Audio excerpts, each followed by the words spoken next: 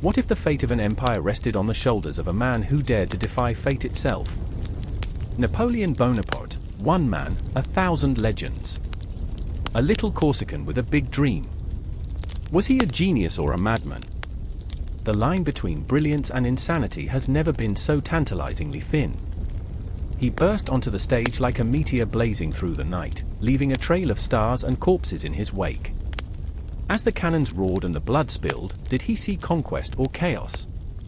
Picture this, a world where a single flick of a quill could topple kingdoms and a mere whisper could ignite revolutions.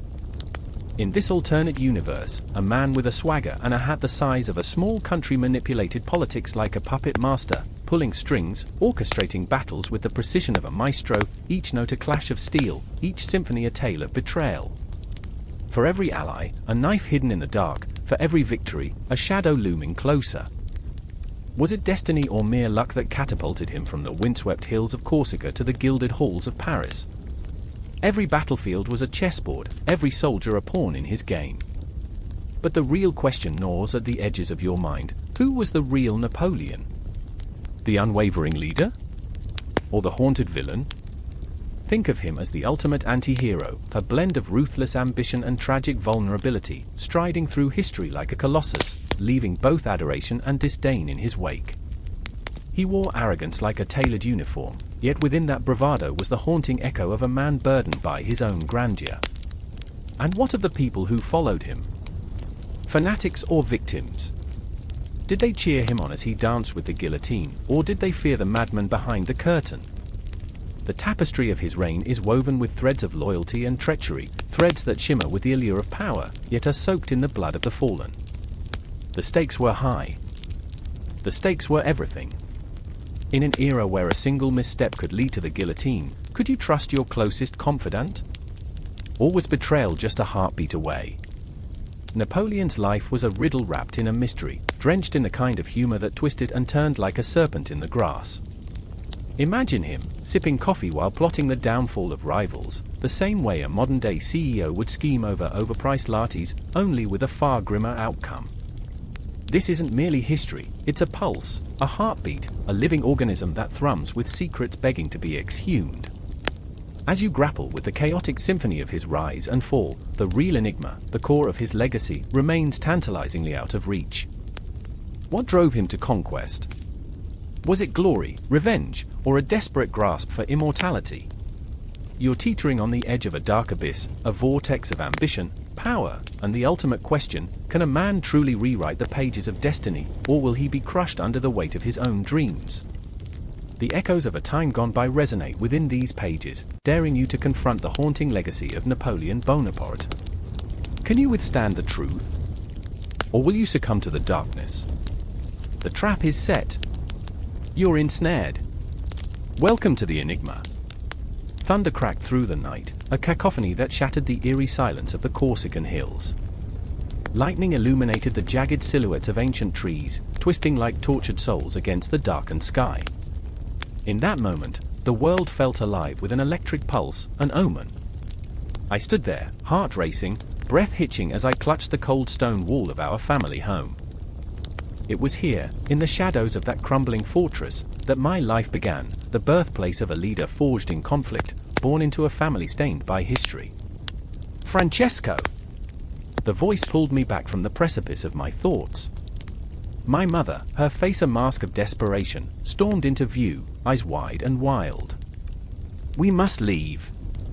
Now! Panic dripped from her voice, thick like honey, and I felt its weight settle in my stomach. I could sense it, the tremors of fear that rattled through our home, an all-consuming dread that whispered of betrayal and blood. I turned to her, my heart aching for the woman who had sacrificed so much. Her hands, calloused and worn, trembled as they reached for me, as if to pull me from the brink of this madness. I remember the way her breath came quick, shallow, an echo of the storm outside, mirroring the tempest within. Mother, what's happening? I asked, my voice barely a whisper, swallowed by the chaos. Your father, he's in danger.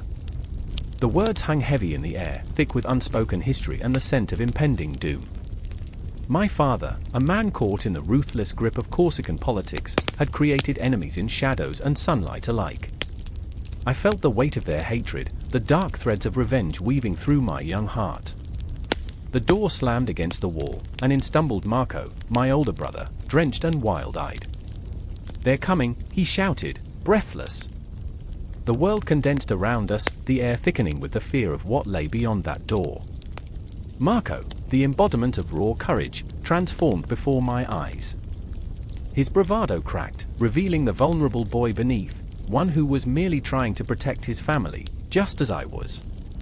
I remember watching him, this flawed hero of mine. He was the embodiment of both my fear and my hope. His fists clenched tightly, knuckles white against the backdrop of his dark hair, his face a portrait of determination etched with uncertainty. "Grab what you can. We have to go." There was no hesitation in his voice, no room for doubt, yet I could feel the tremors in his hands. The storm outside roared in response, as if the heavens themselves were mourning the inevitable. "Mother!" I cried out, desperation spilling from my lips like blood from a wound. What were we running from? I needed her to say it outright, to give form to the dread that gnawed at my insides. Her gaze met mine, and in that moment, I understood. We were not just escaping the physical threat, we were fleeing a legacy of pain, a cycle that chained us to our lineage.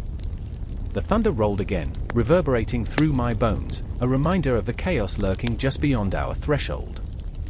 I could hear the distant shouts, like wolves howling for their prey, and a chill gripped my heart with icy fingers. "We can't let them take you, Francesco," my mother pleaded, her voice trembling like the fragile branches bending under the weight of the storm. "You have to be strong. You are our future." I wanted to laugh, a bitter sound that wouldn't escape my throat. A future? What future could a boy like me hold when the shadows of our past loomed so large? I remember feeling small and insignificant, lost in a world of giants. "Let's go!" Marco urged again, his voice a lifeline, but I felt rooted to the spot, a tree bent but unbroken, tethered by the weight of heritage. The stories of our ancestors echoed through the recesses of my mind, legends of bravery intertwined with tales of betrayal, ancient curses that festered like wounds. I could almost hear their whispers, urging me to pick a side, to embrace the chaos that birthed us. As we stepped into the night, I felt the air shift.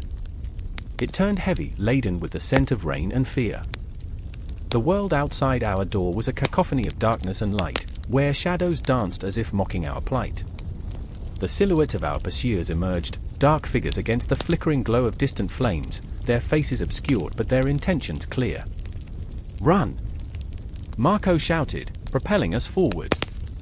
My legs moved but felt like lead, each step drawing me deeper into the labyrinth of our family's haunting legacy, a dance with ghosts that would never truly let us go.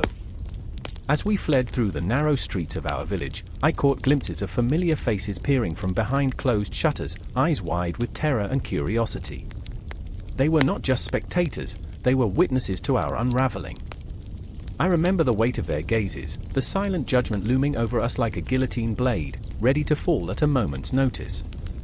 "Why are they just watching?" I gasped, my voice barely breaking through the storm. "Why aren't they helping us?" Marco shot me a glance, filled with that same raw fire that ignited a storm within me. "It's each family for itself, Francesco. You'll learn this soon enough." The harsh truth of his words cut deeper than any blade. In Corsica, loyalty was a currency, and our family was rich in enemies. Each footfall echoed through my veins, a relentless heartbeat in rhythm with the chaos surrounding us. I tasted the fear on my tongue, sharp and metallic, while my mind raced through fragmented memories, fragments of laughter, of warmth, of the stories my father spun by the hearth. I could still hear his voice, deep and resonant, weaving tales of our forebears, warriors who had fought for this land, this legacy. Yet now, those tales felt like shackles, binding us to a fate we could not escape. The darkness enveloped us, but in that suffocating grip, I felt something stir. A flicker of resolve, a whisper of rebellion, igniting a fire deep within, a seed planted amidst the tumult. I was more than a boy fleeing shadows, I was the bearer of a legacy, a vessel for both love and vengeance, intertwined like roots of an ancient tree. In that night of chaos, as thunder rolled and lightning cracked the sky open, something awakened inside me. I wasn't merely running away, I was running toward something far more profound, an understanding that the burdens of the past would shape my future, that the legacy of pain could also foster strength. The storm outside was only a mirror, a reflection of the tempest raging within. And as I sprinted through the night, chased by ghosts and shadows, I realized I was not just a witness to the storm, I was becoming the storm itself. A single drop of blood splattered on the cobblestones, a small but vivid bloom against the grey stone. It was an ordinary morning, or so it seemed, until the air crackled with unuttered prayers and silent screams. I stood at the edge of the crowd, heart pounding like the drums of war echoing in the distance, each beat a reminder of fragility and fate. Bodies jostled around me, faces twisted in fear, anger, and an all-consuming hunger for change. The guillotine loomed like a monstrous spectre, its blade gleaming with a promise of judgment that made the air heavy, thick with the scent of inevitability. I remember the whispers that floated on the breeze like smoke, weaving through the chaos, carrying tales of betrayal and fervor. Libet! Egalite! Fraternite, they cried, voices rising and falling like the undulating waves of a stormy sea. And yet, beneath that fervent chant simmered an undercurrent of doubt. Will this revolution free us, or chain us anew? As my eyes caught the glint of the blade, I felt a shiver skitter down my spine. In that moment, it was impossible to tell if I stood on the precipice of liberation or destruction. Then there was Evelyn, her spirit like a candle flickering in the wind, illuminating a path through the darkness. She stood beside me, her breath quickening, and I turned to her, searching for reassurance. "Do you think they'll spare the innocent?" she murmured, her voice tight with fear, like a fragile bird caught in a storm. I wanted to tell her that innocence could be a shield, but I felt the weight of my own uncertainty pressing down. Innocence often became collateral in the war for progress. Evelyn had always been the dreamer, the one who saw revolution not as a storm but as a fresh dawn. She painted visions of a new world, vibrant and alive, where justice reigned and the shackles of oppression melted away like frost beneath the morning sun. But I was no artist. I was a witness to the chaos, grasping at the threads of hope even as they unraveled before my eyes. My heart twisted with the fear that this dream of hers might lead us into the abyss. "Look!" A voice cut through the air, sharp as the blade itself. A man was dragged forward, his hands bound, eyes wide with terror and defiance. A murmur rippled through the crowd, curiosity turned to outrage. "He's a traitor!" "A royalist!" someone screeched, and the crowd's hunger shifted, an insatiable beast ready to devour its own. I felt Evelyn's grip tighten on my arm, her nails digging into my skin, grounding me in that chaotic moment. Then there was Michel, a boy with fire in his belly and darkness in his heart. As he pushed through the throng, his face painted with anger, I recognized the turmoil within him, an undeniable longing for vengeance. "They took everything from us," he growled, fists clenched. "We owe them nothing but our contempt." The seething rage in his eyes mirrored the turmoil of the city itself, where every cobblestone held the weight of history, and every breath felt like an act of rebellion. As our gazes locked, a silent understanding passed between us, a recognition of shared anguish. I wanted to scream back at him that vengeance was a double-edged sword, that it bore the power to consume all it touched, even those who wielded it. But the words lodged in my throat, fear and compassion warring within me as I watched him spiral deeper into the chaos, fists raised against a world that had betrayed him. The tension built like thunderclouds rolling in from the horizon, looming and ominous. I could taste it in the air, sharp and electric. The guillotine stood ready, an altar to the god of revolution, and as the condemned man was forced to his knees, I felt the collective breath of the crowd catch in their throats. I wanted no part of it, yet I was drawn to this moment, this unbearable climax that would etch itself into the very fabric of our lives. "Evelyn, we should go," I whispered, my voice barely a tremor against the rising roar. But she shook her head, eyes glued to the unfolding scene, a mesmerizing dance of horror and hope. "This is history," she breathed, and I realized she was right. We were not just witnesses but participants in a moment that would ripple through time, shaping destinies unknown. And then, as the blade fell, an echoing heartbeat that resonated in the core of my being, the world narrowed to that singular moment. The crowd erupted, a cacophony of jubilance and despair, laughter and sobs blending into a haunting symphony. Evelyn clutched my arm, her wide eyes shining with a mix of exhilaration and dread, and in that split second, I saw the truth. It was not just the man who had fallen that day, but the innocence of a revolution that wielded such power. The air was thick with the scent of iron and sweat, and somewhere in that turmoil, I felt the threads of my own heart unraveling. I remembered my dreams, the visions of a brighter world, but as the shadows lengthened, I worried that we had merely traded one tyrant for another. I was lost between hope and despair, between the promise of tomorrow and the terror of today. In the aftermath, as people streamed away, their faces reflecting the turmoil of the moment, I felt Evelyn's gaze pierce through me. "What now?" she asked, her voice a fragile whisper, barely audible above the din. And I didn't have an answer. The clock was ticking, shadows loomed over us like specters of the past. I wondered how many more drops of blood would stain the cobblestones before we found salvation, or if we were destined to wander this dark abyss forever, ghosts in a city that had once been alive with dreams. The revolution had begun, and with it came a haunting question: was this the birth of freedom, or the birth of our nightmares? As we turned away, I felt the weight of history pressing down, a relentless tide that would carry us forward, whether we were ready or not. And deep inside, I knew the answers lay not in the blade, but in the hearts of those still standing, still fighting, still dreaming in the face of a gathering storm. The sun dipped below the horizon, blood-red and bruised, casting long shadows across the weathered parade ground. The air was thick with a tension that felt like an electric current, crackling, as if the very fabric of the universe was about to tear apart. It was here, in this moment, that I saw him, the young lieutenant, face pale, hands trembling, staring at the ground like it held the answers to a question he dared not voice. This was not just military education, this was the crucible of becoming a man, a soldier, a weapon. I remember the way the wind howled that day, carrying with it shouts and commands, the distant rumble of armored vehicles like an ominous heartbeat. I remember feeling the weight of the world pressing against my chest, a band of iron around my heart.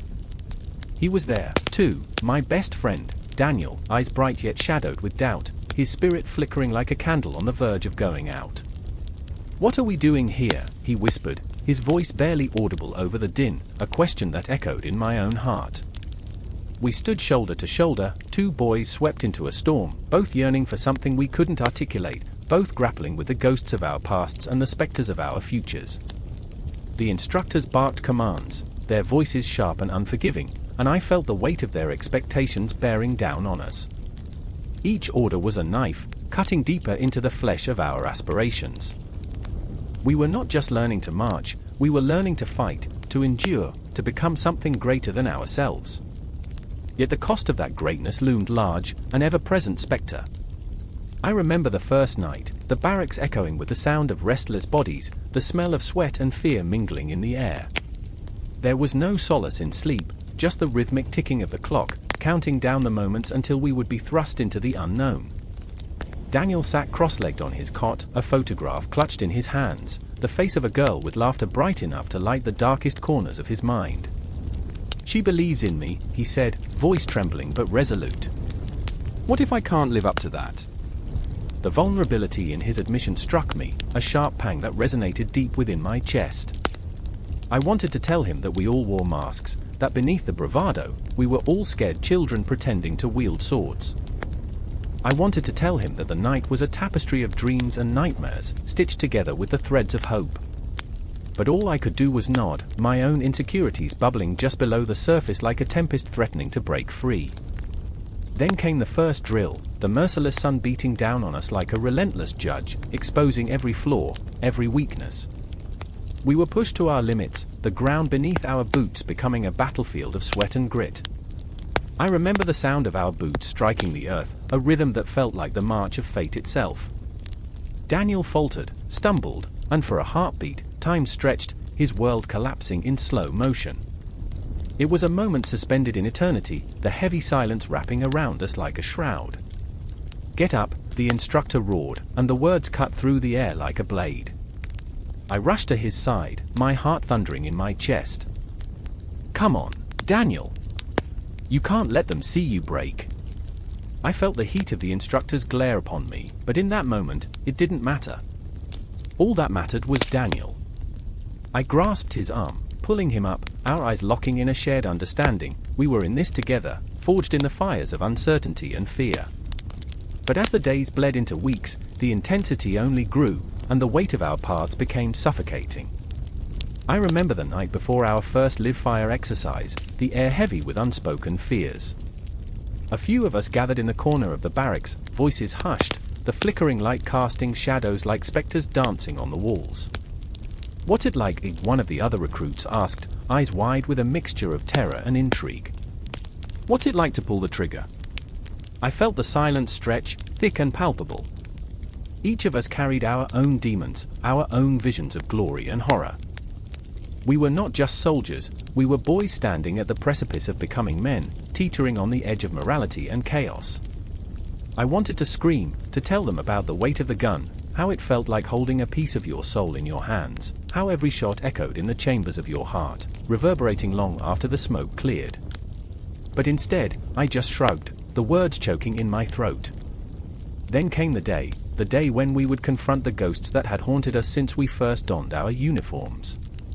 I remember the roar of engines, the thud of artillery in the distance, each sound a reminder that we were on the brink of something profoundly transformative yet terrifying.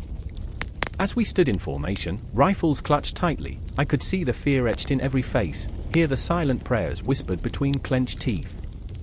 And then it happened, chaos erupted like a storm unleashed. The world around us became a cacophony of noise and confusion, bullets singing through the air, the ground trembling beneath our feet. Time warped, stretching and twisting until it felt like we were suspended between life and oblivion. I saw Daniel, his face pale, eyes wide, as he struggled to find his footing. I felt his fear like a living thing, curling around my throat. "Stay close!" I shouted, the words barely escaping my lips as I fought to keep my own heart from racing out of control. But in that moment, everything shifted. I felt a sharp sting, an explosion of sound and light that tore through the air like a banshee's wail. I glanced down, shocked to see blood blooming on my uniform, warm and slick against my skin. It was a wound, but more than that, it was the moment when reality shattered, where the line between life and death blurred beyond recognition. In the midst of the chaos, Daniel's terrified gaze met mine, and in that fleeting second, we understood, we were not just soldiers, we were brothers, entwined in a fate that neither of us had chosen. As the darkness began to close in, I grasped the edges of his reality, feeling the gravity of everything we had faced and the weight of everything we were yet to encounter. Each heartbeat pulsed with the promise of what was lost and what could still be salvaged. And just like that, the storm raged on, relentless and unforgiving. The night hung heavy above us, the stars a distant memory, fading echoes of a time when dreams felt within reach. What lay ahead was shrouded in uncertainty, a vast expanse of possibility and dread. But whatever the outcome, we would rise together, forged in the fires of struggle, unbreakable in our bond. In the darkness, we had found a flicker of light, a fierce, unyielding hope that whispered, even in the chaos, that we were not alone. The sky was a bruised shade of purple as the last light of day sank below the horizon, a reminder that darkness was closing in. The air was thick with the metallic tang of fear, palpable and suffocating, as Luca crouched behind a crumbling wall, his heartbeat a frantic drum in his chest. He could hear it, the whispers of ghosts, the echoes of soldiers long gone, their dreams extinguished on these very grounds. They haunted him, these specters of the fallen, each one a ghost of ambition and loss, swirling in the chill of the twilight. He had come to fight, to prove himself, yet all he felt was the weight of their sorrow pressing down on his shoulders. "Luca, stay low," a voice hissed, urgent and sharp. It was Alessandro, his comrade and closest friend, his face etched with lines of tension that carved deeper with every passing second. With his dark curls tousled by the wind, he looked like a tempest, a storm that could break at any moment. "We can't afford to be seen." But what did it matter? They were already shadows on this battlefield, mere flickers of life in a world consumed by hatred. The Italian campaign had turned into a wrestling match with the cosmos itself. The chaos of war was omnipresent, almost tangible, wrapping around them like fog, thick and choking. I remember the whispers of the night, the desperate prayers of men who had no more faith, only fear that twisted their minds like a wicked, gnarled tree. Suddenly, the distant roar of cannon fire shattered the silence. It felt like a punch to the gut. The sound reverberated through the ground beneath them, rattling bones and memories alike. I remember thinking, was this what it meant to rise? To ascend amidst the wreckage of dreams? The field was alive, a cacophony of life and death, and in that moment, I couldn't tell which was which. Focus, Luca! Alessandro's eyes were fierce, alive with a fire that could burn the world down. I wanted to laugh. Here we were, stuck in the darkness, and all I could think about was how absurd it was to want to survive. To yearn for a tomorrow that felt like an echo of yesterday. But the truth was, fear was a shackle, and I was chained to it. I held onto that fear like a lifeline, even as it threatened to drown me. Another explosion. Dust rained down like confetti from a funeral. I could feel it settling on my skin, mingling with sweat and the stench of gunpowder. It was a reminder that we were alive, but for how long?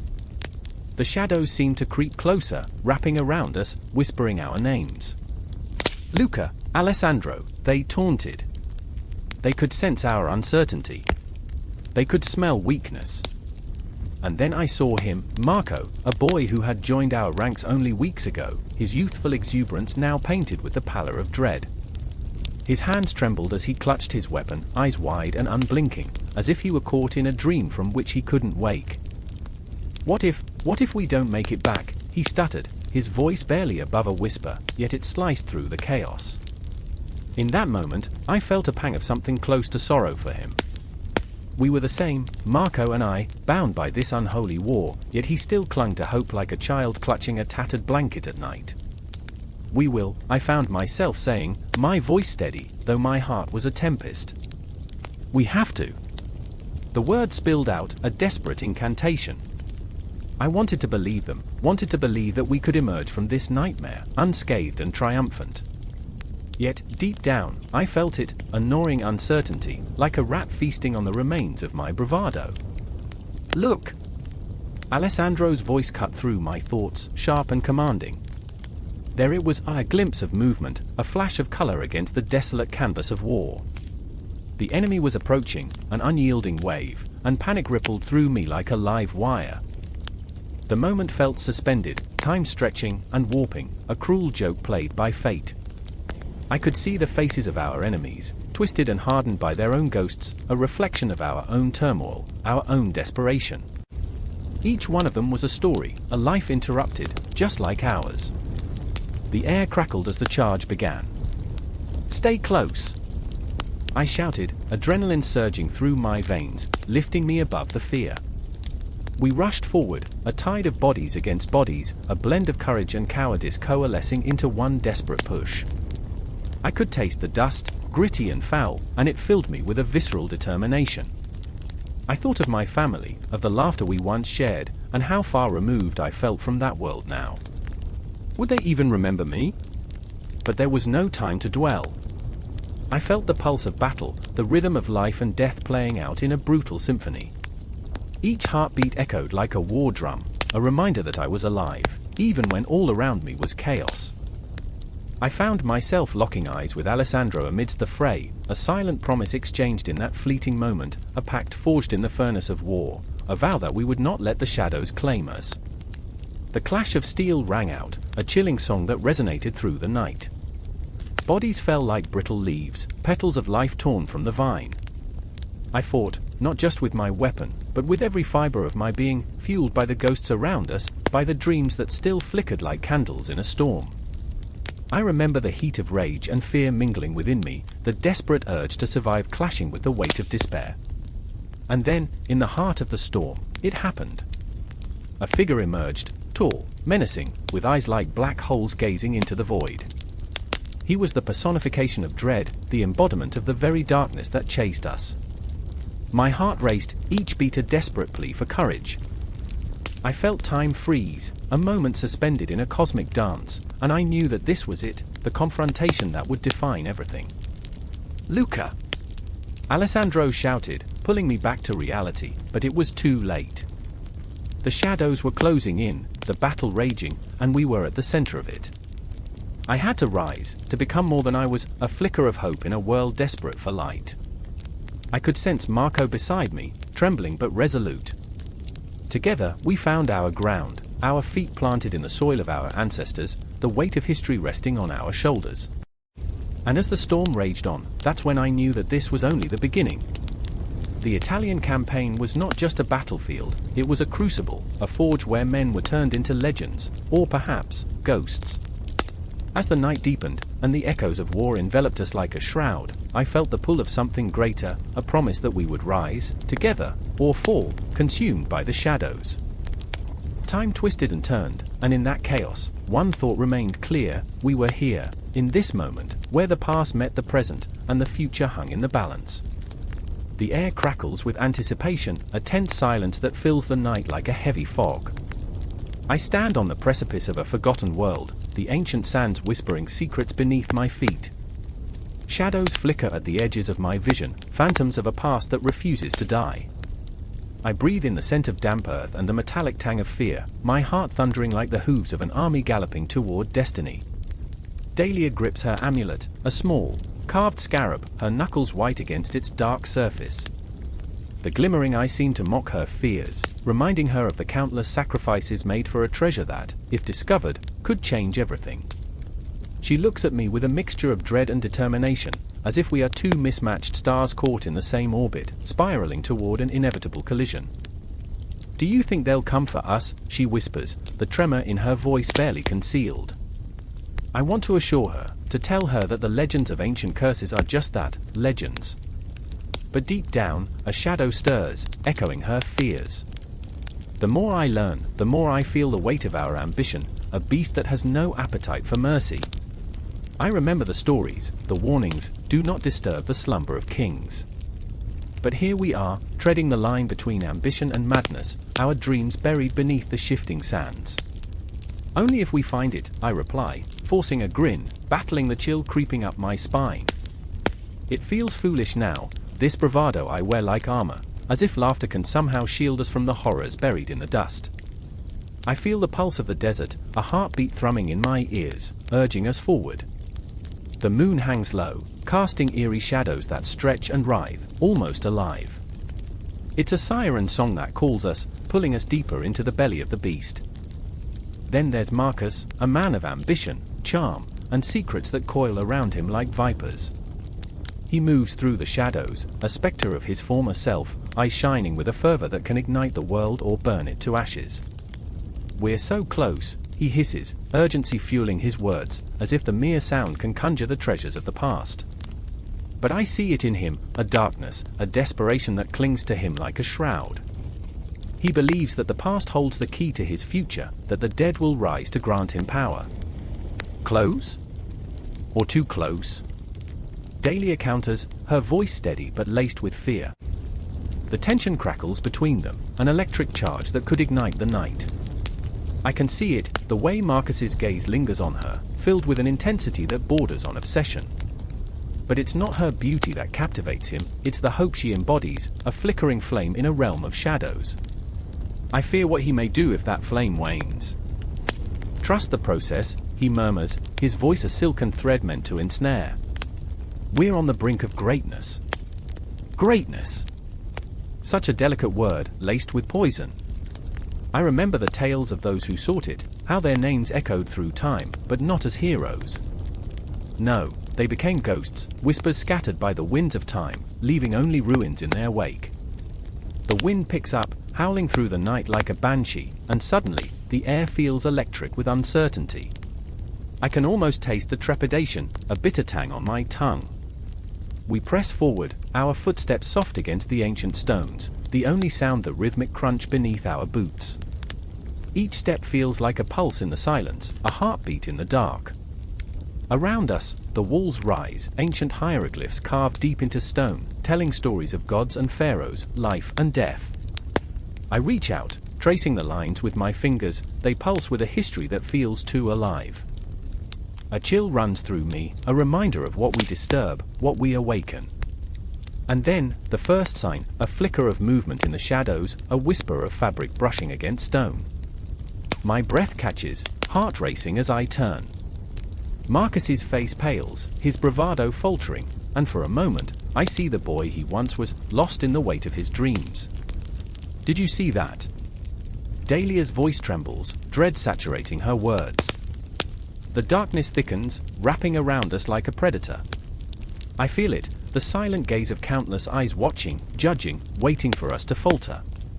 Each breath is heavy, laden with the ghosts of those who came before, souls intertwined with our fate. I clutch the amulet around my neck, a fragile barrier against the unknown. The corridor stretches endlessly, a maw of darkness that beckons. I remember the stories, how greed can twist the purest of hearts into something unrecognizable. I glance at Marcus, and in his eyes, I see the glint of ambition turn to mania, a hunger so fierce it could devour worlds. Let's go back, I plead, desperation creeping into my voice. But even as I say it, I know it's futile. The promise of discovery lingers like mist in the air.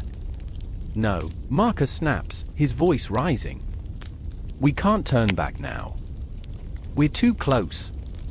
His words strike like arrows, and Dahlia looks between us, fear pooling in her eyes.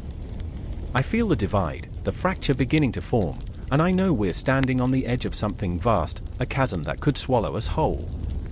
Then, the lights flicker, an ethereal glow flooding the corridor, illuminating the ancient stones carved with curses and blessings alike. I can feel it, a weight pressing down on us, a warning from the past, ambition comes at a price. With each step, the shadows deepen, twisting and turning, forming shapes that tease the edges of my vision. I remember the legends of those who sought power, begging the gods for favor, only to find themselves ensnared in eternal darkness. What if we are no different? Keep moving, Marcus urges, determination fueling his steps. But I can't shake the feeling, the sense of foreboding, the inevitability of our choices. My heart pounds in rhythm with the fading whispers of the past.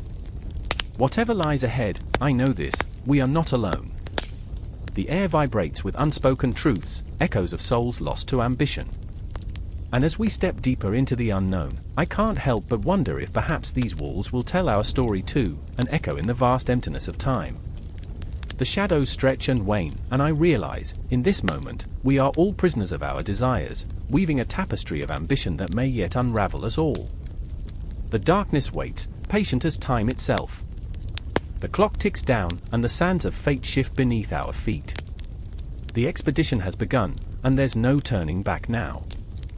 We are entwined in a dance of dreams and nightmares, and the melody is growing louder, calling us to embrace what we've awakened, the ghosts that linger, the secrets that bind us, and the darkness that beckons. The clock strikes 9, and the air hangs thick with treachery. I stand in the shadows of the Tuileries Palace, the marble columns cold and unyielding. The whispers of the past echo here, of kings and queens, of revolutions that thrummed with the pulse of hope, now tainted with the bitter taste of blood and ambition. A chill creeps down my spine. I remember the taste of that coldness, the way it gnaws at the edges of the heart. This is the moment when dreams turn into nightmares. Across the courtyard, I see him, Napoleon Bonaparte, a figure cloaked in the heavy fabric of destiny, his eyes alight with a wildfire of ambition. He strides through the chaos, a tempest in a storm of uncertainty, his jaw set like iron. He's not just a man, he is a promise, a gamble, a revolution waiting to erupt. But I can't shake the feeling that darkness lingers just beneath the surface, ready to consume us all. And then there's Lucille, my heart's torment and the echo of my conscience.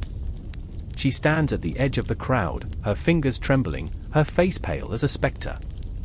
I see the conflict in her eyes, the longing for a better world clashing with the fear that this very moment could shatter everything we hoped for. I remember her voice, soft yet fierce. Is this what we wanted? The blood of our brothers staining the ground. I want to reach out to her, to pull her from the abyss of despair, but I am shackled by my own ambitions. Outside, the tremors of unrest vibrate through the cobblestones, the pulse of a city caught in the throes of upheaval. Men shout for justice, women weep for their lost loves, children run, faces smeared with the soot of despair. The revolution, once filled with ideals, now feels like a spectre, a beautiful nightmare painted in shades of red. The air is electric, charged with a primal energy that makes my heart race. In that moment, the tension snaps. A cry rises, a clarion call, cutting through the murmurs of uncertainty. Napoleon raises his hand, and the world holds its breath. The directory is weak, he proclaims, his voice booming like thunder. I feel it in my bones, the moment of reckoning has arrived. The crowd shifts, restless like a wounded animal, caught between the promise of power and the spectre of betrayal. Lucille's eyes search mine, pleading for clarity, for hope. I want to tell her that everything will be all right, but the truth burns in my throat like acid. I remember the day we spoke of dreams, how we would change the world together. But what if the world we create is one drenched in tyranny? What if he becomes a dictator dressed in the guise of a savior? And then it happens, a flash of movement, chaos erupts. Soldiers surge forward, loyalty in their hearts but bloodlust in their veins. I can't breathe. The air is thick with the scent of gunpowder and fear. The courtyard morphs into a battlefield, bodies colliding, shouts mingling with cries of anguish. I can feel the weight of history pressing down on me, the inevitability of decisions made in the heat of passion. Napoleon moves like a force of nature, commanding the soldiers, his charisma electric, infectious. I realize then, with a sickening jolt, that this is not just a coup, this is a rebirth. He is seeking to forge an empire from the ashes of chaos, and I am standing in the ashes, choking on the smoke of ambition. Lucille screams as the tide of soldiers sweeps past her, and I lurch forward, desperate to reach her. My hands are shaking, my heart a wild drum in my chest. We must leave. I shout, but the sound is swallowed by the maelstrom. I see her face twisted in terror, she's lost. Clocks tick ominously in the distance, each tick a reminder of the fleeting moments we have left. Time feels slippery, like sand slipping through fingers. In this vortex of power, I wonder who will be the real ghosts of this night, those who perish or those who survive, forever marked by the choices made in the heat of rebellion. As the chaos intensifies, I catch glimpses of the faces around me, men fueled by greed, women filled with hope, children clinging to innocence. Can they all see it? The haunting spectre of dictatorship looming over us like a ravenous wolf? I want to scream, to tear down the facade of glory that Napoleon has carefully crafted. But then I see him, in Napoleon, standing triumphantly amidst the chaos, the embodiment of ambition. His eyes gleam with the madness of power, a glint that sends shivers down my spine. To victory, he roars, and the crowd erupts, voices rising like a cacophony of madness. Lucille, where is she? Panic surges through me, a tide threatening to drown my reason. I push through the crowd, bodies pressing in like a vice. The world is spinning, I am lost in a tempest of desperation. I remember our dreams, our laughter, now overshadowed by the shadows of this moment. And then I see her, one last time, standing against the tide, her face a mask of resolve. Do not follow him, she shouts, her voice piercing through the chaos like a beacon.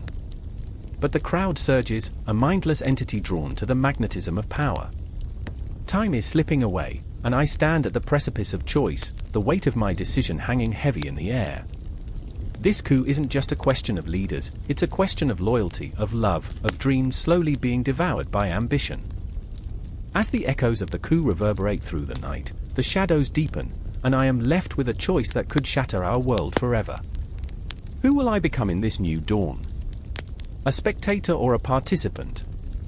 The memory of her voice clings to me, a haunting reminder that in the end, the past is never truly gone, it lingers like a ghost waiting to be acknowledged. With every heartbeat, I feel the tension coiling tighter, a spring ready to snap.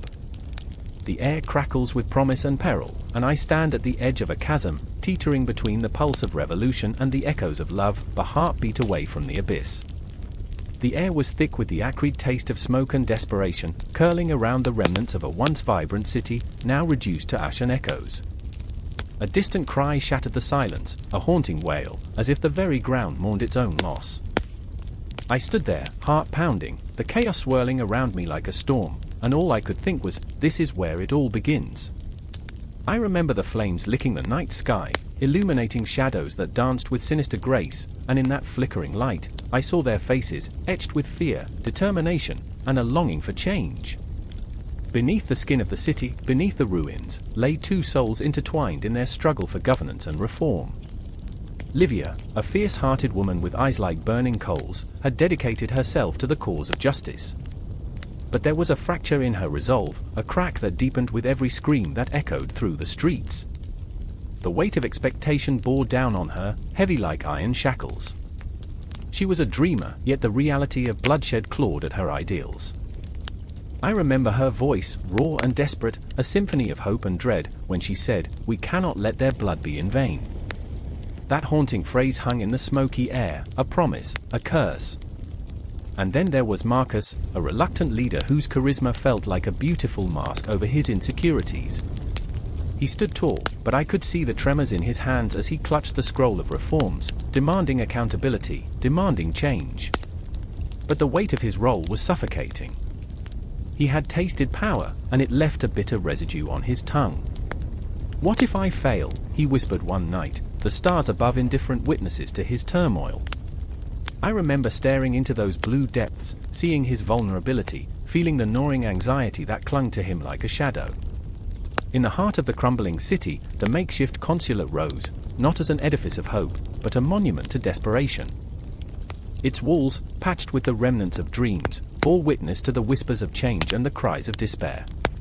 As I walked through the corridor, every creak of the floorboards was a reminder of promises broken, of ideologies clashing. The air was thick, pregnant with tension, as Livia and Marcus debated their next move, their voices rising and falling like the tide.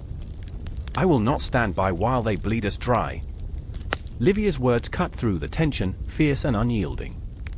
Her heart was a tempest, every beat a rebellion against the status quo. We must establish a new order. A government for the people, by the people. But the shadows of doubt lingered behind her fierce facade.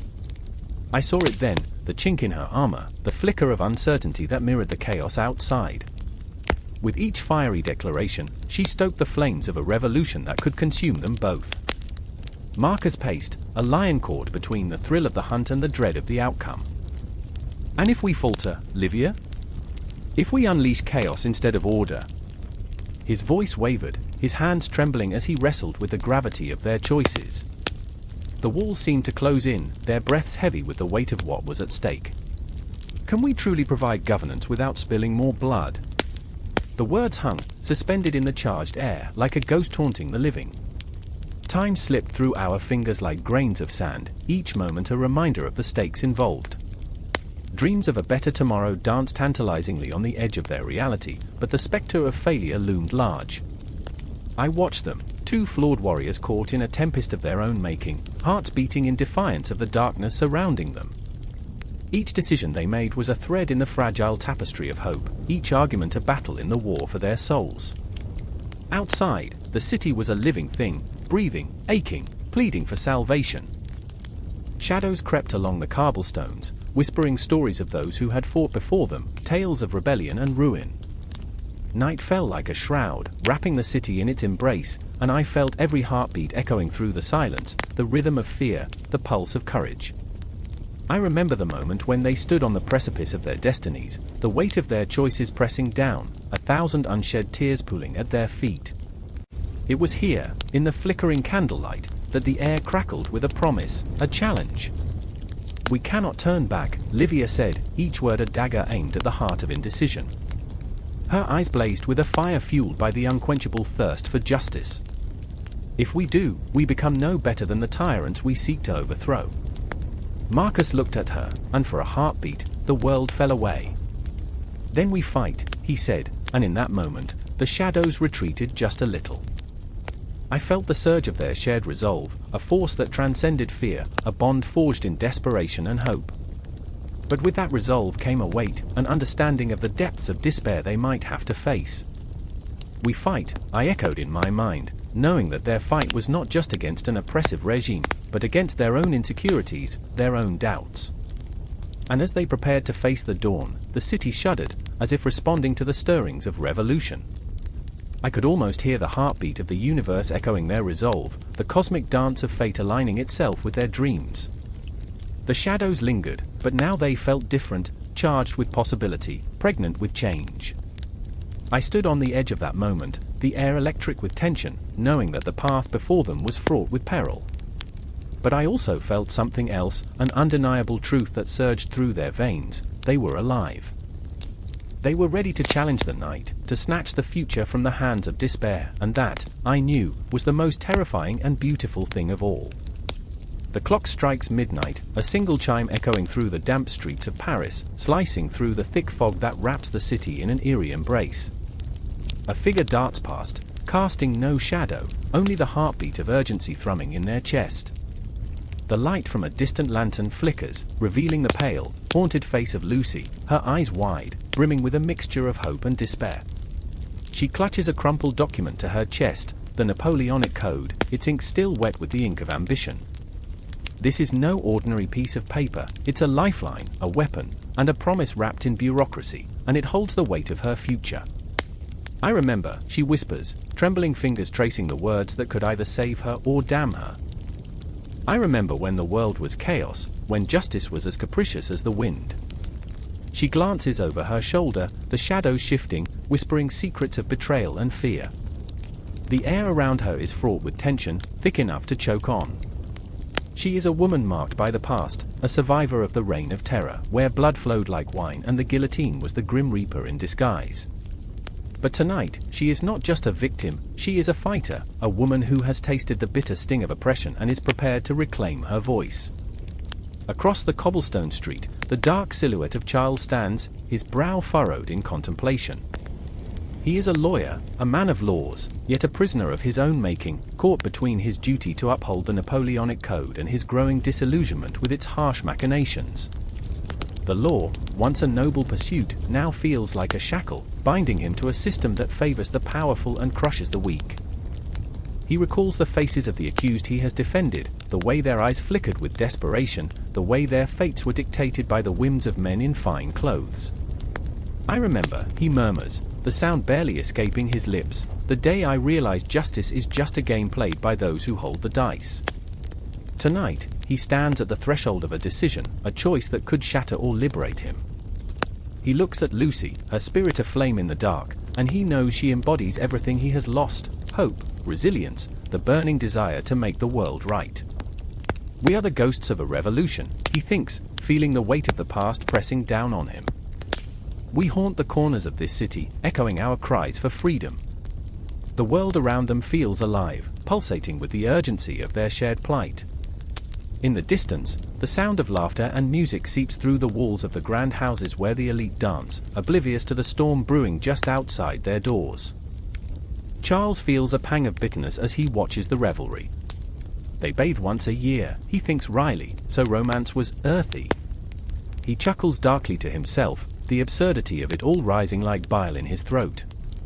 They are living in a time of legal reform, yet the heart of man remains unchanged, greedy, selfish, and blind to the suffering of others. Lucy, sensing his turmoil, approaches him, the paper still crumpled in her grasp. We can change this. We can make them see, she urges, her voice a fierce whisper. This code can be a tool for justice, for all of us who have suffered. Her eyes shine with a fervor that ignites something deep within him, a flicker of rebellion against the encroaching darkness. But doubt gnaws at Charles. What if it only becomes another weapon for the powerful? What if it crushes us under its weight? The words tumble from his lips, heavy with the fear of what could be. He knows the code is a double-edged sword, a creation of promises that could either uplift the broken or sever their fragile threads of hope. I can't let that happen, Lucy insists, her voice rising, raw with emotion. I will not be silenced again. My brother fell to the guillotine, and I refuse to let his sacrifice be in vain. We have the power to shape this code, to demand reforms that reflect our dignity. Each word vibrates with a fierce intensity, as if she is channeling the spirits of those who came before her, the ghosts who fought and died for the very freedoms they now cling to. The night holds its breath as Charles studies her, the battle between fear and courage playing out on his face. But what if we fail, he breathes, the weight of the world collapsing upon them both. What if we become the very thing we despise? Lucy steps closer, the fire in her eyes unwavering. Then we will rise again, and again, until the dawn breaks through this darkness. The resolve in her voice sends shivers down his spine, the promise of rebellion, the taste of revolution that lingers sweetly in the air. A distant clock chimes, the sound reverberating in the silence, a countdown not just of minutes, but of lives at stake. Outside, the silhouettes of soldiers patrol the streets, their faces obscured, shadows of authority that threaten to extinguish the flicker of change. Yet, here, in this moment, the tension between them pulses like a live wire. They stand on the precipice of a storm, two flawed souls bound by a shared dream of justice, wrestling with the reality of a world that has long since abandoned it. I remember, Lucy starts again, her voice trembling with a mix of fear and exhilaration. I remember when hope felt like a whisper, and I was too afraid to listen. Together, they face the looming shadows, the world beyond their fragile sanctuary filled with uncertainty and treachery, but also with a fierce possibility. The Napoleonic code stretches before them, a tapestry woven with the threads of ambition, fear, and the unyielding desire for justice. And so, they stand, two ghosts in a city of echoes, poised to confront the legacy of a new dawn. They are on the brink of rewriting the narrative, caught in the delicate dance between light and dark, with every heartbeat echoing their resolve.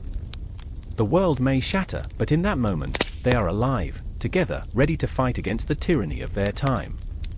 They are not just characters, they are the embodiment of change itself, trembling yet unyielding, ready to confront the unrelenting tide of history. The night swallows them whole, but within that darkness, they carry the impossible weight of hope. The air was thick with the scent of burning candles and something more sinister, like the ghost of an unfulfilled promise lingering in the shadows. A drumbeat echoed, steady and relentless, a pulse that matched the rising dread in my chest. I stood there, at the precipice of everything I had ever desired and feared. The throne room, once a symbol of power, now felt like a cage, cold stone walls closing in, whispering secrets I couldn't bear to hear. I remember the moment the crown was pressed upon my head, no gilded glory, just the crushing weight of expectation. The gold was warm, almost alive, but it burned. Oh, how it burned! I was no longer merely a man, I was a vessel for 1,000 hopes, 1,000 betrayals. The faces of the court blurred into a sea of cold eyes, and in that unsettling silence, I could almost hear their thoughts intertwining, plotting, scheming. They wanted an emperor who would bend but never break. Across the room, Lady Miriam's eyes pierced through the solemnity, a storm raging just beneath her composed facade. The girl I had once laughed with in the gardens, her laughter like music, now stood as a reminder of everything I stood to lose. Her vulnerability was haunting, an ethereal presence that clung to me, begging me to remember the man I used to be.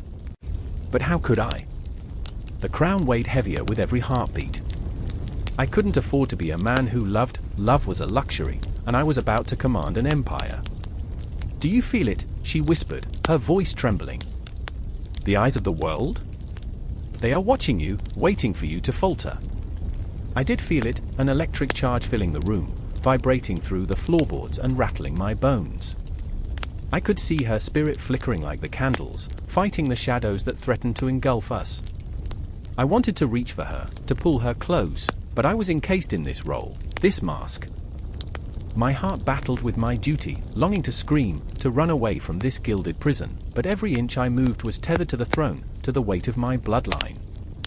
Then there was Elias, my brother, standing at the edge of the crowd. His jaw tightened, a silent battle waging behind his eyes.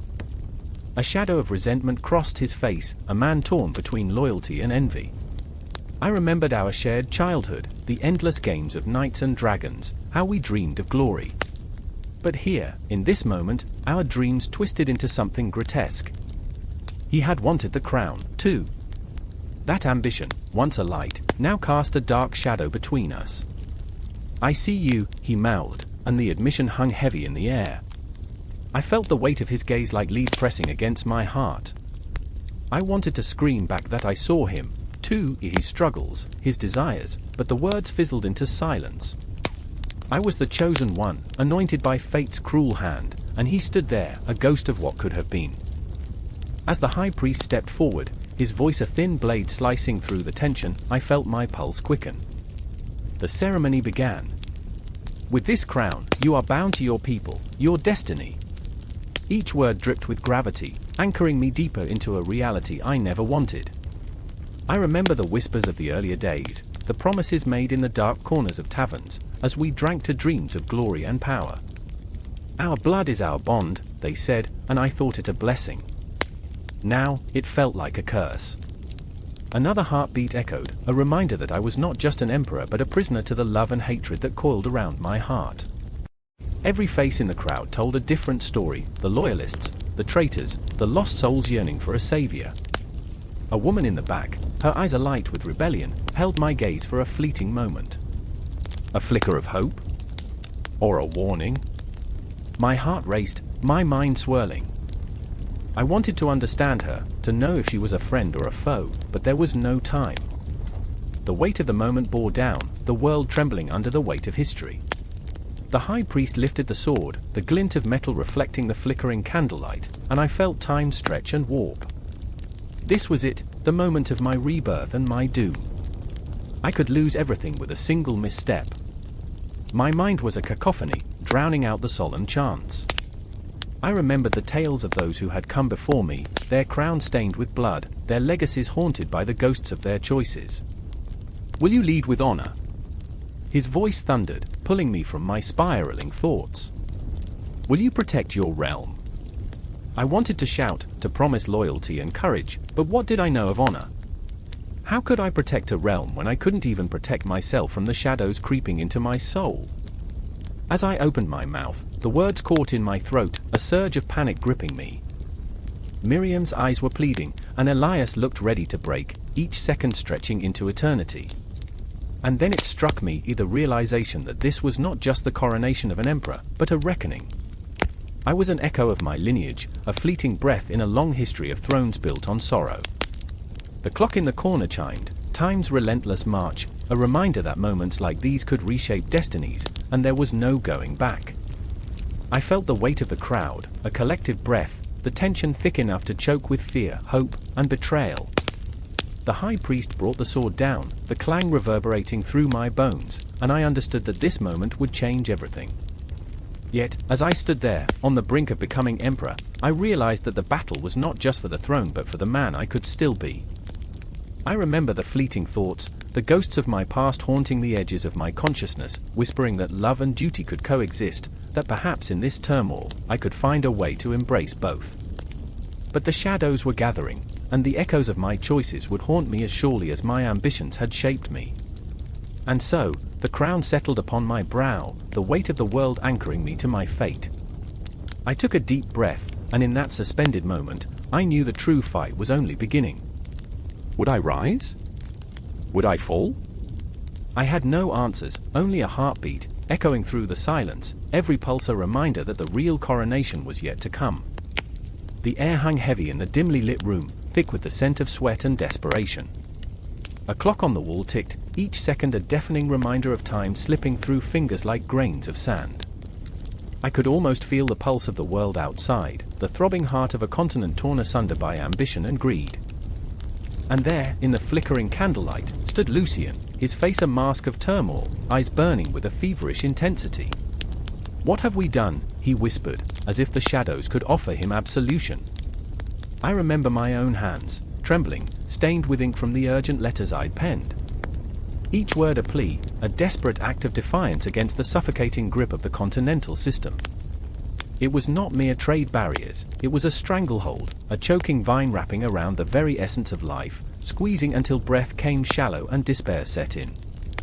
And yet, here we were, caught in this storm, two souls adrift in history's cruel design. Marie, a spectre of strength wrapped in frail skin, burst into the room, her voice a clash of steel. "They're coming for us! They know!" Her eyes flickered like candle flames, wild and untamed. The fear in her voice resonated like a bell tolling for the damned. I could see the fire of rebellion spark within her, a fierce need to fight against the invisible chains that bound us, a desperate yearning to shatter the silence with blood, sweat, and maybe a touch of audacity. We were not merely pawns in Napoleon's grand chess game, we were the players, the architects of our own fate. But the stakes were high. I remember standing at the window, gazing out at the cobblestone streets of Paris, where dreams crumbled like the decaying buildings that loomed overhead. With every passing carriage, With every whisper of the wind, the weight of the continental system bore down on our shoulders. It was an economic warfare that turned neighbors into enemies, friends into traitors. It was the way of the world, a merciless machine that ground down the weak, leaving only the strong to thrive. Lucien, with his brooding intensity, turned toward me, voice raw and pleading. "Can't you see? We are losing ourselves in this madness. We are becoming ghosts of what we once were." His words wrapped around me, squeezing until my chest ached. I thought of my family, my father's laughter echoing in my ears like a distant song. I thought of the warmth of home, now a flickering memory, a candle snuffed out by the cruel winds of fate. What do we fight for? I asked, the question echoing in the hollow space between us, heavy with uncertainty. Fingers trembling, Lucien reached out, brushing my cheek, a fleeting moment, a spark of connection amidst the chaos. For the future, he said, voice a whisper of hope. For a tomorrow where we don't have to hide, where we can breathe without fear of Napoleon's shadow looming over us. But could hope survive in such dark times? The room hummed with tension, and I could almost hear the distant roar of the crowd outside, a sea of faces, lost and searching. The revolution had birthed dreams of liberty, but now it felt like those dreams were suffocating under the weight of isolationism, trade blockades, and economic ruin. We were fighting not just for bread but for our very souls, for the right to dream without chains. And then, the door crashed open. The sound echoed like thunder, freezing us in place. A group of soldiers flooded in, faces masked by the dim light, eyes sharp as daggers. "You are under arrest," one barked, the command slicing through the noise. In that heartbeat, everything shifted. Marie's fire extinguished, replaced by pure, unadulterated horror. I remember the cold rush of fear that spilled into my veins, quickening my heart into a frantic drumbeat. The soldiers advanced, closing in, and I felt the walls of the room constricting, squeezing the air from my lungs. "No!" I shouted, words bursting forth with an urgency fueled by desperation. "We will not be silenced." But my voice was lost, swallowed by the rising tide of chaos, drowned beneath the weight of their authority. In that moment, I saw Lucien's resolve shatter like glass, 1,000 emotions flickering across his face, fear, rage, and the haunting specter of betrayal. I could feel my own heart tear as our eyes locked, a silent goodbye hanging heavy between us. We were not just victims of the continental system, we were its casualties, entangled in the web of its deceit. My breath caught as they dragged Lucien away, his struggles futile against the iron grip of fate. "Fight," he shouted, voice echoing through the chaos, a beacon of courage in a world gone dark. And as the door slammed shut, I realized that the war wasn't over, it was merely shifting, evolving like smoke caught in the wind. I stood there, trembling, caught in the eye of the storm, knowing that the battle ahead would not just be for our lives but for our very identities. I remember the world outside, the clamor of the people rising like a desperate prayer. The continental system, with its invisible chains, had forged a new kind of warfare, a war not fought with swords, but with the very fabric of our lives, our futures woven together in a tapestry of defiance and despair. I remember the ghost of what was lost, the shadows of possibility lingering just beyond reach. And as I took a breath, steeling myself for what was to come, I understood that the fight for our souls had only just begun. The echoes of our rebellion would ring out into the night, a haunting melody of hope in a world that threatened to silence us forever. The air was thick with the scent of gunpowder and despair as dusk fell over the crumbling walls of Toledo. Shadows danced like phantoms, flickering against the blood-stained stones, remnants of battles fought but not yet won. I stood on the edge of the courtyard, my heart pounding, echoing the distant sounds of clashing steel and anguished cries. Each heartbeat screamed a warning, a reminder that we were surrounded by more than just the enemy. We were enveloped by loss, regret, and the stinging taste of betrayal. I remember the moment Clara's scream pierced the air, sharp and raw, cutting through the chaos like a knife. She had always been fierce, even in the face of death, she refused to yield.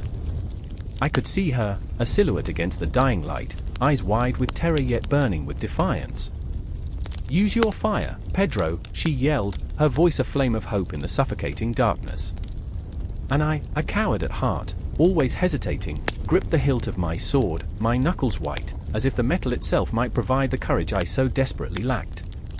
Time twisted around us, a cruel mockery of the clocks that had long since stopped ticking in this cursed city. Each second stretched into eternity, memories clashed with the present, blurring the lines between who we were and who we had to be. I remembered the tender moments we shared, her laughter mingling with the scent of wild rosemary as we wandered through sunlit fields, blissfully unaware of the storms that awaited us. Now, that laughter felt like a distant echo, swallowed by the cacophony of war. "Pedro!" Clara's voice broke through, trembling yet fierce. I turned, the sight of her igniting something deep inside me. She was more than a comrade, she was a beacon in the encroaching darkness. But even that light flickered, threatened by the shadows that lurked just beyond the light of the torches, where men once laughed, now turned to ghosts of haunting memories.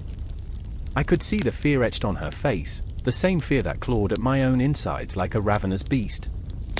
"Clara, we need to, now," she shouted, and in that one desperate word, she infused me with a sense of purpose, a thread of possibility. The enemy surged forward, waves of soldiers crashing against the ramparts, their faces twisted in grim determination. I felt the heat of their fury, the desperation of men fighting not just for land, but for their very souls. I could taste the salt of my own sweat mingling with the smoke that clung to my throat like a noose. Around us, comrades fell, their bodies mingling with the dust, their dreams extinguished like candles snuffed out in a storm.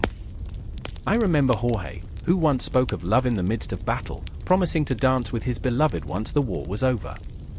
He fell beside me, a gaping wound in his side, his eyes wide but unfocused, as if he were already lost to a world beyond this one.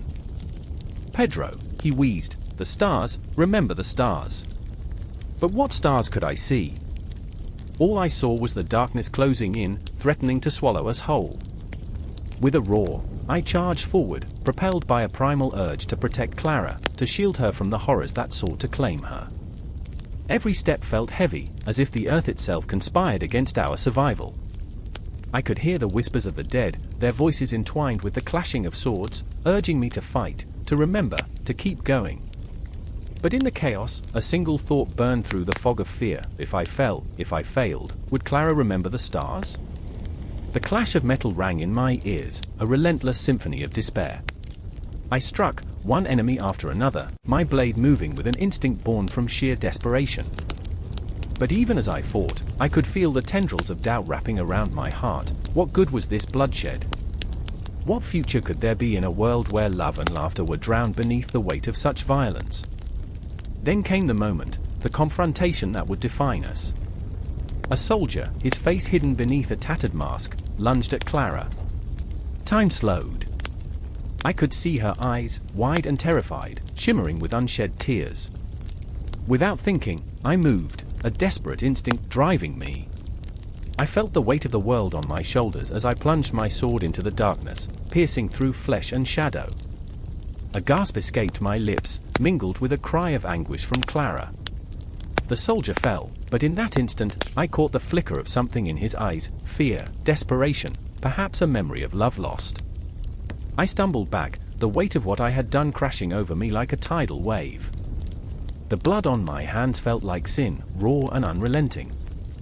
I had saved Clara, but at what cost? "Pedro," she cried, rushing to my side, her hands trembling as they grasped my shoulders. "You did it! You saved me!" But even as she spoke, her eyes searched mine for something, perhaps the boy I once was, before this war twisted me into a shadow of my former self. I don't feel like a hero," I whispered, the truth tearing at my soul. I looked around, at the bodies, at the ghosts of lives never lived, and the weight of the world seemed to crush me. I remembered the stars Jorge had spoken of, the twinkling lights that felt so far away now. Clara's grip tightened, desperation flooding her voice. "We can survive this. We have to. For them." I wanted to believe her, to cling to that fragile thread of hope, but the shadows loomed large, ready to envelop us in their cold embrace. And then there was the ghost of what we had lost, echoing through the alleys of a city steeped in sorrow and shadow. As the battle raged around us, we stood together, two souls teetering on the edge of an abyss, poised between love and destruction. Behind us, the cries of the fallen mingled with the furious roars of the living, a cacophony that trembled with the promise of chaos. And above it all, I could almost hear the whispers of the stars, distant and indifferent, reminding me that even in the darkest of nights, the light could still be found, if only we dared to reach for it. But this struggle, this relentless fight against despair, was far from over. The night stretched on, heavy with the weight of dreams deferred and futures haunted. And as I faced the encroaching darkness alongside Clara, the battle was not just for our lives, but for the very essence of who we were and who we would become. The war, it seemed, was merely beginning. The frost-bitten air gnaws at the skin, sharp as the gunfire echoing in the distance. I can hear it, the crack, crack, crack, like thunder answering a long-forgotten promise. The ground, a treacherous quilt of mud and snow, feels alive beneath my boots, each step a gasp, a plea for mercy. I remember Ivan's face, pale and wide-eyed, the way hope flickered in his eyes like a dying flame. Keep moving, I whisper to myself, though the words taste bitter. There's a heaviness in my chest, a weight that drags me down, and I can't shake the feeling that every breath I take might be my last. The howls of the wind whip around me, a chorus of despair mixing with the distant cries of men, their dreams shattered like glass beneath the boots of a relentless army. I turn, and there is Nikolai, his cheeks streaked with dirt and blood, an ironic smirk plastered on his face, as if the absurdity of our situation could somehow lighten the load. "You'll slip on that ice and take a permanent nap, my friend," he quips, his eyes a stormy blue, betraying nothing of the turmoil beneath. I envy his bravado.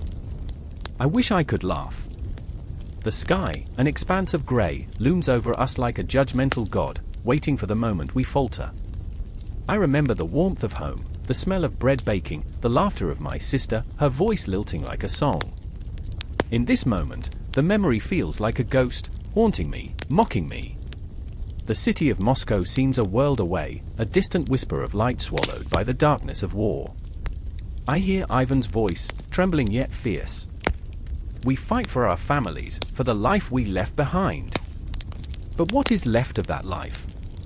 Each hour stretches into eternity, a cruel joke played by time itself. The sun, hidden beneath a shroud of clouds, offers no solace, it is merely a spectator to our suffering. I can see the skeletal trees reaching for the heavens, their branches stark and bare, reminiscent of the souls we've lost. Each one carries the weight of a story untold, a life extinguished before its time. Nikolai trips, his foot caught in the cold embrace of a hidden trench. He falls, and the laughter dies, replaced by the haunting sound of his breath, ragged and desperate. I rush to help him, my heart thundering in my chest. "Get up, you fool!" I shout, but my voice trembles, betraying my fear. The sound of artillery in the distance grows louder, a reminder that fate is a fickle mistress, and she does not care for our pleas. The night falls, swallowing the world in darkness. It is then that the shadows come alive. They dance among the trees, slipping through the cracks in our resolve. I see the faces of the fallen, friends, brothers, floating on the fringes of my sight, calling to me, urging me to join them. The cold seeps into my bones, and I close my eyes, wishing I could escape this nightmare. "Do you think we'll make it home?" Ivan asks, his voice a mere whisper. There's a vulnerability in him that cuts deeper than any blade. I want to lie, to tell him everything will be all right, but the words choke in my throat. A part of me knows we are teetering on the edge of a precipice, the ground beneath us crumbling away. Nikolai's laughter pierces the gloom, an echo of madness. "Home? What is home?" He gestures around, as if the desolation itself answers him. "Perhaps we'll find it among the ruins." But in his eyes, I see the flicker of fear, the crack in his bravado. This battlefield, this icy wasteland, has become a tapestry woven from the threads of despair and courage, an intricate design that is both beautiful and horrific. A sudden explosion rattles the ground, the sound reverberating through my bones. I dive for cover, the world around me erupting into chaos. My heart races, a wild drumbeat in the cacophony of war. "Get down!" I scream, my voice rising above the chaos, but the words dissolve into the air, lost among the screams. I see Ivan, crouched low, his eyes wide, reflecting the flames of destruction. "This is it. We're done for," he cries, desperation twisting his features. I reach for him, but it's as if time slows. His face, a mask of horror, is etched in my memory, a specter of fear that will haunt me long after this night. "Not yet," I shout, pulling him back from the edge of despair. "We fight. For our families. For Moscow." Hope flickers within me, a fragile thing, yet powerful enough to cut through the darkness. The thought of my sister's laughter, of bread and warmth, of home keeps me anchored. The shadows close in, the air thick with smoke and anguish. I can't shake the feeling of being watched, as if the ghosts of the fallen surround us, their whispers echoing in the night. They remind me of the dreams we once had, of the lives we intended to live. What if we don't make it? Ivan's voice trembles, cutting through my thoughts. If we don't, Nikolai interjects, his tone suddenly serious, let's make sure they remember us. In that moment, something shifts. The fear morphs into determination, a fire igniting within us. The night may be dark, but the fight is not over. I remember the warmth of home, and I clutch it like a lifeline. The ghosts whisper, urging me forward. As we rise, battered yet unyielding, the world around us feels alive, electric with possibility. The path ahead is uncertain, fraught with danger, but I refuse to surrender. We are men, haunted yet resilient, standing on the precipice of despair, ready to forge our futures in the crucible of conflict. The road to disaster stretches before us, and with it, the promise of something more, a flicker of hope in a darkened world, the heartbeat of survival echoing in the silence. I glance at my comrades, and for the first time, I don't feel alone. The winds howl, but we hold tight to our dreams. The shadows may come, but we will face them together, and perhaps, just perhaps, we will find our way back to the light. A hush blankets the battlefield, an eerie silence that presses against the throat like a heavy fog. It is December 2nd, 1805, and the air is thick with the scent of frost and impending doom. A lone soldier, his breath forming clouds that dissipate into the cold, stands at the precipice of a moment that will reverberate through time. The world spins beneath him, but he is frozen, heart pounding with a rhythm that matches the distant thrum of drumming hooves. Napoleon's grand army looms in the fog, a monumental force cloaked in shadows, while the enemy stirs like a vengeful spectre, ready to pounce. The weight of destiny hangs precariously in the balance, and in that chilling instant, everything is possible, yet nothing feels certain. I remember the warmth of the sun on my skin as I stood on the hill, gazing down at the valley where two armies would soon clash, a sickening contrast to the frigid chaos I now face. I remember the camaraderie, the laughter shared over a pot of stew, the dreams of home that felt like fragile glass, easily shattered as a battle cry broke the stillness. There's a bittersweet taste in my mouth, like stale bread soaked in tears. The day looms large, every heartbeat echoing with the weight of what's to come. In the depths of my mind, I question everything I know, everything I am. Luke, my closest friend, stands beside me, his eyes darkened with fear and determination. Luke, with his wild hair and infectious laughter, who dreamed of glory but now finds himself clinging to the frayed edges of hope. "It's just a battle, isn't it?" he says, but his voice is a trembling leaf caught in the wind. "Just a dance of swords and fate." I want to tell him that it's more than a dance. It's a waltz with death, where every step could be his last. I can see the shadows of doubt creeping into his heart, the ghosts of lost friends whispering their warnings. The horizon blushes with the first light of dawn, but it is not a beacon. It's a harbinger of bloodshed, a cruel reminder that the sun also rises on destruction. As I glance at the enemy lines, I catch sight of General Kutuzov, a steely figure wrapped in determination, his scarred face a map of his battles. He's been here before, haunted by the ghosts of decisions past, wrestling with the weight of his own choices. I feel a pang of sympathy for him, a fleeting moment of connection across the vast chasm of conflict. We are all trapped in this cosmic joke, mere pawns in a game played by powers we cannot comprehend. Then the drums begin, a furious, relentless beat that shakes the very ground beneath our feet. It is a call to arms, a summons to embrace our fate. I feel it resonate through my body, igniting a fire in my veins, a mix of adrenaline and fear. The distant sounds of metal clashing, the cries of men, the whinnies of horses fill the air, and we are swept into an ocean of chaos. The grey fog thickens, swirling around us like a shroud, obscuring the faces of brothers and foes alike. It becomes hard to tell who is who. We are all just shadows, souls caught in the throes of conflict. The first engagement explodes like a thunderclap. I see Luke charging forward, his sword raised high, and I scream his name, but my voice is swallowed by the cacophony of war. Each strike of metal against metal sends shockwaves through my chest, and I can only watch as he becomes a part of the fray. In his eyes, I see a flicker of joy, a brief reminder of that carefree boy who laughed in the face of danger, but it's quickly replaced by a darkness that grips me, a choking terror. I want to reach out, to pull him back, but I am rooted to the spot. Time stretches and bends, moments becoming an eternity. I remember the feel of cold steel against my palm, the warmth of blood splattering my face, the cries that blur into a single echo of despair. I am not just a witness, I am a participant in this grotesque ballet of blood and sweat. I lock eyes with Kutuzov across the field, and in that fleeting moment, it's as if I can see the burden of his heart, the weight of every decision he's made. It's a reflection of my own fears. What will I become in the chaos? Will I be a hero, a ghost, or simply another name on a forgotten list? Luke falls, and the world around me dissolves into a blur of color and sound. It's as if the air has been sucked from my lungs. I can only gasp, a wounded animal caught in the throes of despair. The blood on the snow looks like a cruel painting, a stark contrast to the whiteness of the day. I want to scream, to rage against the universe that took him from me, but all I can do is stand there, paralyzed, as life moves on around me, a cruel spiral of existence continuing without his laughter, without his light. But then, in the midst of the madness, I feel a flicker of resolve. I remember the dreams we shared, the plans we made, all the moments that led us here. I can't let his sacrifice mean nothing. I can't let the darkness claim victory.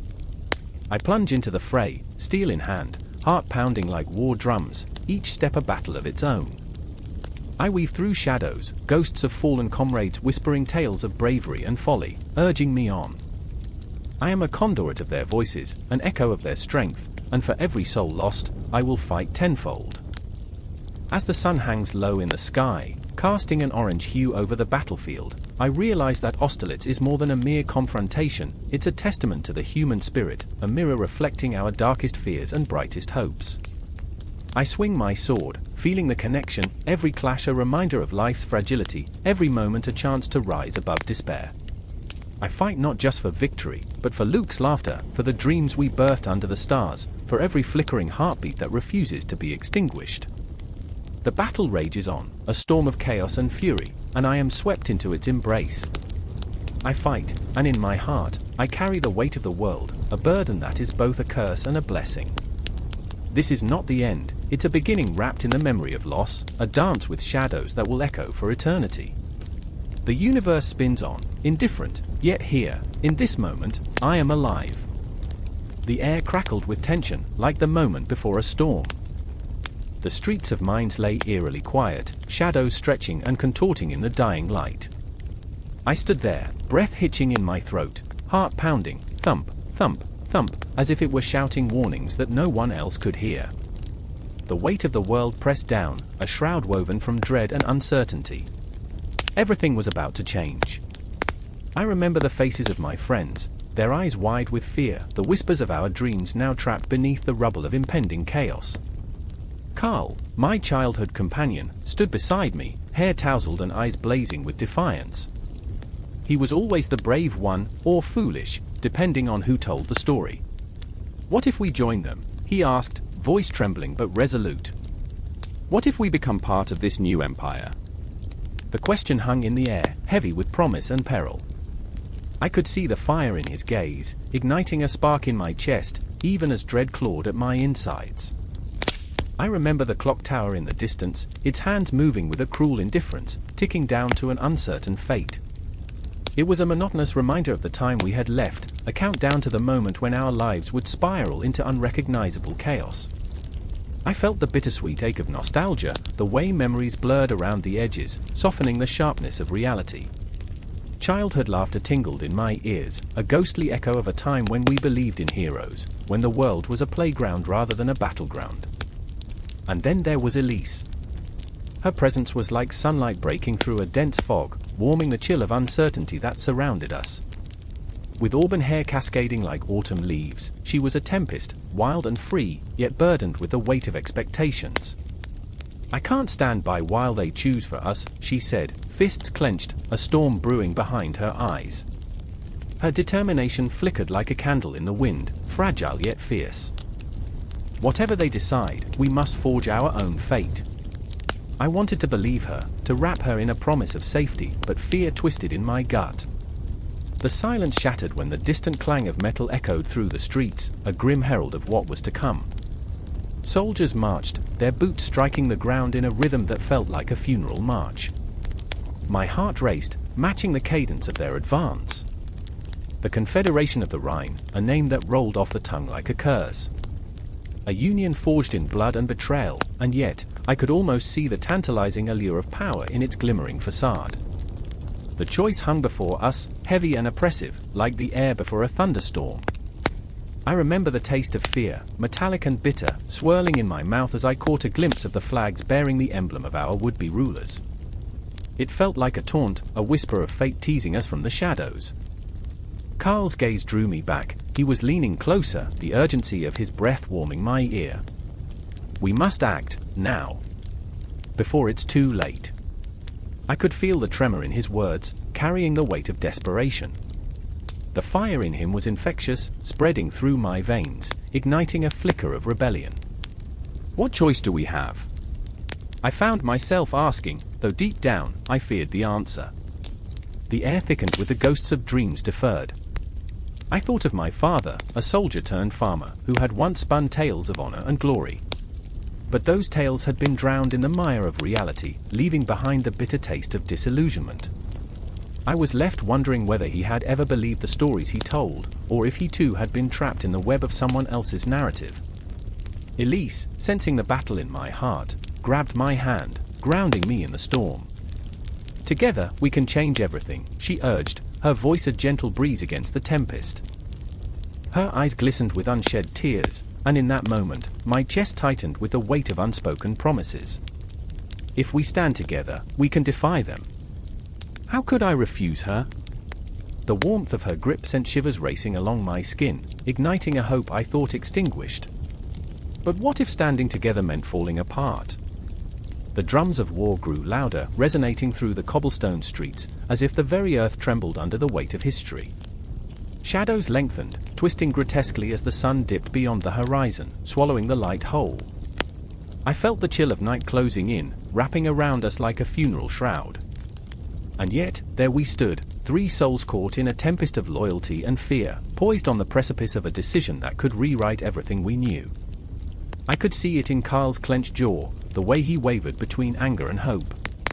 I could feel it in Elise's trembling fingers, a heartbreaking blend of courage and desperation. I looked into their eyes and saw the reflection of my own doubts. But I also saw the fire. The flickering promise of change, of something greater than ourselves. My heart surged, pounding a fierce rhythm against the uncertainty. "We fight," I whispered, as the remnants of doubt began to crumble. "We fight for what we believe in." And as I spoke those words, the shadows shifted around us, whispering secrets of the past and prophesied of the future. The night loomed, dark and foreboding, yet within its depths lay the unknown. A new chapter hung in the air, waiting to be written, waiting for us to claim it. In that moment, I felt the weight of history pressing in, the ghosts of our forefathers watching as we stood on the brink of fate, ready to take the leap into the dark abyss of the unknown. Each heartbeat synchronized, an echo of resolve and fear, as the world around us shifted, twisted, and transformed. And so it began. The formation of the Confederation of the Rhine, an alliance wrought from desperation, a patchwork quilt of broken dreams and flickering hope. We would rise, or we would fall, but the choice was ours to make, and one thing was certain, we were bound together, entwined by the flames of rebellion, prepared to face whatever darkness awaited us. The air crackles with anticipation, a silent scream woven through the fog that clings to the ground like the whispers of ghosts long gone. In the distance, cannon fire rumbles, a slow, ominous heartbeat that rattles the bones of men gathered at the edge of a battlefield that will be etched in history. I can almost feel the pulse quickening, the palpable dread creeping into the hearts of soldiers like a thief in the night. They stand, shadows of fear flickering against the dawn, clutching weapons steeped in the blood of countless lives. Among them, Lieutenant Henri Moreau breathes deeply, his chest heavy with the weight of his past and the burden of his choices. I remember the look in his eyes, the fierce determination tempered by the fragility of hope. He's just a boy from a small village, a place where laughter echoed in the fields, where the sun warmed his skin, and dreams filled the air like the scent of blooming lavender. But war has a way of twisting those dreams into nightmares. The thrill of battle ignites a fire in his belly, yet it wrestles with the chilling comprehension of mortality that gnaws at his mind. He grips his musket tighter, knuckles whitening, as if he can squeeze the dread out of the weapon, out of his own heart. Next to him stands Captain Lucien Dupont, a man with a past shrouded in shadows. His experiences have carved deep grooves into his features, a map of sorrow and rage. I remember his laugh, dark and infectious, yet haunted, like a melody played on a broken piano. Lucien fights not just for king and country but for redemption, a chance to erase the ghosts that dance in his memory. Each time he draws his sword, he feels the weight of the man he failed to save, the friend whose blood now stains his soul. The tranquility that envelops the dawn is but a cruel joke. The sky bleeds orange and red, a stark reminder of the chaos to come. And then, it happens, a distant sound, like thunder rolling across the heavens, the clash of metal, the cries of men echoing through the valley. Henri's heart races, he can feel the electric charge of the battlefield pulling him in, heartless and hungry. "Remember your training, Henri!" Lucien shouts, his voice a lifeline in the tumult. But what training prepares you for the madness of war? The cries of the wounded, the stench of gunpowder and sweat, the frantic movement of men turning into beasts. I remember that day like a fever dream, the sky swirling above us, a vortex of despair and chaos as the first cannonball screams through the air, tearing into flesh and earth alike. The ground shakes beneath their feet, it's as if the very earth quakes at the memories being forged anew. Henri's pulse matches the rhythm of the onslaught, racing ahead of him, a wild stallion he cannot tame.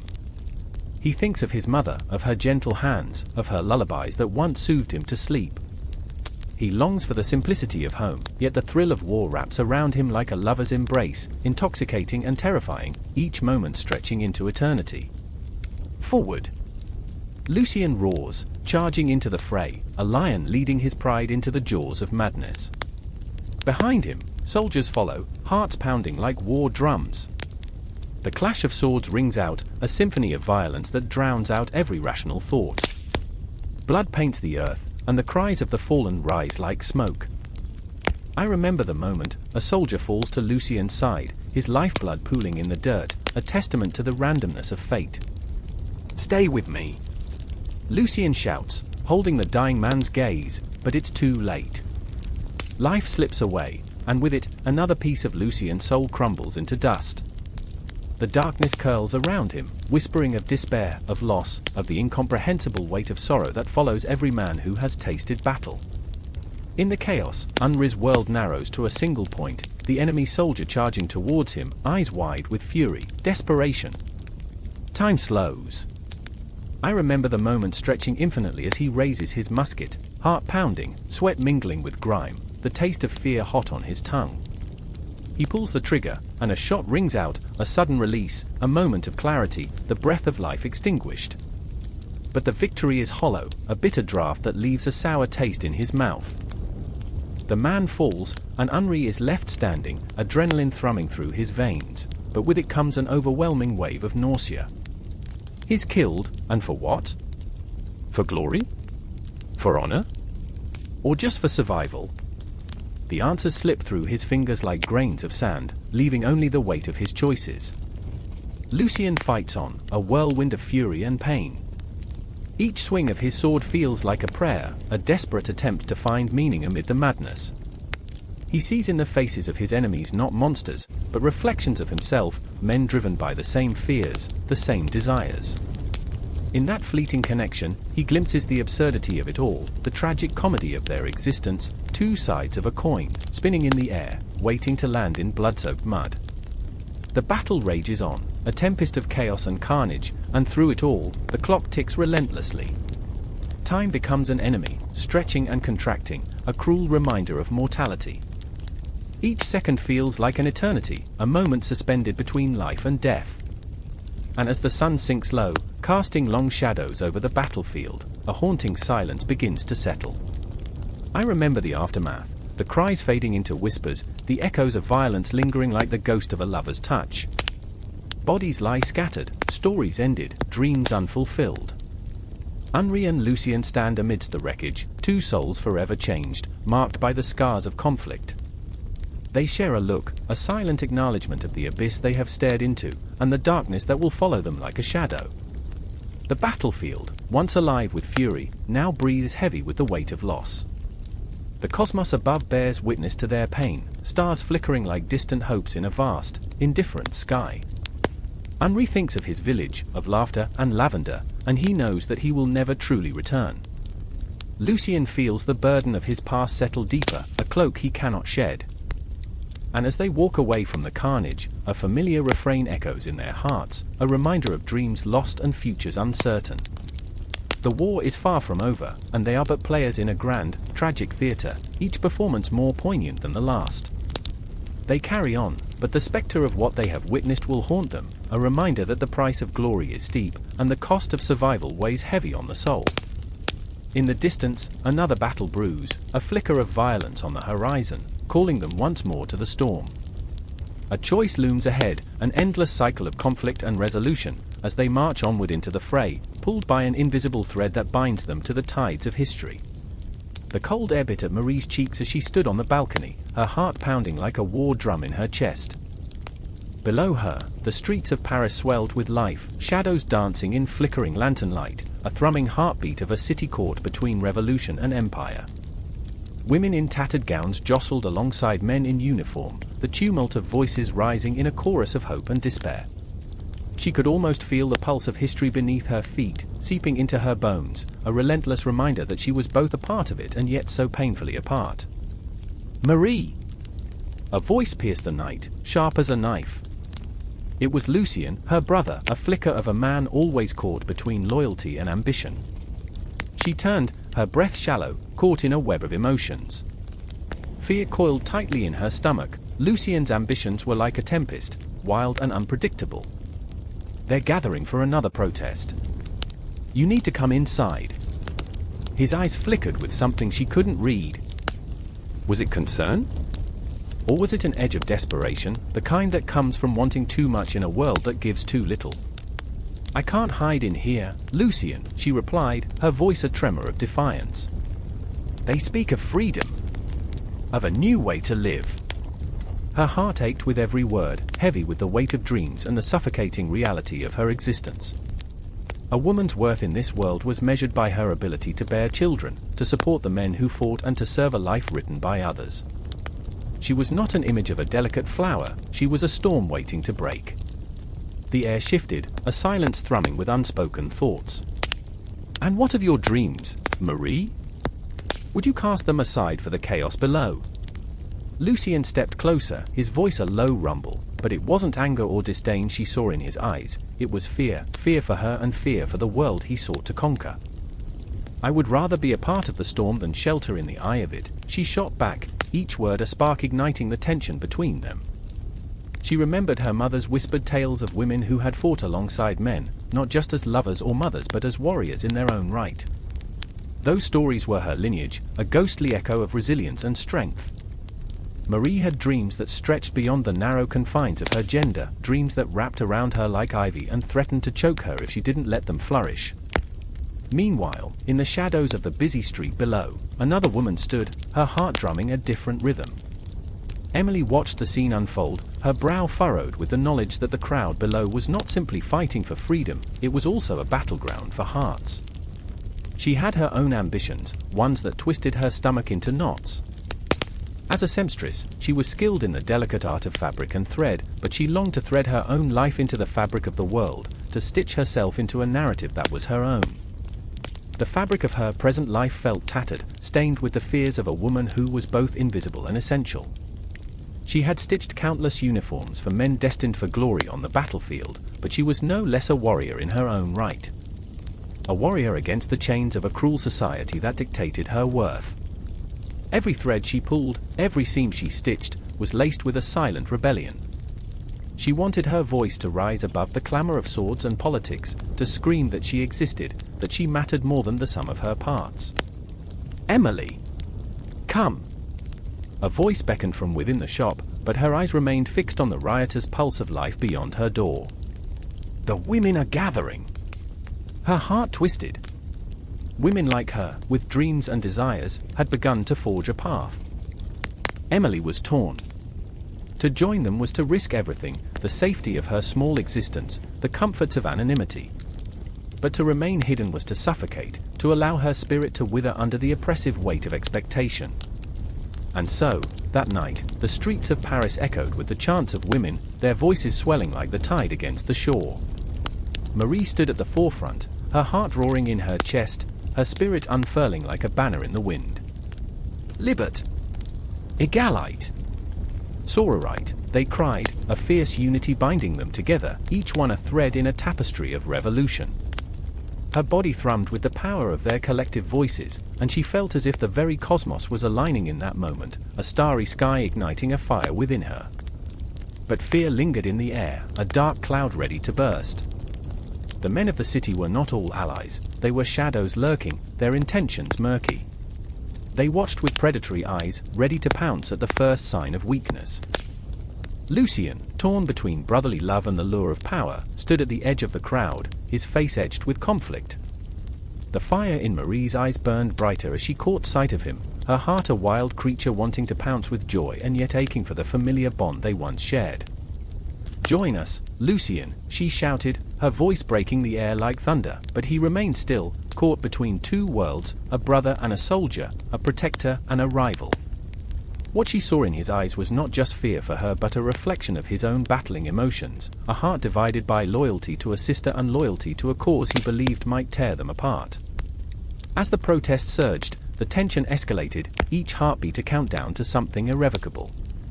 Emily stepped into the fray, her heart racing, her stomach a knot of anticipation and dread. She spotted Marie, a beacon in the chaos, the fire in her eyes a mirror of the flames flickering in her own soul. The two women exchanged a glance, and in that moment, they were bound by something greater than themselves, a shared dream of a world rewritten, voices raised in defiance of a silent past that threatened to swallow them whole.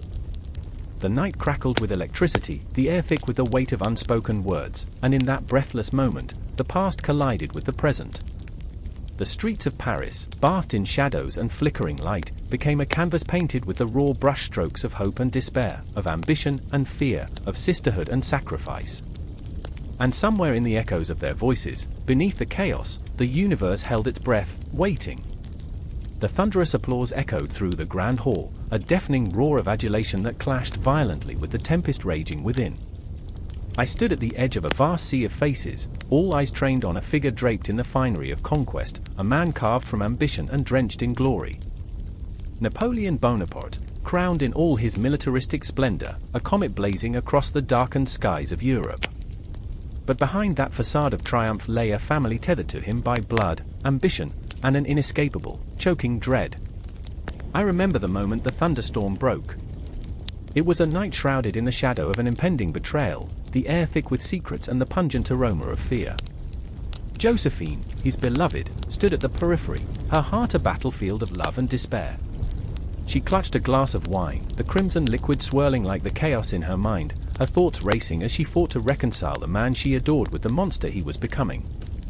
Her laughter, once a melody that filled the rooms, now felt like a haunted echo, a ghost of what their love had been. "What have you become?" she whispered into the void, a question that clawed at her throat, desperate for an answer. Then there was Lucien, Napoleon's younger brother, a man torn between loyalty and self-preservation. I remember the way he paced the dimly lit corridor, shadows dancing on the walls like specters of his anxiety. The weight of his brother's expectations bore down on him like a leaden shroud. "You think I want this?" he spat, rage bubbling beneath the surface, his fists clenched tightly. "You think I wish to be a pawn in your grand game?" The anger was palpable, raw and unfiltered, a visceral reaction to the suffocating power that loomed over them all. Lucien longed for freedom, yet he was shackled to the legend of Napoleon, a legacy that felt more like a shroud than a crown.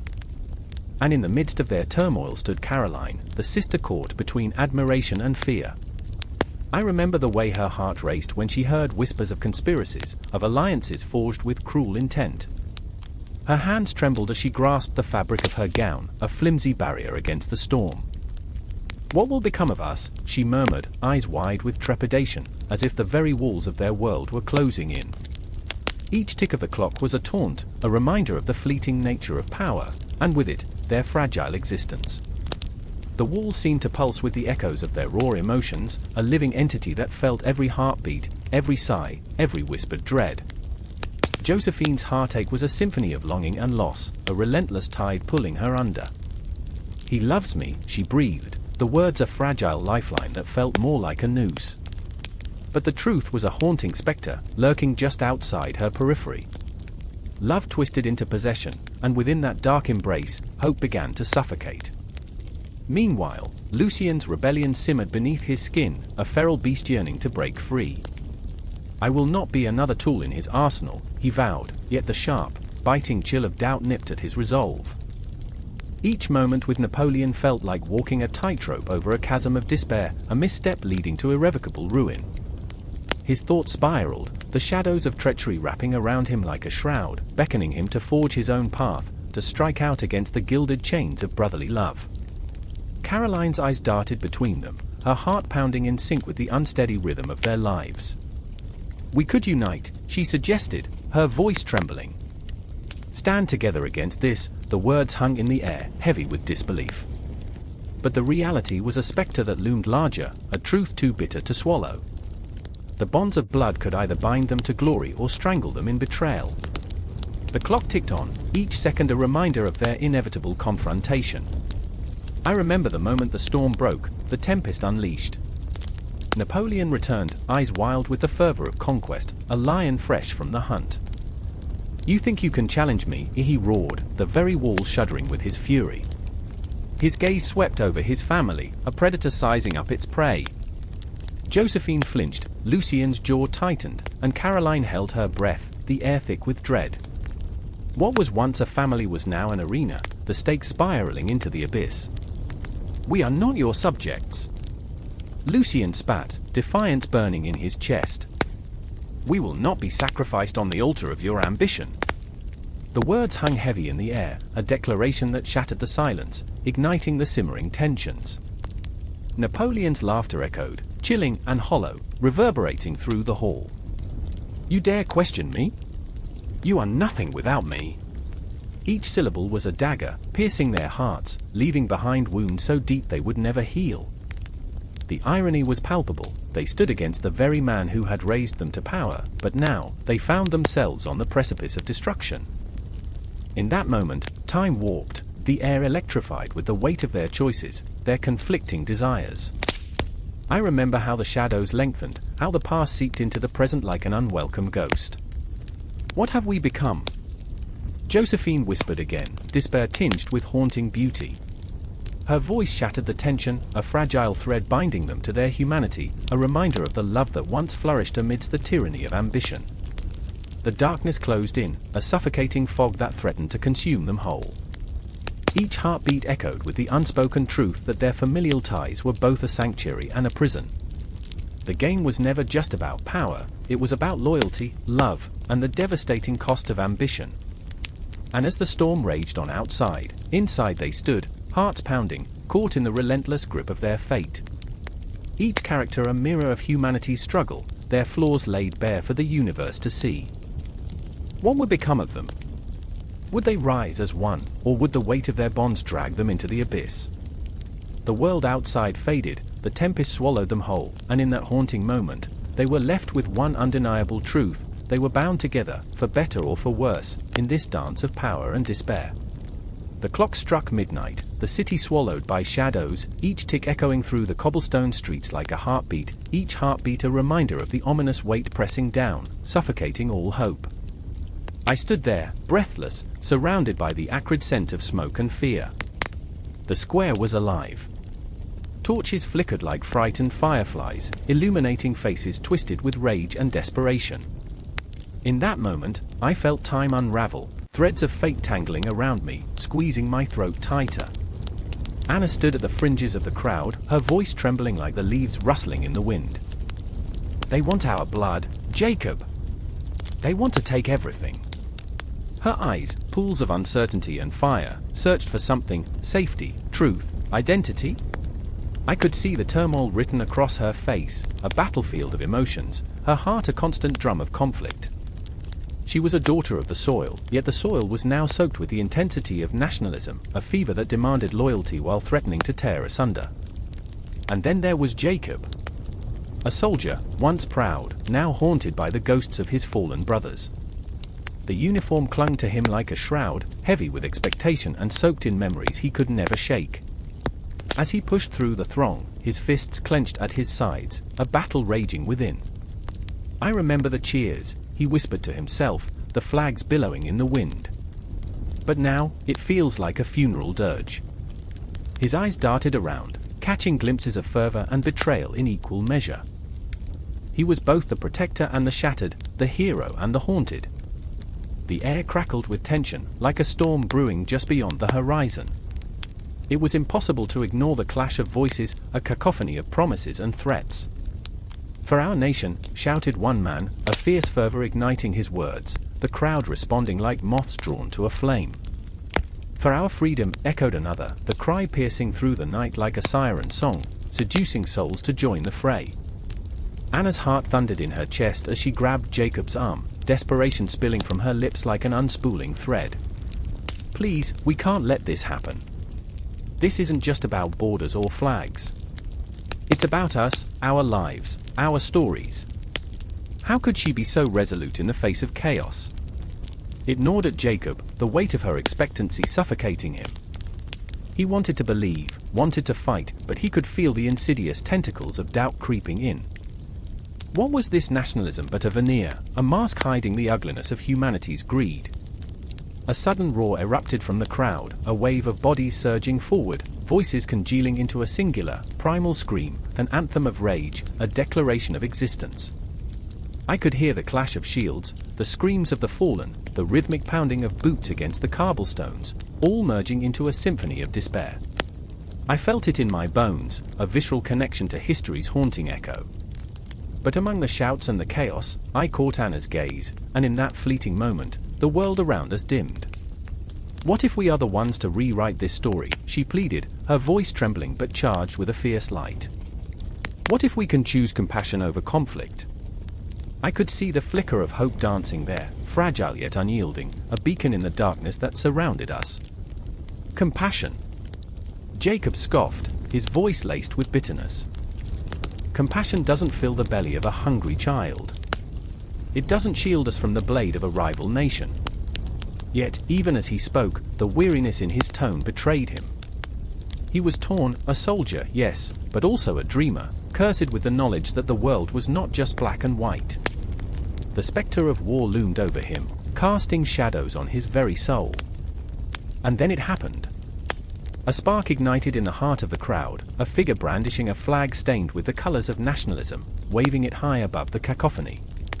The haunting symbol a siren's call, seducing the lost and the angry. I felt the ground tremble beneath our feet, the palpable fear knotting my stomach. This was the tipping point, the moment where terror and hope intertwined in an eternal dance. "Do you remember when we were children?" Anna's voice sliced through the chaos, and I could feel her reaching for Jacob. "When we ran through the fields, imagining a world untouched by these ideologies. Where laughter soared higher than the weight of patriotism."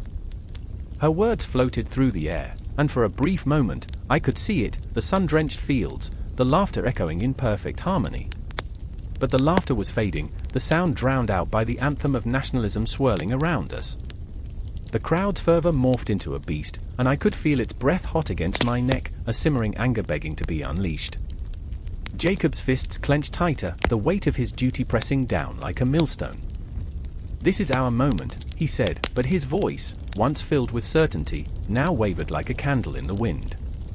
I felt the tension swell, the air thick with unspoken words and broken dreams. Time stood still, the world around us blurring into an indistinguishable haze of emotions. I was lost in the chaos, a witness to the birth of a storm fueled by passion, fear, and an insatiable hunger for identity. The faces around me twisted in anguish and determination, caught in the throes of a revolution that was as intoxicating as it was terrifying. The night cracked open, revealing the raw, bleeding heart of Europe, throbbing with the agony of a continent at war with itself.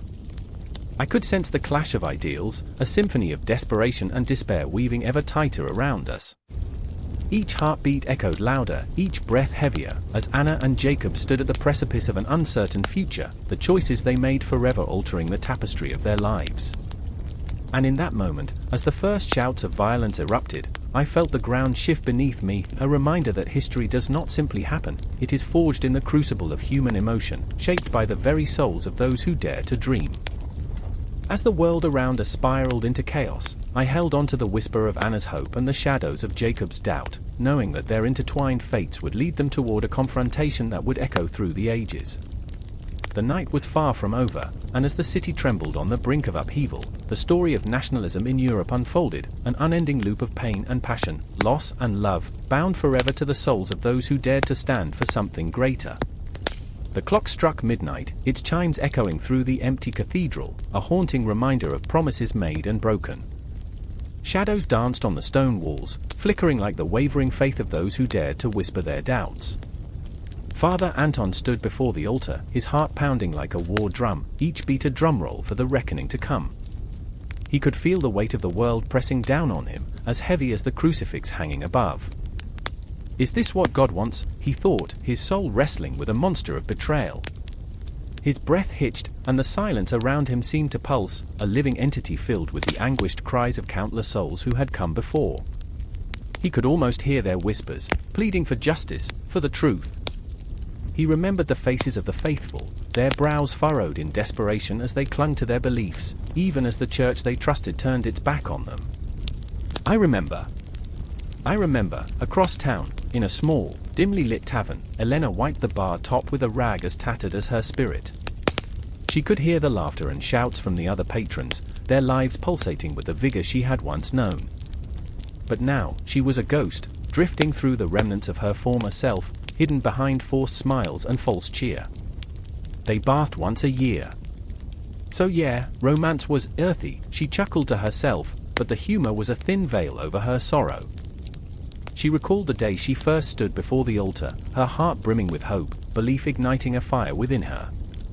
But that fire had turned to ash, choked out by the dark whispers of the Concordat, an unholy pact that had twisted faith into a weapon, leaving behind wounds that would never heal.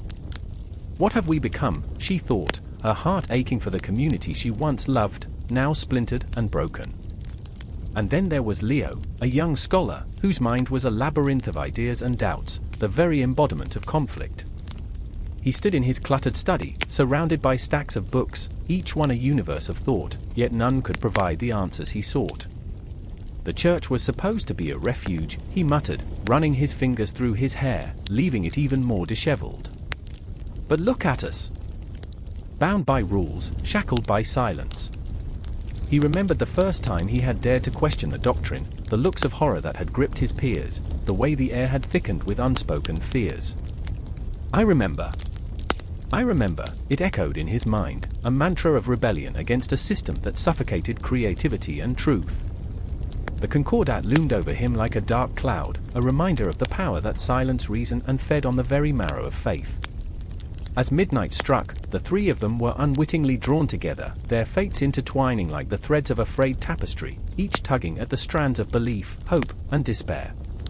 Anton stepped outside the cathedral, the cold air biting at his skin, stinging like the guilt that gnawed at him. He had seen too much, his heart burdened with secrets that could shatter faith, the disappearance of parishioners, the hushed conversations in shadowy corners, the flicker of fear in every prayer. He was met by Elena, who had slipped away from the tavern, her eyes glistening with unshed tears. "Father, what are we doing?" she asked, her voice trembling like a fragile leaf caught in a storm. "We're losing ourselves. The church, the Concordat, it's a lie." Resentment bubbled in her chest, thick and bitter. "We trusted them, believed they would guide us. But now, they're just puppeteers, and we're the marionettes dancing on strings of deception." Leo stepped out from the shadows, his face pale, as if he had seen a ghost, his own. "You speak truth, Elena. But what do we do? We're but whispers against a roaring tidal wave." The three stood there, a triumvirate of doubt and determination, their hearts synchronized in a rhythm of rebellion. The air crackled with unspoken words, tension thick enough to slice. Anton felt the weight of all that had been, all that could be, his faith teetering on the precipice, fragile and trembling. In the depths of the night, they exchanged glances filled with raw emotions, fear, anger, but also a flicker of hope. They were bound by their shared pain, a connection that surged like electricity between them. "We can't let them silence us," Anton said, the fire reigniting in his chest. "If we stand together, maybe we can reclaim our faith, our truth." Elena nodded, her heart fluttering with the possibility of change. "But it won't be easy. They'll fight back." And Leo, ever the thinker, replied, "No battle worth fighting ever is." A spark ignited within him, a fire that had long smoldered beneath the surface, waiting for this very moment to erupt. The moon, a silent witness, hung low and heavy in the sky, casting shadows that twisted and turned, much like their thoughts. I remember, they echoed in unison, a haunting chant. They stood on the brink of something monumental, a reckoning that could either shatter their world or reshape it. The Concordat loomed like a specter in the night, taunting them with its insidious power. With every heartbeat, the tension tightened, coiling around them like a serpent ready to strike. They shared a silent vow, a promise to confront the darkness, to challenge the very foundations of their faith. The path ahead was murky, fraught with peril, but in that moment of shared resolve, a glimmer of something beautiful flickered to life, hope. And as they turned away from the cathedral, the shadows deepened, swallowing them whole, wrapping them in a cloak of uncertainty. The night was far from over, and the real battle was just beginning. A feeling surged through them, unyielding and fierce, an echo of the sacred intertwined with the profane, a call to arms against the silence that had suffocated their souls for far too long. The city around them slumbered, unaware of the storm brewing in the hearts of three souls bound by destiny, a tempest that would change everything. With every step, they felt the weight of history pressing down upon them, a tapestry woven from pain and hope, love and betrayal, a story that was far from finished. The clock, ticking away the moments, seemed to mock them, a reminder that time was both their ally and their enemy. And so, they pressed on, shadows dancing in their wake, hearts beating in rhythm to an ancient song, one of resistance, resilience, and the eternal quest for truth. The night was dark, but their spirits burned bright, a beacon in a world slowly slipping into silence. This was only the beginning, and they were ready to face whatever lay ahead, even if it meant unearthing the ghosts of their own making. The air was thick with blood and smoke, and I could taste the iron tang of fear on my tongue. The sun hung low in the sky, casting a sickly yellow light over the fields of Leipzig, a city trembling on the brink of chaos. The distant rumble of cannon fire rolled through the air like thunder, and every heartbeat echoed the drumbeat of war. I gripped my musket tighter, knuckles white, as the ground beneath me trembled with the weight of countless soldiers, a writhing mass of hope, despair, and a thirst for survival. I remember the faces. Oh, those faces, etched with terror yet flickering with defiance. Among them, Karl, my childhood friend, stood just a breath away from me. His eyes, wide and frantic, were mirrors of my own. "This is it, isn't it?" he whispered, though we both knew the answer. The battle, the moment that would mark the turning point of our lives, loomed just beyond the horizon. A battlefield of dreams dashed, of futures writhing under the weight of cannonballs. "Just think of home," I urged him, but even as the words left my lips, I doubted my own conviction. Home was a distant memory, a fading echo of laughter and warmth. The echoes of laughter were replaced by the cries of the dying, mingling with the harsh clang of metal against metal. What did it matter now? Every hope I had clutched felt like sand slipping through my fingers. The cold wind whispered across the field, carrying with it the scent of gunpowder and despair. I closed my eyes for a moment, letting the world blur. I thought of Eliza. Her laughter haunted me, a ghost that danced just out of reach. Did she think of me? Did she imagine I would return, a hero, or would she mourn me among the fallen? The thought clawed at my insides, a beast that refused to be caged. And then it came, a roar, a feral howl that shattered the silence. The enemy surged forward, a tide of men, a wave of death, and I felt my heart pound like a war drum. Hold the line, the captain's voice rang out, a desperate plea that cut through the cacophony. I glanced at Carl, whose face was pale as bone, and in that fleeting moment, I saw a flicker of resolve ignite in his eyes. Together! We would fight together, no matter the cost. As the first musket fired, time fractured. The world slowed. I saw the flash, the smoke curling like a serpent into the air, and then I felt the sharp jolt of reality, the roar of the cannon, the screams of men, the acrid smell of blood. I fired my musket, the kick jolting my shoulder, and the bullet soared through the fog of battle, a tiny comet tracing its fiery arc. In that instant, I was alive, yet the weight of death loomed heavy, a spectre lurking just out of sight. Carl fell beside me, and my heart froze, suspended in horror. I turned, desperate, but there was no time. He was reaching for me, his hand outstretched, eyes wide with shock. "I can't," he gasped, the words barely escaping his lips. "Get up. Please." I screamed, but the truth clawed at my throat like a ravenous beast. I knew. The battlefield was a tapestry of chaos, woven with threads of blood and bravery. I stumbled over bodies, over dreams turned to ash. Each step felt heavier than the last, the weight of my own survival pressing down. I remember the ground soaked with rain and blood, the cries of the wounded weaving a haunting symphony that would echo in my mind long after the cannons fell silent. Then I saw her. Eliza, her spirit woven into the fabric of my memory. "You promised me," she whispered, her voice a haunting lullaby that cut through the din. "Promise to return, to bring her a piece of the world that had been torn apart." I squeezed my eyes shut, but the vision wouldn't fade. The fight raged on, and I became a spectator of my own life, a marionette whose strings were tangled in grief. And all the while, the clock ticked down to an uncertain fate, a pendulum swinging between life and death. I fought. I roared. I bled. Each pull of the trigger felt like a prayer, a desperate plea to the cosmos, to whatever lay beyond this wretched battlefield. "Do you see it?" Carl shouted, pointing toward the enemy lines.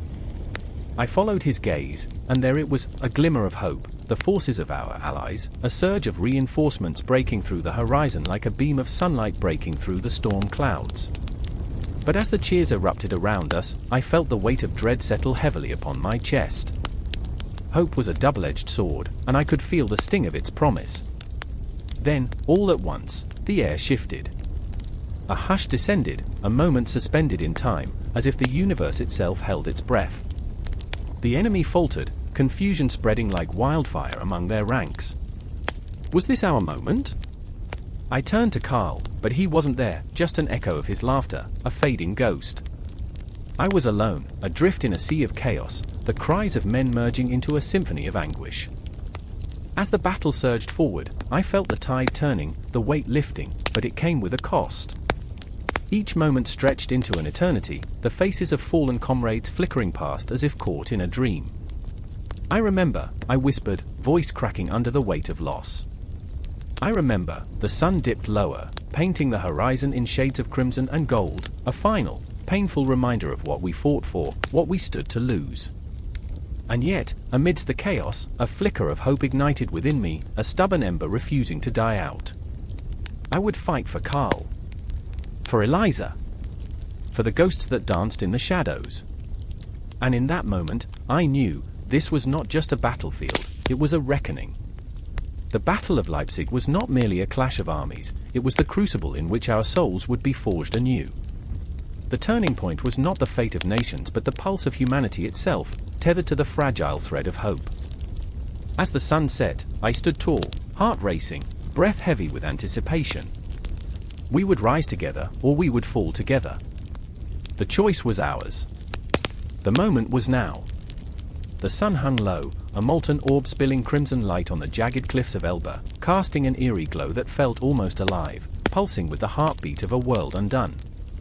Napoleon stood on the precipice, his silhouette sharp against the dying light, a king stripped of his crown, a lion without a savannah. He was an echo of power, haunting the very air that surrounded him, a man who had danced with empires, now reduced to a mere whisper. The salty wind clawed at his throat, a bitter reminder that he was a prisoner in a land that once feared him. He could still taste the smoke of battle, the iron tang of ambition, yet now it was all ashes lodged in his throat. "I remember the thrill," he murmured to the empty sky. "I remember the cheers, the glory. But what is this? Silence? A graveyard for dreams." His voice cracked, and the emptiness mocked him, a ghost of his former self, slipping through his fingers like grains of sand. Beside him, Josephine lingered, her heart thrumming with a mix of despair and resolve. She had come to him in a fevered dream of longing, her presence a flickering candle in the dark. "You think they've forgotten you?" Her voice trembled, threading through the oppressive silence. "You are a legend, even here." But a legend can also fade. The wind whipped around them, each gust a reminder of the world that had once belonged to him, a tempest of lost battles and broken alliances.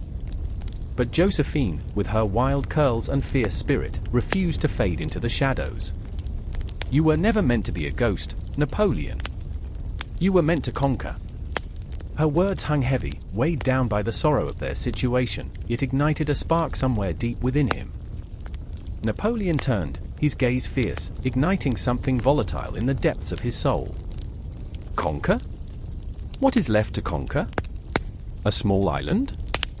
A desolate rock in the sea?" Rage flared, crashing against his heart like waves against the shore, the taste of salt mingling with bile. "They have taken everything. The throne, the army, the very essence of my being." And in that fury, a cry burst from him, raw and unrestrained, echoing against the cliffs as if challenging the cosmos itself. "I am not done. I will never be done." The shadows danced, flickering with a strange energy, as if they were alive, listening, waiting. Josephine stepped closer, her eyes reflecting the dying light, a mirror to the chaos within. "But what if they have won?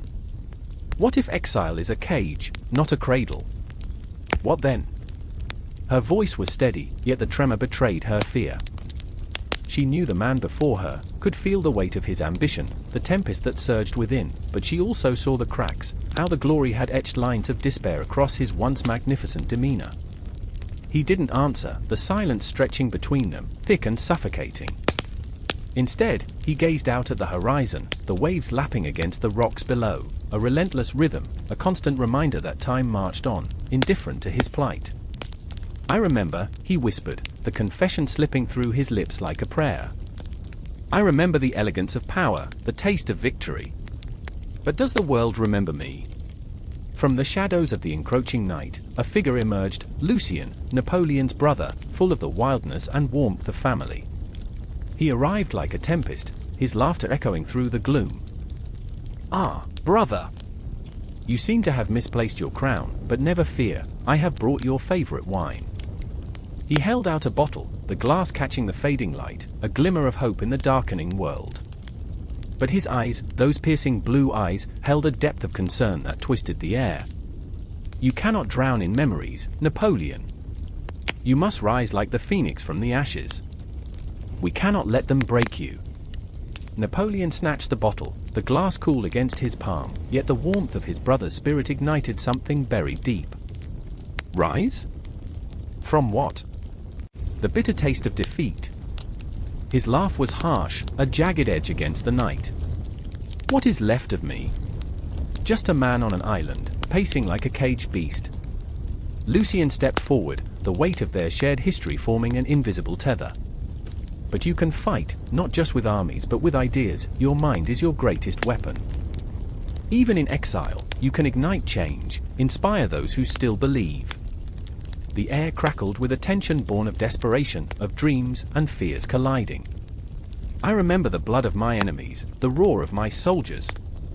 I remember the throne, the power, the rush. But this? This is a prison. With every word, the pain reverberated, pulling at the edges of his sanity. Josephine reached for his hand, the warmth of her touch grounding him, a lifeline in the storm. Then let this place be your forge, Napoleon. Reflect on what you've done, what you've lost. Your spirit, let it not be extinguished. You are more than a conqueror, you are a thinker, a dreamer. Use this time. The sun slipped beneath the horizon, the twilight deepening, shrouding them in darkness. Shadows stretched out like specters, whispering of the past, of what once was and what could still be. The cosmos twinkled above, indifferent yet beautiful, each star a distant hope, a reminder of the infinite possibilities that lay beyond despair. And there, in the gathering darkness, Napoleon felt it, a flicker of resilience, a whisper of reflection amidst the chaos. He was a man forged in fire, still burning, still alive. I remember, he breathed, and perhaps there is still time. But the night was long, the shadows deep, and as they stood on that precipice, the weight of the past pressed against them, a reminder that the battle, both within and without, was far from over. A clock ticks, the sound echoing in the stillness, each beat a reminder of a life hanging by a thread. I remember when time felt like a friend, a gentle companion whispering promises of tomorrow. But today, it is a relentless hunter, stalking me with every tick-tock, tick-tock. The shadows dance in the corners of my mind, and the air is thick with apprehension, a storm brewing just beyond the horizon. Napoleon stands upon the windswept shore of Elba, a sliver of defiance etched in his brow. The world had turned against him, yet his heart beats with the fervor of rebellion. He gazes out at the restless sea, each wave crashing like the whispers of fate, taunting him with what could be. His soul, a battleground of despair and unyielding hope, thrums with the weight of his ambition. He remembers, the sweet taste of power, the intoxicating embrace of glory. But now, it feels like a distant dream, a cruel mirage mocking him. And then, from the depths of his memory, a flicker ignites. The sound of voices, familiar, longing, calling him back. You are not done, they murmur. You are never done. With every heartbeat, he senses the pull of destiny, a moth drawn to the flame of his past. The sound of footsteps approaches, and with it, the racing of his heart. It is time. On a distant road, General Drouot rides, the wind whispering secrets in his ears. He is haunted by the weight of loyalty and fear. The two often dance together in the theater of his mind, a macabre ballet. Drouot remembers the taste of battlefield smoke, the scent of sweat and iron mingling in the air, the echoes of men fighting for a cause greater than themselves. But now, in the quiet of his thoughts, doubt stirs like a serpent, winding around his resolve. Can he trust the man who once wore a crown? I remember, how easily memories slip through fingers like grains of sand. The sun is setting, casting a fiery glow across the landscape, the horizon ablaze with the colors of war. Drouot rides towards the gathering storm, the distant murmur of men stirring to life. Each hoofbeat sends shivers down his spine, a call to arms, yet an echo of his own trepidation. What if he is wrong? What if Napoleon is but a ghost of the past, a shadow of his former self? And then there's Josephine, her heart a fragile blossom in the tempest of uncertainty. She stands at the window, the moonlight spilling over her like a silken shroud, illuminating the tears that trace her cheeks. She remembers the laughter, the love that once filled her life like a vibrant melody. But now it feels muted, a haunting refrain that won't let go. Are those days gone, lost to time? Will he return to her, whole or shattered? A soft breeze carries the scent of lilacs, a reminder of their shared dreams, now hanging by a thread.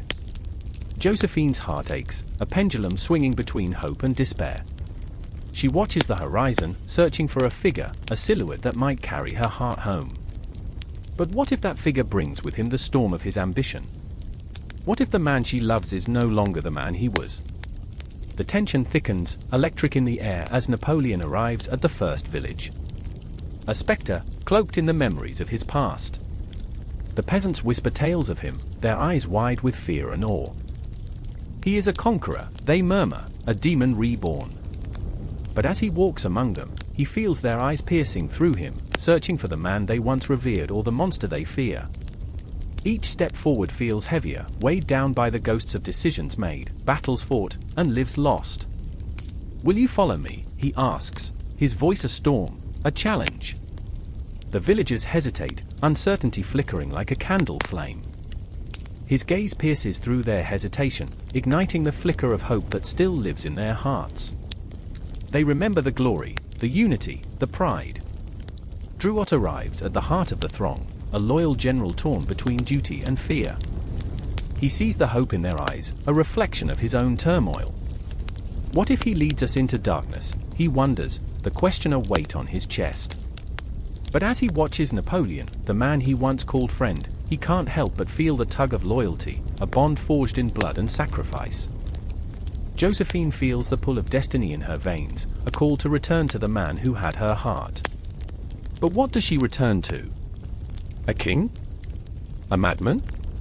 The clock continues to tick, each second an ode to uncertainty.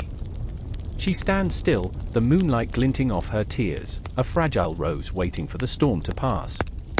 The confrontation looms like a dark cloud over them all, a tempest ready to break. Each character wrestles with their demons, the weight of their choices pressing down like an anchor. Time is an invisible noose tightening around their throats, the urgency palpable.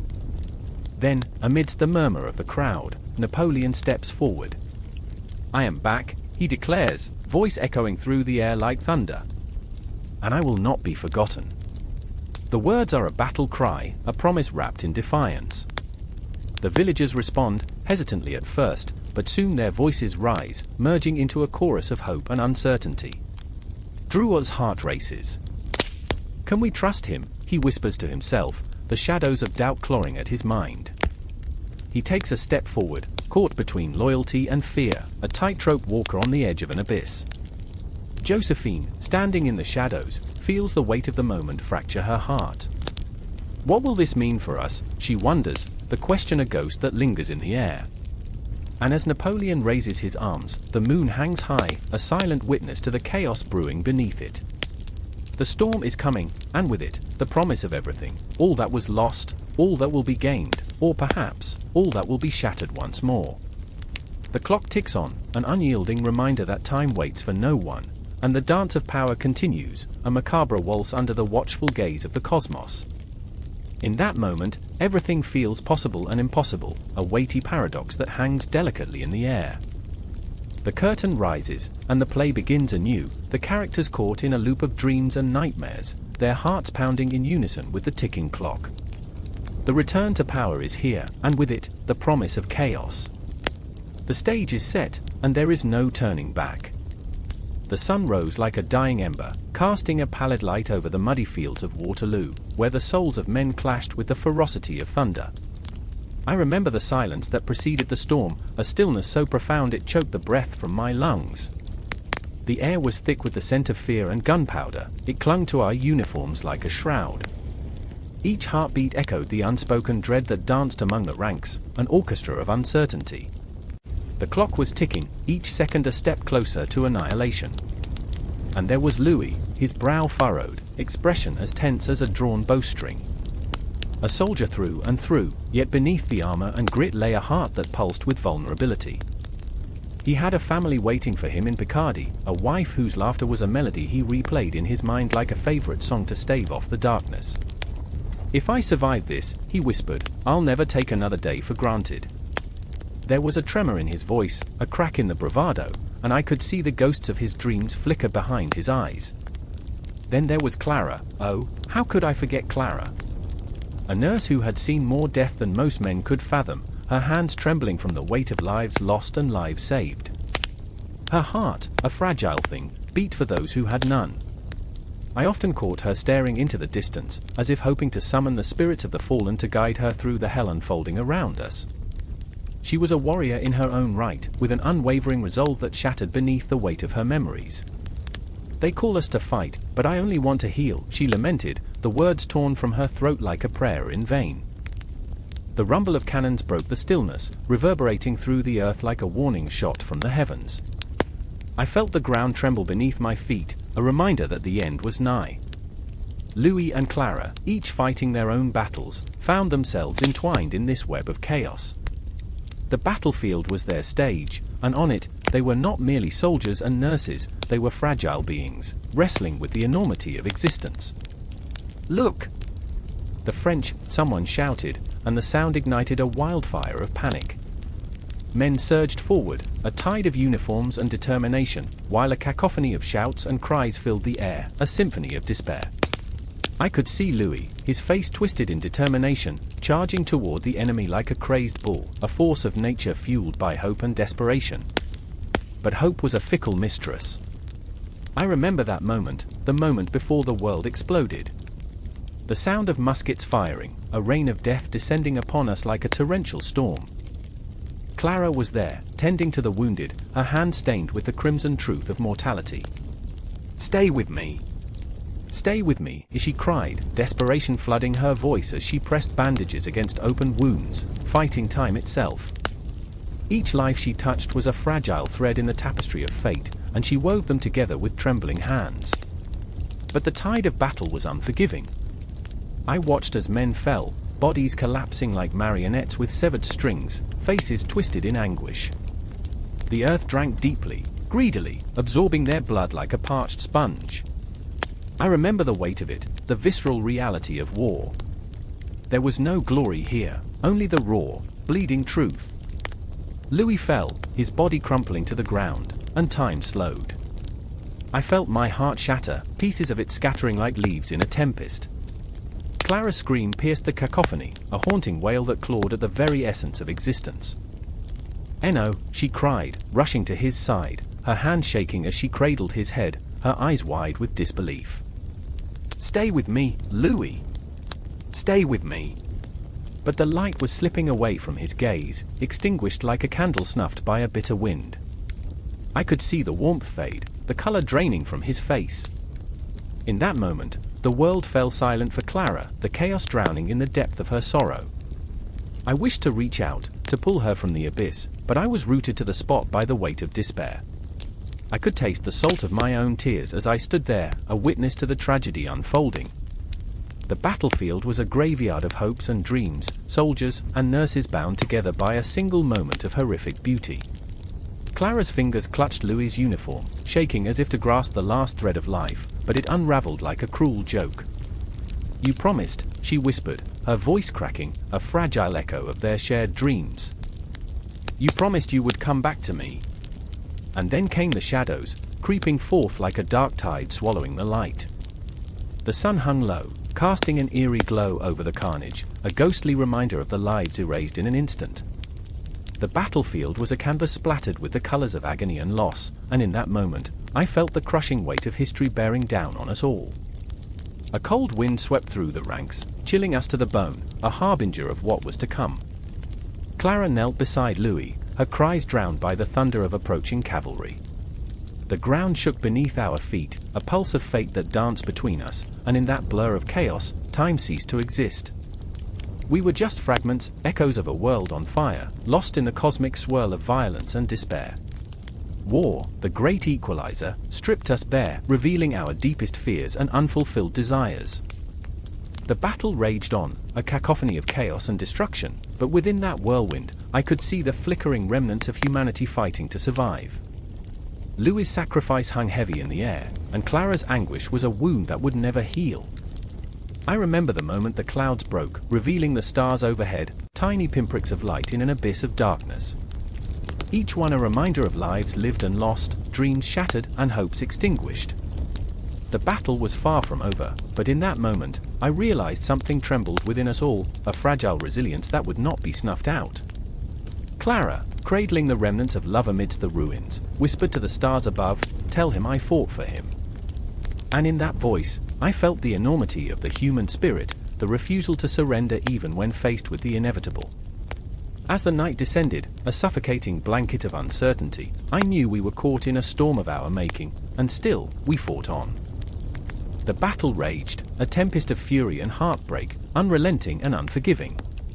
Each soldier, each nurse, was caught in the whirlwind, the threads of fate intertwining, leading us deeper into the abyss, where hope and despair danced together in the shadows. A thunderclap ruptured the stillness, the air vibrating with the fury of war, as if the heavens themselves conspired against the men below. Rain fell in sheets, soaking the earth, turning the fields into a mire that threatened to swallow all hope. I stood there, heart pounding, breath hitching, watching the chaos unfold as the fate of nations hung by a thread, each moment a heartbeat away from annihilation. I could feel the weight of the world pressing down, the dread, the anticipation, as I bore witness to the storm that was about to break.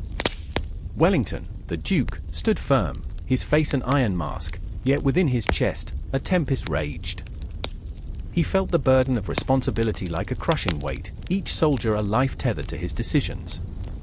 Every heartbeat echoed the silent prayers of the men behind him, their fears, their dreams, their lives forged into the iron of his resolve. I watched as he lifted his sword, the glint of steel mirroring the fire in his eyes. He was a lion in the heart of a jungle, stalking the shadows, desperate to unleash the roar that would rally his troops. And yet, the whispers of doubt slithered into his mind. What if I fail them? What if this is the end? The dust descended, shrouding the battlefield in an eerie pallor, and I could see the ghosts of fallen men drifting through the fog. Each figure a reminder of the cost of glory. Could he bear it? Would he dare to lead them into the abyss? The cries of the wounded echoed, a morbid symphony that played on the strings of his heart, pulling him into the depths of despair.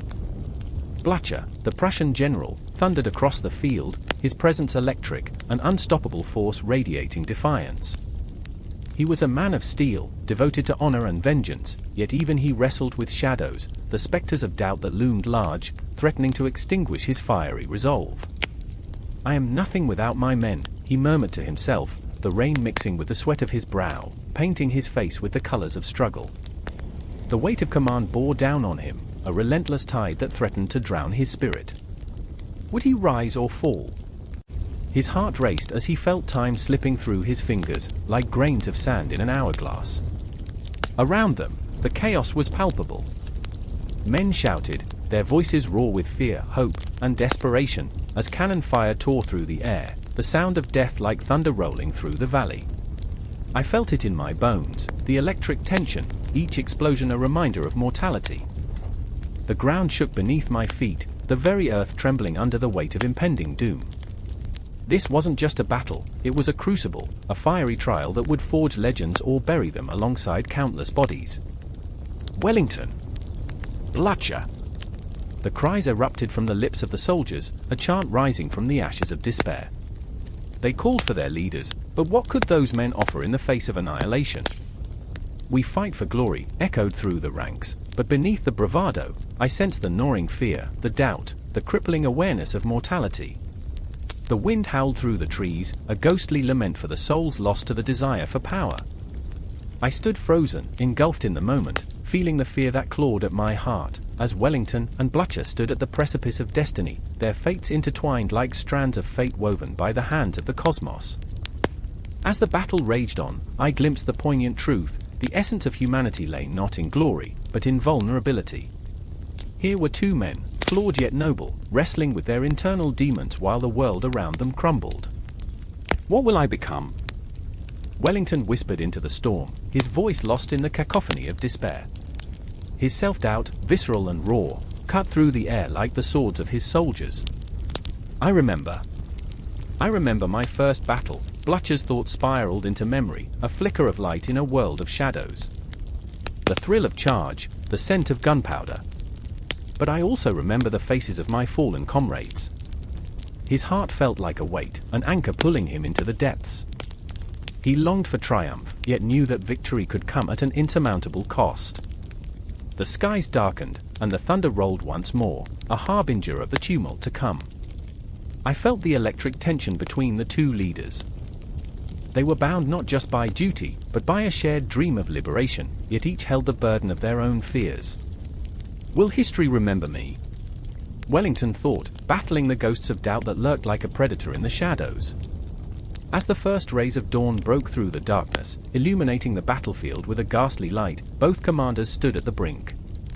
The world held its breath, suspended in time, teetering on the edge of chaos. I could hear the heartbeat of history, pulsing with anticipation, each thud resonating in the souls of those prepared to fight. Wellington raised his sword high, a beacon of defiance against the storm, while Blucher rallied his men with a fierce roar that sliced through the tempest. For honor! For freedom! The battle cry surged through the ranks, igniting a fire that would either consume them or lead them to glory. And in that moment, I realized, we are all just echoes of battlefields, ghosts of our own fears, striving against the tides of fate. The clash of metal, the cries of the brave, the thrum of life and death, all woven into the fabric of existence, creating a tapestry that never truly ends. The storm raged on, the clash of destinies colliding in a heartbeat, a spiraling vortex where fear and courage danced, drawing us into the abyss. Time warped, elongating the moments of pain and triumph, and I was left gasping in the wake of their struggle, caught in the relentless tide of emotion, waiting for the next heartbeat to strike. The world hung in the balance, and I could only cling to the threads of hope, lost in the swirling chaos of history unfolding before me. The wind howled like a wounded animal, slashing through the jagged cliffs of St. Helena. Each gust carried whispers of betrayal, the saltwater a bitter reminder of freedom lost. Napoleon stood at the precipice, his silhouette dark against the churning grey sky. He watched the ocean, a vast expanse of fury. Here, on this isolated rock, his empire, a world he had carved with blood and ambition, faded like the last echoes of a forgotten dream. The waves crashed below, relentless, as if seeking revenge for the man who had dared to challenge fate. I remember the day they told me I would never see the vibrant streets of Paris again. The shock was a lead weight in my chest, anchoring me to a reality I couldn't escape. The letters from my loyalists faded into the background, mere ghosts of a life I once held. Here, in exile, every word felt like a cruel joke. I caught glimpses of soldiers on the horizon, their faces twisted by loyalty and despair. They thought me a conqueror. I felt more like a prisoner, shackled by my own ambition. Then there was Josephine, the ghost of my past, lurking in every shadow. Her laughter, echoing through the halls of my memory, was a siren's call. I could almost feel her breath against my skin, a gentle reminder of love lost to the tides of war. The distance seemed insurmountable, her heart intertwined with the thorns of my failures. How many times had I promised her the stars, only to crash back to earth, bruised and broken? How many nights did we dance under moonlit skies, believing we could conquer the universe, only for me to lose it all? Napoleon, I heard her voice, soft yet firm, like the first ray of dawn breaking the night. You must find a way to live again. But how? Each day was a loop of monotony, the sun rising and falling like a pendulum counting down my days. I had tried to fill the silence with plans and strategies, but it only reminded me of what I had lost. I watched the horizon, searching for something, anything, that could break the spell of this desolation. I remember when I first set foot on this island. A speck in the vastness of the Atlantic, it felt like a cruel joke played by the universe. The air was thick with the scent of damp earth and solitude. The soldiers who escorted me were tight-lipped, their faces mere masks of duty. It was as if they feared my presence, as if my aura could corrupt the very land they stood upon. I could feel their eyes on me, heavy with unspoken words. They saw a legend, I saw a man unraveling at the seams. And then came Hudson Lowe, the gaoler with the heart of ice. His gaze pierced through me, a constant reminder that I was not a king here, but a mere shadow. Each encounter was a duel of wits, an unspoken battle of wills. He was relentless, a hawk circling a wounded rabbit. The tension crackled in the air, electric and charged. You can't escape, he would say, his voice dripping with authority. You are mine to watch. But how could he understand? Each day spent beneath this unforgiving sun was a knife twisting in my gut. I had built my empire on dreams, and now those dreams felt like chains dragging me down into the abyss. I remember pacing the small room, each footfall echoing against the cold stone walls. I imagined the world beyond, cities bursting with life, revolution brewing like a tempest. My heart raced with the thought of freedom, yet the chains weighed heavy, shackling me to this fate. Every night, I would lie awake, the sounds of the island a lullaby of despair. The cry of seabirds pierced the silence, a reminder that there was still life outside my prison. I could almost hear the laughter of children playing in the streets of Paris, the clatter of horse-drawn carriages, the vibrant pulse of a city that no longer remembered me. I would close my eyes and drift into dreams where I was a boy again, carefree and full of possibility. But every time I awoke, the bitter taste of reality flooded my senses, a reminder that dreams can turn to nightmares in the blink of an eye. Amidst this turmoil, I stumbled upon the small garden, its flowers fighting against the rugged earth, defiantly reaching for the sun. They reminded me of Josephine, of her strength and beauty. I knelt among them, hands in the dirt, and for a moment, I felt alive. I found solace in the routine, the simple act of nurturing life. With each seed I planted, I whispered promises to the earth, a fresh start, a new beginning. But could I ever truly escape the ghosts of my past? I remember the day the guards caught me speaking to a local woman. Her name was Clara, and her eyes held the sorrow of the island, a reflection of my own despair. We spoke in hushed tones, the thrill of connection igniting a flame within us both. But that brief moment of humanity was shattered as the guards moved in, their faces grim. I saw the fear in Clara's eyes, the fear of repercussions, of my name tainting her existence. It was a crushing blow, the weight of my exile bearing down on us both. I didn't want to be a spectre haunting those I touched. And yet, here I was, a man torn between the past and the present, shackled by my own ambition while the world moved on without me. The clock ticked mercilessly, each second a reminder of the life I had once lived, of the love I had once cherished. I was a king without a crown, a warrior stripped of his sword. The echoes of my decisions reverberated in the silence, and I wondered if redemption was possible, or if I was destined to remain a prisoner of my own making. The sun dipped below the horizon, casting long shadows that danced like specters across the ground. I felt a stirring in my chest, a flicker of hope battling against the despair that threatened to consume me. Perhaps this exile was not an end but a beginning, a chance to redefine who I was. I had fought for everything in my life. Maybe it was time to fight for my soul. As I stood at the edge of the cliff, I felt the wind wrap around me, a caress that whispered of possibilities unseen. I raised my face to the sky, feeling the weight of the universe pressing down upon me, and for the first time in a long time, I took a deep breath. The air was laced with salt and promise, and I closed my eyes, imagining a future where I was not just Napoleon, the fallen emperor, but simply a man seeking to rise again, against all odds.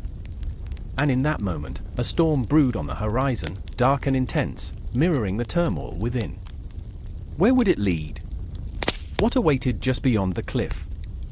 There were no answers, only the promise of uncertainty, a dance on the precipice of fate. With the crashing waves below, the darkness approached, and I could only stand there, heart racing, waiting for the storm to break. The candle flickers, casting long shadows against the damp stone walls, and for a moment, the world blurs. I can hear it, the soft, haunting echo of a man's breath, laboured and uneven, as if each intake of air is a battle lost and won in the same dizzying heartbeat. Napoleon Bonaparte, the emperor of dreams and nightmares, crumpled upon a narrow bed that seems too small for the weight of his ambition. His face, once a landscape of fierce determination, is now an ashen mask, the lines of power replaced by the creases of despair. I am here, just a ghost of a witness, caught in the periphery of this aching moment. Josephine, he whispers, and it's not a name, it's a prayer. A plea. A dagger plunged into the heart of his solitude. The echoes of the past weave around him like a shroud, and I can almost see her, flickering in the candlelight, a spectre of love and loss, dancing at the edges of his fevered mind. The walls close in, and I feel the sharp pulse of his memories gnawing at the edges of his consciousness. That they bathed once a year is a joke, a play on the absurdity of life, and here he is, a man who conquered nations, reduced to a ghost in his own body, with all the warmth of a winter sun. Across the dimly lit chamber, a figure stirs. It's Dr. Barry O'Meara, his loyal physician, a man burdened beneath the weight of his oath. His brow is furrowed with the gravity of the moment, each tick of the clock is a reminder of the urgency that dances like a will-o'-the-wisp just out of reach. He approaches Napoleon with caution, yet determination shines in his weary eyes. There's something unnervingly human about him, a juxtaposition of science and compassion. You must eat, he implores, voice steady yet tinged with desperation. You cannot fight this alone. But the Emperor's eyes, once ablaze with the fire of 1,000 campaigns, stare into the void. What is food to a man who has lost everything? The words fall like heavy stones, sinking into the abyss of despair. I shiver, the air thick with the acrid scent of sickness and regret. Napoleon, isolated on this barren island of his own making, is a man unmoored, adrift in a sea of his own memories. I remember Paris, the flickering chandeliers and the clamor of revolution. I remember the laughter of soldiers, banners held high, dreams of a future painted in bold strokes of red and blue. Now, here he lies, an emperor in tatters, the weight of crowns and conquest suffocating him. They tell me the body is a temple, but in this moment, it feels like a mausoleum. Time drips like wax from the candle, relentless and unforgiving. Napoleon, O'Meara says softly, the urgency climbing in his throat, you must think of your legacy. But legacy is a cruel mistress, a phantom that eludes him, and the Emperor turns his gaze to the window, where the night sky spools like a canvas painted in shades of despair. The stars flicker, distant and indifferent, mocking the very notion of immortality. His voice is a whisper, barely above the sound of the wind. What is left for me? In that soaked silence, I can feel the weight of his sorrow bearing down. It's a ghostly echo, reverberating through the corridors of time. I see O'Meara's knuckles whiten around the edge of the bedside. He's a man tethered to a fading hope, a stark contrast to the tempest of Napoleon's soul. You must not give up, he insists, but the words feel hollow, like a soldier charging into an unwinnable battle. A clock ticks in the corner, a relentless heartbeat that seems to mock the stillness in the room. Each second stretches, and I can see sweat beading on O'Meara's brow, the tension thick as fog. The doctor's own fears reflect in his gaze. What if he fails? What if this man, this living legend, fades into the shadows without a fight? The questions gnaw at him, and I ache for the bond they share, one man's hope clinging to another's unraveling. Tell me, Napoleon rasps, what of my dreams? What of France? Memories stab like shards of glass, each recollection a bittersweet reminder of glory turned to dust.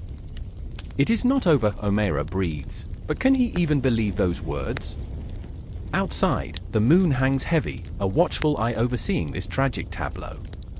Napoleon's gaze is fixed on the night sky, where constellations blink like forgotten promises, and I wonder what dreams flicker beyond that expanse. Perhaps he sees a world aflame with revolution, a France that needs him, a people yearning for his return. Or maybe he sees the ghosts of battles lost, the faces of those who believed in him only to watch him fall. I remember the cheers, he whispers, and I feel the chill of his regret seep into my bones. I remember the triumphs, the taste of victory so sweet, it is all a mirage now. Mirage, a cruel word for a man drowning in his own legacy. I see O'Meara's heart breaking behind the mask of professionalism, but there's a flicker of defiance, a spark that refuses to die. You are more than your conquests, Napoleon, he insists, the words sharp like a knife pulling back from the wound. You are a man still capable of greatness. But what is greatness when the body betrays the spirit? Napoleon's laughter is brittle, a cracked bell in the stillness. I am but a faded shadow, doctor. Even the mightiest of empires crumble to dust. His voice hangs in the air, a ghostly echo of the man who once commanded legions and conquered continents. And in that moment, when hope teeters on the edge of despair, and every breath feels like a struggle, my heart aches for them both. For the fading emperor and the desperate physician, each trapped in their own storm, fighting battles that seem insurmountable. Outside, the ocean crashes against the rocks, a constant reminder of the world turning on, indifferent to the struggles within these four walls. The wind howls, and I catch a glimpse of the clock, its hands ticking forward, unrelenting, just like time itself. Napoleon's eyes hold a glimmer of recognition, a flicker of the man he used to be, but the shadows loom ever closer, wrapping around him like a shroud. Tell me of the stars, O'Meara urges, grasping at the thread of hope, trying to weave something beautiful from the fabric of despair. Tell me of your dreams for France. But the night closes in, and the candle flickers once more. The shadows dance, swirling like ghosts in a sad waltz. Napoleon's gaze drifts from the window to the remnants of his past, the golden laurel that once crowned his brow now a distant shimmer. A sigh escapes him, heavy with resignation, and as the candle flickers, it feels like the last heartbeat of a dying ember, and I wonder, in the depths of silence, if this is where legends fade into the whispering dark. And just as the tension reaches its bitter peak, a new breath of air stirs, the next chapter poised to begin, waiting just out of reach. The clock struck midnight, a single chime echoing through the crumbling apartment, a stark reminder that time does not pause for the broken or the lost. I sat at the rickety table, the wood splintering under my fingers. Outside, the city whispered secrets, the air thick with tension, like a coiled spring ready to snap. I could almost taste the dust of forgotten dreams, a bitter residue clinging to my tongue as I stared blankly at the page, the blankness mocking me. I remember the day I left, the suffocating grip of my homeland still wrapped around me like a noose. The echoes of my mother's wails haunted me, her voice a symphony of agony. "You'll never fit in there," she had screamed, "you are nothing without your roots." But the roots were choking me, they were the weeds in my garden of despair. I remember the faces of my friends, eyes wide with disbelief, as if I were walking toward a precipice. Maybe I was. Maybe I still am. And there was Sarah, my best friend, who stood at the edge of my new world, tears streaming down her face. She was the sun that brightened my darkest days, with laughter that danced through the air like a melody. But in that moment, I saw only shadows. "You'll be fine," she choked out, her voice trembling. I wanted to believe her. I wanted to believe that my dreams could flourish in this foreign soil. But dreams, like ghosts, can be deceptive.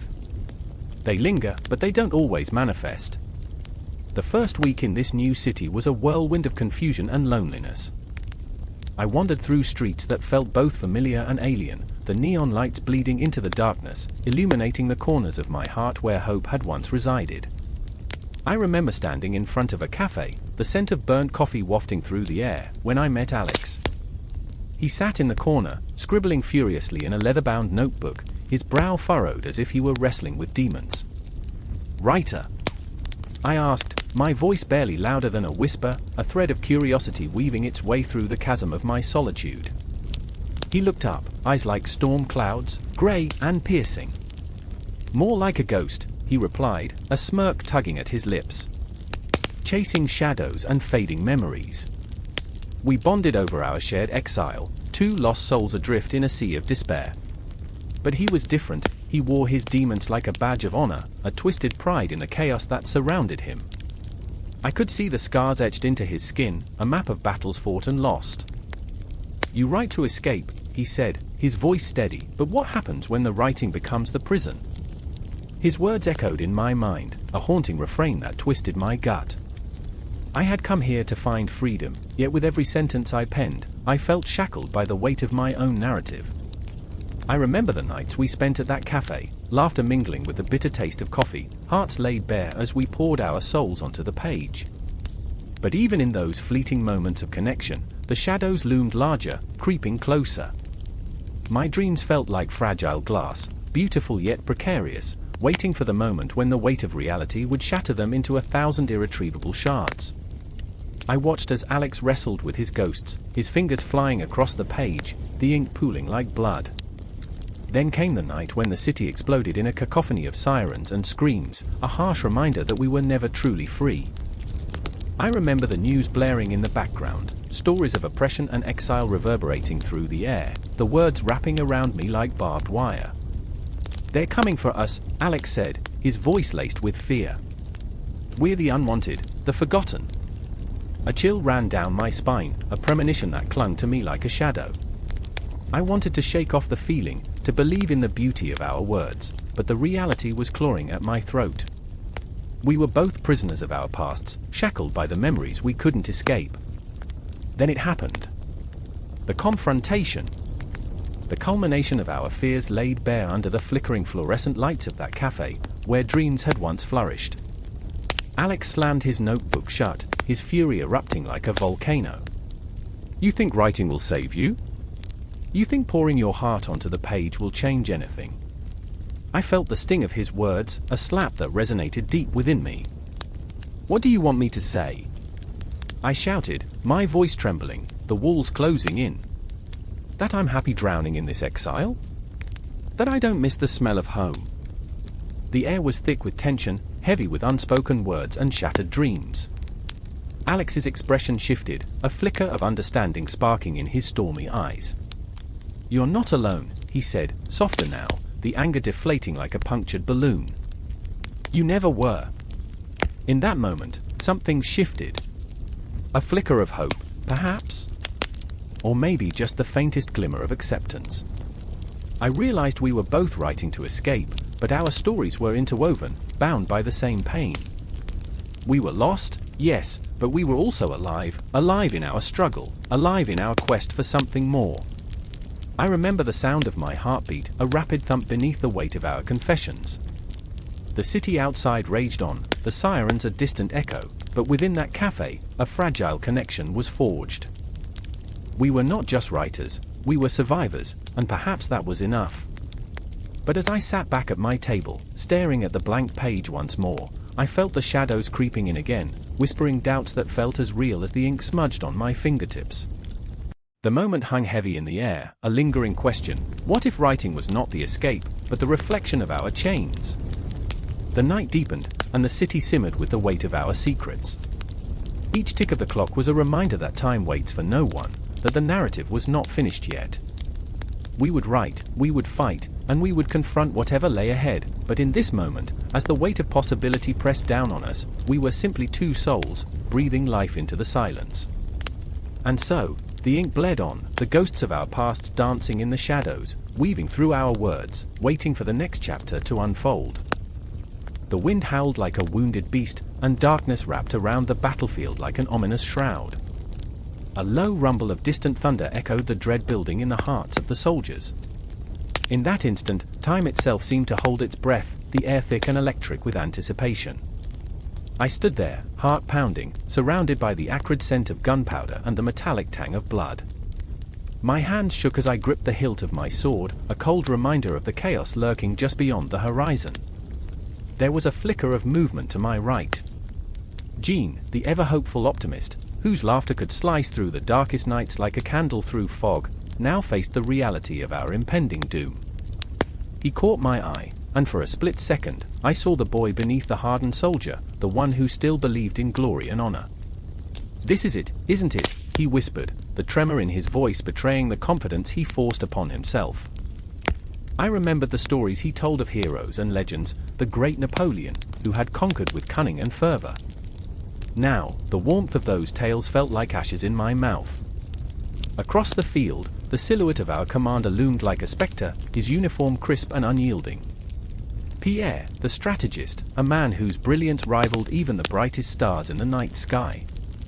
He was our guiding light, but the weight of his decisions bore down heavy with the burden of lives hanging in the balance. I could see the flicker of doubt in his eyes as he scanned the horizon, calculating the enemy's advance with the precision of a clockmaker. "We must hold the line," he roared, but even his voice trembled, betraying the fear that gnawed at his insides. I remember the first time I encountered the name Napoleon in a dusty book, the way it rolled off my tongue like sweet wine. A man forged from dreams and ambition, yet here we were, on the edge of madness, his legacy twisted into a weapon that cut through our hearts like a blade. The battlefield was a grim reflection of history, where every tactical maneuver felt like an echo of past glories. Would his genius save us or damn us? The first cannon fired, a deafening roar that reverberated through my bones. The ground shook as if the earth itself were rebelling against the chaos above. I felt the cold sweat trickle down my spine, the scent of fear mingling with the smoke that curled in the air like phantoms rising from the dead. I looked over at Jean, whose eyes were wide, absorbing the horror unfolding before us. Did he still believe in glory? Did he still dream of honor? I wanted to scream at him to run, to save himself, but the words caught in my throat, bound by the chains of camaraderie. The world around us blurred into chaos. Soldiers fell, their dreams crushed beneath the weight of fate's cruel hand. Time twisted and turned, each moment stretching into eternity as I fought to maintain my grip on sanity.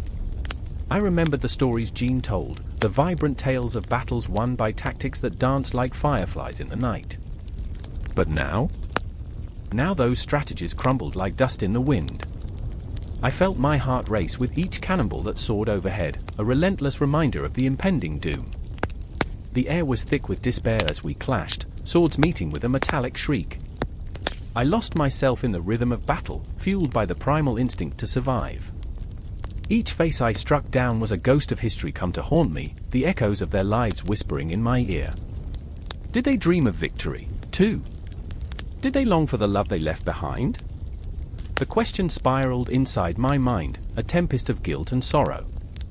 Keep fighting. Pierre's voice cut through the haze, a lifeline thrown into the depths of despair. I saw him, a figure of unwavering resolve, yet the flicker of fear in his eyes mirrored my own. He knew what Napoleon's tactics had wrought, brilliant maneuvers that left rivers of blood in their wake. The knowledge settled like a heavy stone in my chest. I was caught in a dance orchestrated by a ghost, a puppet to the legacy of a man whose ambition knew no bounds. Suddenly, a deafening silence fell. The battlefield, once alive with the cacophony of clashing steel and agonized cries, hushed as if time itself had paused to mourn. I turned to Jean, his face pale, the light of hope extinguished. "What do we do now?" he asked, desperation clawing at his voice. The weight of his question hung in the air, a heavy shroud of uncertainty. I wanted to tell him we would find a way, that we would survive this nightmarish ordeal. But the truth was a bitter pill lodged in my throat. Then the ground shook again, and the silence shattered. The enemy surged forth, a wave of darkness crashing against our fragile defenses. I felt the adrenaline course through my veins, igniting the fight within me. Each step forward felt like an act of defiance against the ghosts of history, against the very legacy that had brought us here. I remembered Napoleon's brilliance, his audacity, and suddenly it stirred something deep within me, a spark igniting the shadows. I charged into the fray, driven by a fury that was both terrifying and liberating. The dance of life and death whirled around me, a macabre ballet where every heartbeat echoed the truth of our existence. I carved through the enemy lines, fueled by the cries of my brothers in arms and the haunting echoes of our shared dreams. Jean followed closely, his spirit rekindled by the fire that now burned in my chest. But I knew this fight was never just about tactics or territory, it was a battle for our very souls. As shadows danced in the flickering firelight, I understood that Napoleon's legacy was not merely in the strategies he employed, it was in the undying spirit of those who fought for dreams, for a future they yearned to claim. And there I stood, on the precipice of history, ready to confront the ghosts of ambition and despair. The battle raged on, each clash of steel a reminder that we were not merely pawns in a grand design, we were warriors, bound together by a shared struggle, a unity forged in the flames of chaos. With every heartbeat, we breathed life into the legacy of a man whose ambition had changed the course of history, even as we wrestled with the shadows he cast. In that moment, I realized the true legacy of Napoleon's military tactics was not the genius of his strategies but the raw, unyielding courage of those who followed, willing to fight for something more profound than glory, a chance to reclaim our humanity amidst the ruins of war. And as the final echoes of the battle faded into the night, I understood that this was not the end, but merely a continuation, a loop of memories and dreams, waiting to unfold once more. The battlefield lay before him, a canvas splattered with chaos, painted in shades of crimson and despair. Henri felt the earth tremble beneath his feet, a grotesque heartbeat that synchronized with the pounding in his chest. Smoke curled in the air, wrapping around him like a lover, inviting yet suffocating. He glanced to his left, where Julien, his childhood friend turned reluctant soldier, crouched low, eyes wide and glazed over in horror. A musket shot rang out, tearing through the air, a sound that would haunt them both for years to come. "I remember," Henri whispered, his voice lost in the cacophony, a mere breeze swallowed by the storm. "I remember the laughter we shared, running through the fields, the sun kissing our faces. We were free then." A shadow crossed Julien's face, a flicker of something like guilt, as if the memory burned him. What had they become? What had they lost? The Napoleonic Wars had transformed their world into a nightmare, once vibrant villages now reduced to ashes, laughter replaced by cries of agony. Another shot. This time, it found its mark. Henri turned, heart racing, to see a soldier collapsing, lifeblood pooling around him, a grotesque flower blooming in the mud. Despair wrapped around Henri like a vice, squeezing the breath from his lungs. "Julian, we can't stay here." He was pleading now, desperation clawing at his throat. He could feel time slowing, the seconds stretching like taffy, each moment heavy with the weight of impending doom. Julian shook his head, a marionette with cut strings. "What's the point, Henri? We're already ghosts, wandering in the ruins of our own lives." His voice trembled, and Henri could see the cracks forming in his friend's resolve. Julian had always been the stronger of the two, fearless, the knight in the fairy tales they had once whispered under starlit skies. Now, that knight lay shattered, armor dented by the onslaught of war and its relentless cruelty. "Don't you dare give up." Henri's voice sliced through the air, sharp and insistent. "You're not a ghost. Not yet. We fight for our families, for our homes. We fight because that's what we have left." He felt the heat of his own fury, the fire burning bright in the hollow of his chest. But Julian's eyes mirrored the hopelessness surrounding them. "I was supposed to be a scholar, Henri," Julian murmured, his voice breaking like brittle glass. "I should be lost in books, not here." The weight of his words hung in the air, a heavy miasma that threatened to suffocate. Henri's heart ached. He wished so desperately to pull his friend back into the light. But the darkness was clawing at them, its tendrils creeping closer, whispering promises of despair.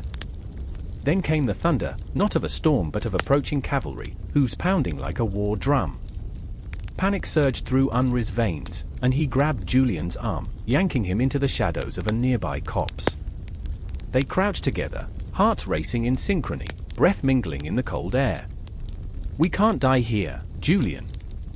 We have to fight," Henri insisted, desperation now laced with an urgency that pierced his soul.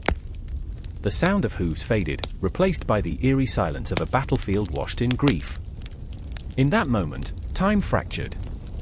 Henri could hear the ticking of a distant clock, each tick a reminder of life slipping away, of moments lost forever.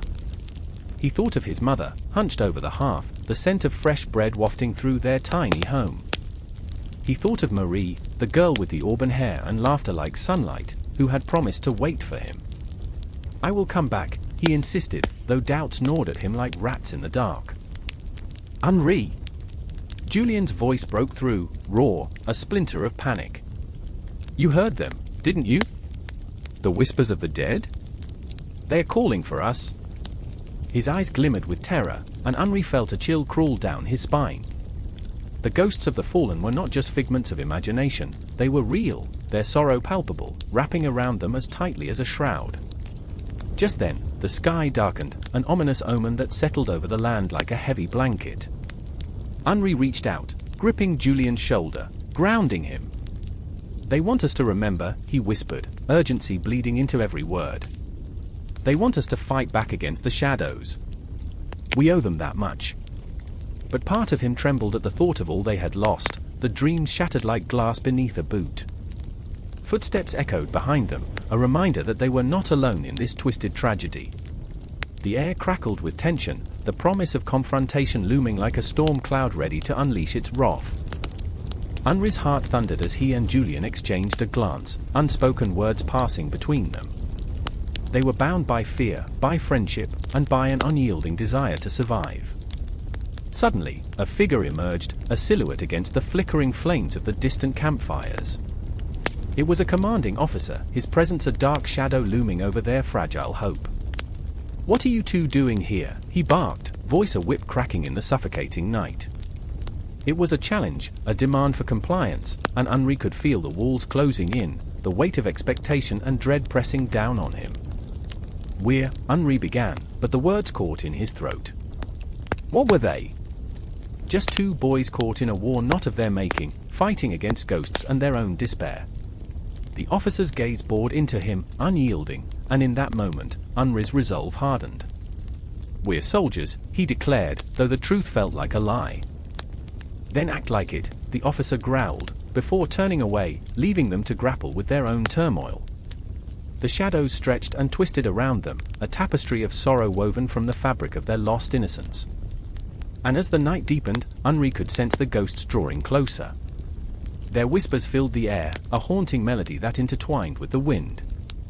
"Remember us," they pleaded, and he felt it, a pull, a connection to the past that transcended time and space. It was a reminder of the lives extinguished, the dreams unfulfilled. The battle raged on, but within him, a fire ignited, a flame that flickered defiantly against the encroaching darkness. In this moment, Henri knew they would not just survive, they would fight back. The wars may rage on, the world may be torn apart, but the human spirit was a force unto itself, capable of rising from the ashes. The battlefield would bear witness to their struggle, each heartbeat echoing the promise of hope, of resilience. And so, as night swallowed the land, they steeled themselves against the chaos. In the face of war, they would remember. They would not fade into the shadows. They would stand, even as the world crumbled around them. The impact of the Napoleonic Wars would resonate through their souls, echoing in the silence, in the laughter, in the love they fought to preserve. And in that haunting symphony, they would find their strength. The flickering candlelight danced eerily on the cracked walls of the once magnificent palace, shadows twisting like phantoms in the corners, whispering secrets of a forgotten era. I stood there, heart pounding, a deafening drum against the silence that cloaked the air. A revolution had not merely overthrown a king, it had ripped the very fabric of existence, leaving behind a void, a haunting echo that seemed to pulse with every breath I took. The air was thick with the scent of decay, both from the remnants of a crumbling monarchy and the heavy despair that clung to the people like a shroud. Is this how it ends? The voice trembled through the stillness, raw and quaking. I turned, my gaze landing on Lucien, his features sharp, haunted by the ghosts of loyalty and betrayal. His hands were fists, knuckles white as he stared at the empty throne, a relic of dreams shattered. How can we restore what was lost? What is left of honor when the crown is tarnished by blood? I remember, I whispered, though the memory was a storm, chaotic, swirling. I remember the laughter of the court, the music that flowed like wine, the promises wrapped in silk and gold. But those dreams were built on the bones of the innocent. The weight of that truth hung heavy between us, a shared guilt, a bond forged in the fires of revolution. The words spilled out, a confession that felt like a betrayal of my own heart. Marguerite stepped forward, her eyes fierce yet glistening with unshed tears. You think we can just pretend it never happened? That we can sweep the ashes of the past under a carpet of silence? Her voice cracked, a sharp shard of glass against the somber backdrop. She was the embodiment of heartbreak, stubborn, fierce, yet battered by the currents of fate. They bathed once a year. So yeah, romance was earthy, she had joked once, but there was no laughter now, only the grim reality hanging thick in the air. I could feel it creeping in, an oppressive weight, a reminder of the impending storm. The Bourbon monarchy's restoration was more than a political shift, it was a desperate grasp at a memory, a futile attempt to claw back the light. But what was left to reclaim? The loyalists, the ghosts of courtiers past, drift through the halls, their laughter now a haunting melody, a siren's call to a world that no longer existed. We are fighting shadows, I said, the truth settling into my bones like ice, and shadows do not yield. But Lucien shook his head, fire igniting in his eyes as he pointed toward the horizon where the sun dipped low, blood orange and bruised. Then we fight for the living. For the souls who still believe in the dream. His fervor was infectious, a spark in the dark. I could feel my heart racing as I considered the enormity of his wish. Perhaps it was madness, but in that moment, amidst the dust and despair, hope flickered back to life. Marguerite stepped closer, her breath warm against the chill of the chamber. What if restoring the monarchy isn't about the crown? What if it's about the spirit of the people? About their dreams? Her eyes shimmered with something fragile yet unyielding. We must give them something to believe in. I remembered the whispers of the people, the cries that once filled the streets like a tide, surging against the walls of power, the voices that had risen in defiance against tyranny. They had painted the sky with dreams of freedom, yet here we were, trapped in a cycle of despair. And if we fail? I asked, my voice barely a breath, but sharp as a blade. Failure is the price of hope, Lucien replied, the conviction in his voice peeling back the layers of doubt that had wrapped around my heart like chains. We may lose everything, but we cannot lose ourselves. Outside, the world echoed with the shouts of the restless crowd, a sea of humanity that surged against the palace gates like a storm, their dreams crashing against the stone walls that had long stood for a tyranny they could no longer endure. I could hear the whispers merging into a chant, a dirge laced with the promise of rebirth. "We are the ghosts of our ancestors," I murmured, the weight of blood and history heavy on my tongue. "Can we truly rise again?" But Lucien's laughter, full of reckless abandon, rang in my ears. "We must, if only to spite those who dare to silence us." It was a reckoning, a collision of past and present, and I felt the tremor of fate shift beneath our feet. In the distance, the clock tower chimed, the sound reverberating through the palace like a heartbeat, counting down the moments until our confrontation with destiny arrived. As we stood there, a tempest of emotion swirling between us, a flicker of light broke through the oppressive darkness, a promise that perhaps the past did not have to define the future. The shadows began to shift, not just remnants of betrayal, but the silhouettes of dreams yet to be realized. Perhaps the Bourbon monarchy could rise again, not as a symbol of oppression but as a beacon of hope, a reminder that even from the ashes, life could bloom anew. With every pulse of my heart, I felt the tension rise, the inexorable draw toward the inevitable moment when we would have to confront not just the remnants of a fallen crown but the very essence of who we were. The world was holding its breath, teetering on the edge of despair and hope, just as we were. And as the memory of laughter faded into the shadows, I realized something profound. This wasn't just about kings and thrones, it was about us. About the flickering light of humanity that refused to be extinguished, even in the darkest of nights. We were ready to fight, to bleed, to rise, together, a chorus of souls refusing to surrender. The air was electric, charged with possibility as we stepped into the fray. The battle for a future began not with the clash of swords, but with the unwavering resolve in our hearts, a collective heart that beat, louder than ever, against the silence of the past. The battlefield lay still, a haunting echo of what had just transpired.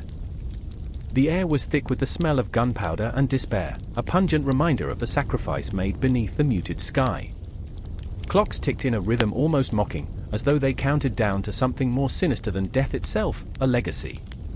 I stared into the distance, where the sun clung to the horizon, bleeding colors that were both beautiful and grotesque.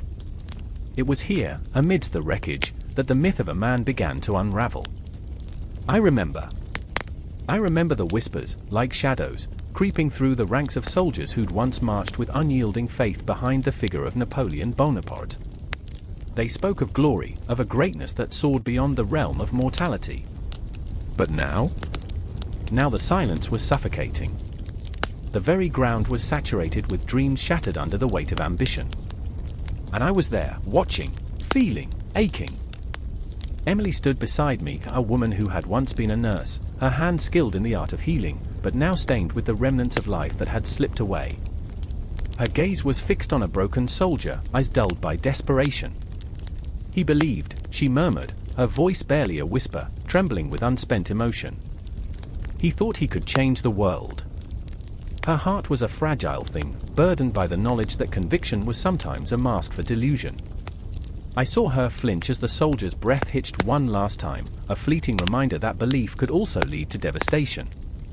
I remember Emily's laughter, bright and reckless, before the war twisted her into a shadow. A hero, she once joked, her voice dripping with irony as she described the man who had become an icon. He bathed once a year. So yes, romance was earthy. But that was before the darkness consumed her spirit, before she grasped the truth of his legend. Now, standing amidst the fallen, she was a ghost haunting her own memories, grappling with the reality that crushed her dreams. "Legend," I whispered, the word tasting bitter on my tongue. The soldiers had turned into specters of what they once were, flesh and bone now intermingled with myths too grand for their fragile humanity. They spoke of Napoleon with reverence, of his battles and conquests, but I could see nothing but the broken shells of men who followed him into oblivion. It was as if the very essence of who they were had been swallowed by the weight of his ambition. "Reality," I exhaled, the breath escaping me like a prayer, heavy with the knowledge that the man, the myth, was a cruel illusion. And in the shadows, a figure lurked, Lucien, Napoleon's loyal aide, the embodiment of unwavering devotion and hidden torment. His eyes told a story of sacrifice, of loyalty turning into a shackle. "He never asked us to die for him," Lucien said, voice thick with unshed tears, "yet we did. We believed we were fighting for a future, a revolution." His hands clenched into fists, knuckles white, as memories of fallen comrades swirled within him. But what future? A throne built upon bones. I remember the way the moonlight reflected off his sweat-drenched skin, illuminating the scars of conflict etched into his soul. It was in those moments that I saw the man behind the myth, a man who had surrendered his own hopes for the sake of another's dream. What a bitter irony it was to worship at the altar of a man who had sacrificed so many. Here stood Lucien, torn between loyalty to a man who sought empire and the haunting ghosts of those who had paid the ultimate price. "Do you regret it?" I asked, desperate for a thread of understanding, for clarity amidst the chaos. Would he pull back the veil? Would he reveal the truth hidden beneath layers of idealism?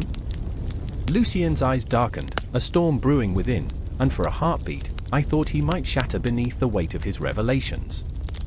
"Regret," he echoed, voice low and raw. "It's a luxury for those who live, not for those who have traded their soul for a fleeting notion of glory."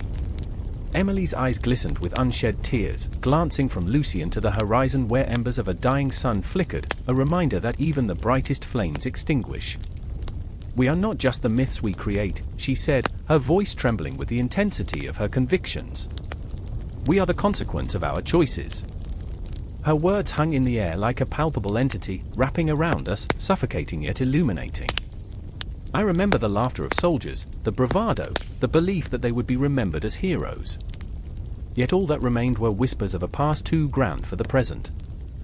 Their dreams were ghosts that lingered, haunting the shadows of history.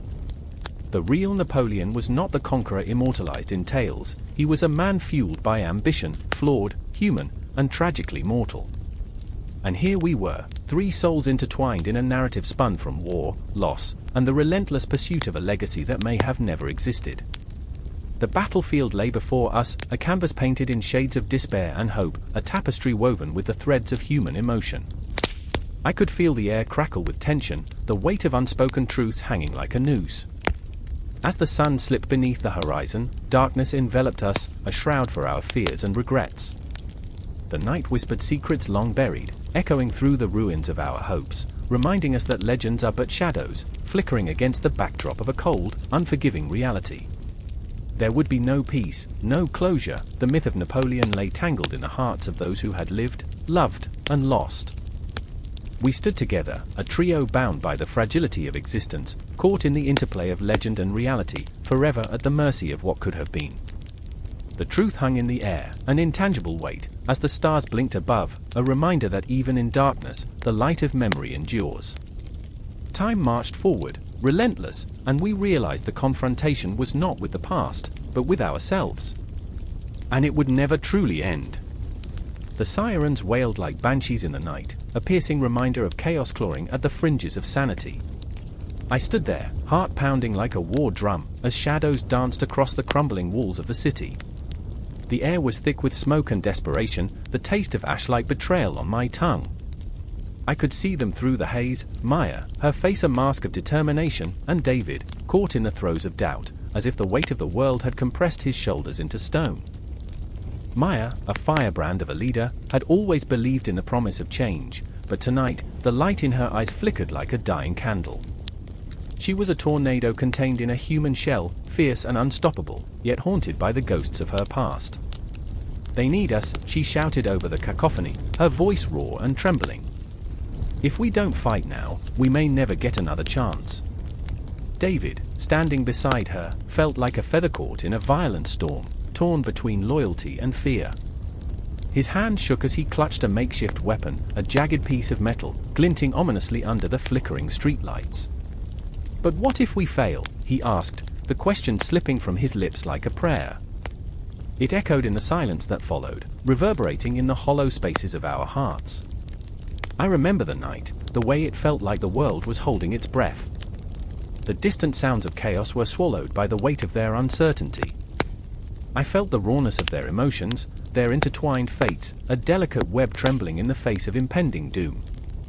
It was as if the universe had conspired to throw them into a maelstrom, testing their mettle, their resolve. Time ticked away, each second a reminder of our fragility. I could see the city, once vibrant and alive, now reduced to shadows and echoes. We were but phantoms in a broken dream, struggling to grasp the remnants of hope. What if hope is just a lie? David whispered, his voice laced with despair. What if we're just chasing ghosts? Maya snapped her gaze to him, fierce and unyielding. Then we build our own reality, she cried, a spark igniting in her chest, illuminating the darkness that threatened to consume us. We are the architects of our destiny, David. We can't let fear dictate our future. Her voice, though strained, was a lifeline thrown into the abyss, and I felt its pull, urging me forward into the fray. It was then that the ground trembled beneath our feet, a harbinger of the storm to come, the earth itself mirroring the turmoil within our souls. I could see the fear etched into the lines of David's face, the way he faltered, as if the very essence of his being was caught in a war between the past and the future. What if they come for us? He asked, his eyes wide with unshed tears. And in that moment, I remembered the stories, threads of history woven into the fabric of our lives, echoing the struggles of leaders before us. They fought not just against tyranny, but against the doubts that clawed at their hearts, against the shadows of their own making. Let them come, Maya said, defiance curling around her like a cloak. We have nothing left to lose. Her determination crackled in the air between us, a palpable energy that urged us onward. And I felt it, an ember igniting within me, a burning need to break free from the chains of complacency that bound us to our fears. The tension buzzed like electricity, an atmosphere heavy with unspoken vows. We were not merely standing at the precipice of battle, we were poised on the edge of transformation, teetering between despair and hope. The city outside howled like a wounded beast, but within us, the pulse of revolution thrummed, a stark reminder that change was not just possible, it was inevitable. But the heart can only bear so much. I remember the moment when David stepped back, his resolve fracturing as doubt wrapped around him like a vice. I'm not a leader, he said, each word a shattering glass, the reality of it hanging between us like a spectre. I don't know how to fight. And there it was, the raw truth of his vulnerability, a truth that resonated not just within the confines of our small group but echoed through the annals of history. The greatest leaders were not those without fear, they were those who, despite their fears, chose to step into the fray. Maya took a step toward him, her voice softening, yet still fierce. You are more than you think, David. We are all more than we think. Leadership doesn't come from titles, it comes from the heart. It's about standing up when it would be easier to hide. In that moment, amid the chaos outside, I could feel the world shifting. The air crackled with the potential of the future, a future that hung on the precipice of our choices. The winds of change swept through the city, howling against the corruption that suffocated its streets, whispering promises of liberation. As the sirens wailed on, their cries became a symphony of defiance, echoing our heartbeat, a call to arms against the darkness. I felt alive, consumed by the fire ignited within us. The city was a tapestry of shadows and bright dreams, each thread woven into the fabric of our struggle, our resolve hardening into steel. And so we stood, three souls tangled in the throes of revolution, a collective heartbeat pounding against the night. The ghosts of the past loomed large, their whispers mingling with the screams of the present, but we were not alone. We were the harbingers of change, the architects of a new tomorrow, pushing against the weight of history, daring to dream when so many had forgotten how to. Because within that chaotic dance of fear and courage, we found ourselves, not just as individuals but as a movement, a pulse that would resonate through time, shaping the leaders of tomorrow. The night was dark, but our hearts burned bright, lighting the way forward, toward an uncertain dawn.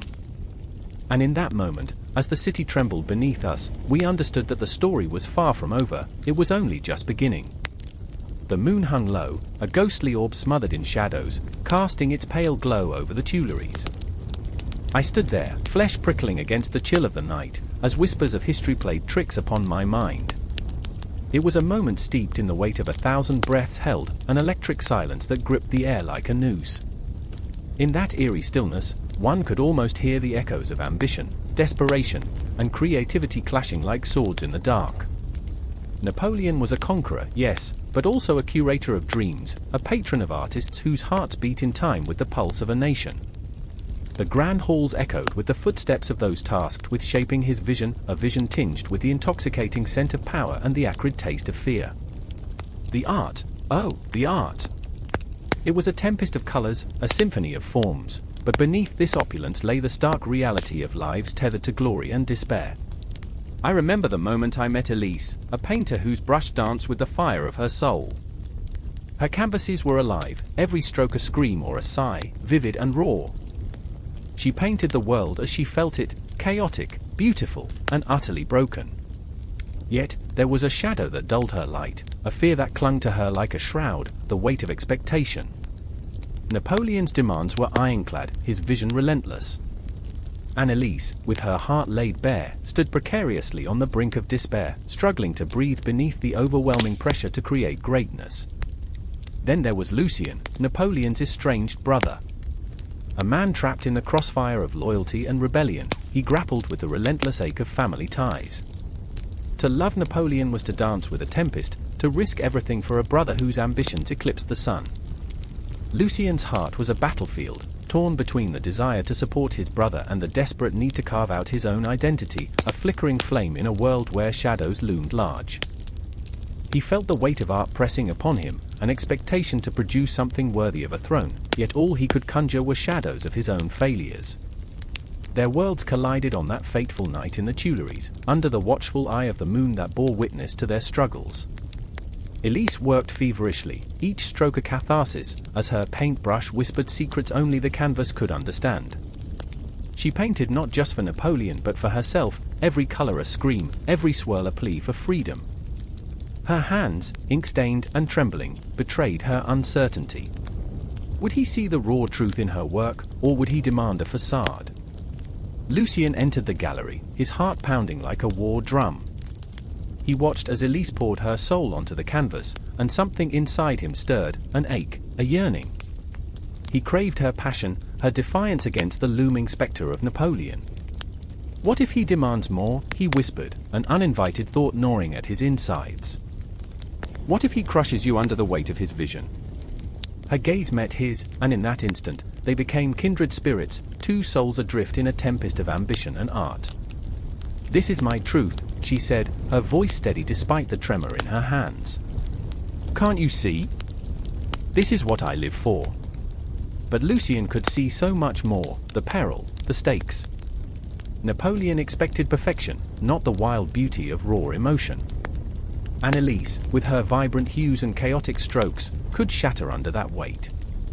He wanted to protect her from the very thing that drove him mad, the hunger for approval, the chains of a brother's ambition. "The Emperor does not tolerate weakness," he murmured, a ghost of regret lingering in his voice. "He will not hesitate to destroy what he deems unworthy." And there it was, the unsaid truth, the chill that ran down their spines.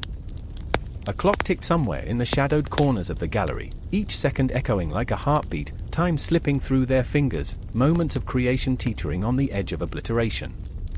The air thickened with tension, drowning them in the weight of unfulfilled dreams. Elise turned back to her canvas, defiance igniting in her eyes. "If I am to be crushed, let me be crushed beneath my own truth, not his." A fire blazed within her, she would not let fear suffocate her spirit. Lucien felt the intensity of her resolve, and for a moment, he saw himself reflected in her determination, a man desperate to reclaim his identity amidst chaos. But the moon wasn't the only witness that night. The shadows crept closer, cloaked figures in the corners of the gallery, silent specters of past artists whose dreams had either soared or plummeted under the unforgiving weight of ambition. They whispered warnings, tales of glory and despair, their voices a haunting melody that wrapped around Lucien's heart. He knew the cost of greatness, the sacrifice of the soul for the sake of a brother's conquest. "Elise," he breathed, the weight of his fear clawing at him. "You must be careful." Art is a weapon in his hands, and he wields it with ruthless precision. But the artist shrugged off his concern, her spirit untamed and wild. "I am not merely a tool for his empire. I am a creator, a voice." The paintbrush became an extension of her being, each stroke a declaration of war against the silence imposed by rulers and fear. As she stepped back to admire her work, Lucien felt the pull of destiny, of paths diverging and converging in a storm of emotions. He was drawn to her passion, her defiance, but also haunted by the specter of what might come. Would the Emperor see the beauty in rebellion, or would he snuff it out like a flickering candle, leaving only darkness behind? The clock ticked louder now, each beat a reminder that time was not their ally. The moon hung heavy above them, an omniscient observer, as they stood on the precipice of creation and destruction. The battle between ambition and authenticity raged, a tempest of uncertainty swirling around them. And there they remained, caught in that eternal moment, hearts racing as they faced the abyss. Would they emerge as victors or be consumed by the very dreams they dared to chase? The shadows whispered their answers, and the night pressed on, relentless and unforgiving, demanding to know if they would rise or fall in the name of art. The thunderous roar of cannon fire shattered the stillness, a mournful echo that would haunt the fields for ages. I stood there, frozen, the acrid scent of gunpowder burning my nostrils, as the earth heaved beneath the weight of men and machines. The sun hung low in the sky, a blooded orb that cast long, sinister shadows over the battlefield. I could almost taste the fear, the adrenaline pulsing like a wild beast. This was war, raw, unrelenting, and unforgiving. And in that moment, I remembered Pierre, a man of fervor and folly. His laughter was the constant backdrop to my nights, a sound that rang out like a bell, sharp and bright, before vanishing into the din of chaos. He was here, somewhere amidst the carnage, clutching a musket like it was a lifeboat in a storm. I could see his face, youthful yet aged with the burden of decisions that danced on the knife edge of morality. His eyes were wild, a tempest of hope and despair. Would this be the day he finally fell, or would he rise, perhaps haunted, but alive? Then there was Lucienne, the woman who filled my dreams, a siren in the fog of war. She'd often say, "The heart knows no battlefield," but her heart felt like a prisoner, shackled by fate. Each letter she sent ignited a fire in me, but as I stood there, the ink of her words mingling with the blood-soaked earth, I wondered if she would ever forgive me for not being by her side. The war had become a chasm between us, one that stretched endlessly, consuming all light. I could almost hear her voice, tender yet resolute. What is glory if it shatters the soul? The ground trembled again, not just from the artillery, but from the weight of history itself. The Napoleonic Wars, a tempest that swept across Europe, leaving nothing but ashes in its wake. Each soldier was a pawn in a game played by the powerful, each life a thread in the tapestry of ambition. And yet, here we were, flesh and bone, tangled in the web of our own making. My heart raced as I thought of the stories we would never tell, the laughter that would never reach our lips, and the camaraderie that would turn to dust. I could see the banners fluttering in the scorching wind, their colors vivid and defiant against the gray sky. But I felt a chill creep down my spine. The banners were mere cloth now, a reminder of what was lost. I remembered the faces of comrades who had promised to stand side by side, only to find themselves swallowed by the earth. Each name was a knife twist, a reminder of mortality's cruel embrace. Would Pierre be next? Would I? The blast of another cannon shattered my thoughts, the sound reverberating in my chest like a death knell. I turned, scanning the horizon for any sign of him, my breath caught in my throat. The air thickened with smoke and sorrow, a heavy blanket that weighed down my very soul. And then, as if summoned by my desperation, I saw him, the silhouette of Pierre, charging headfirst into the fray, a madman dancing with death. Pierre! I screamed, my voice swallowed by the chaos, but the wind carried my plea somewhere beyond the cacophony.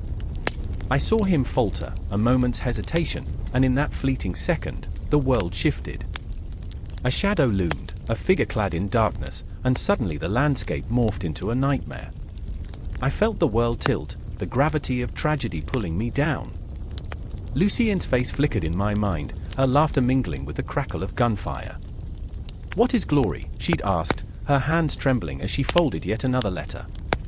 I remembered leaning closer, my breath mingling with her scent, sweet and intoxicating, her hopes spilling out between us like whispers of a forgotten dream. Is it worth the lives lost? The heart shattered.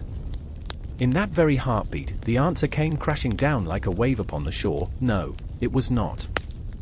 I turned back to the battlefield, where courage clashed with despair, where dreams were trampled underfoot by the march of relentless soldiers. Time felt like a ghost, slipping through my fingers as I watched Pierre's figure grow smaller, swallowed by the maw of war. The chaos erupted, men fell like autumn leaves, their bodies mere vessels for dreams now extinguished. I could feel each heartbeat in the air, a symphony of despair.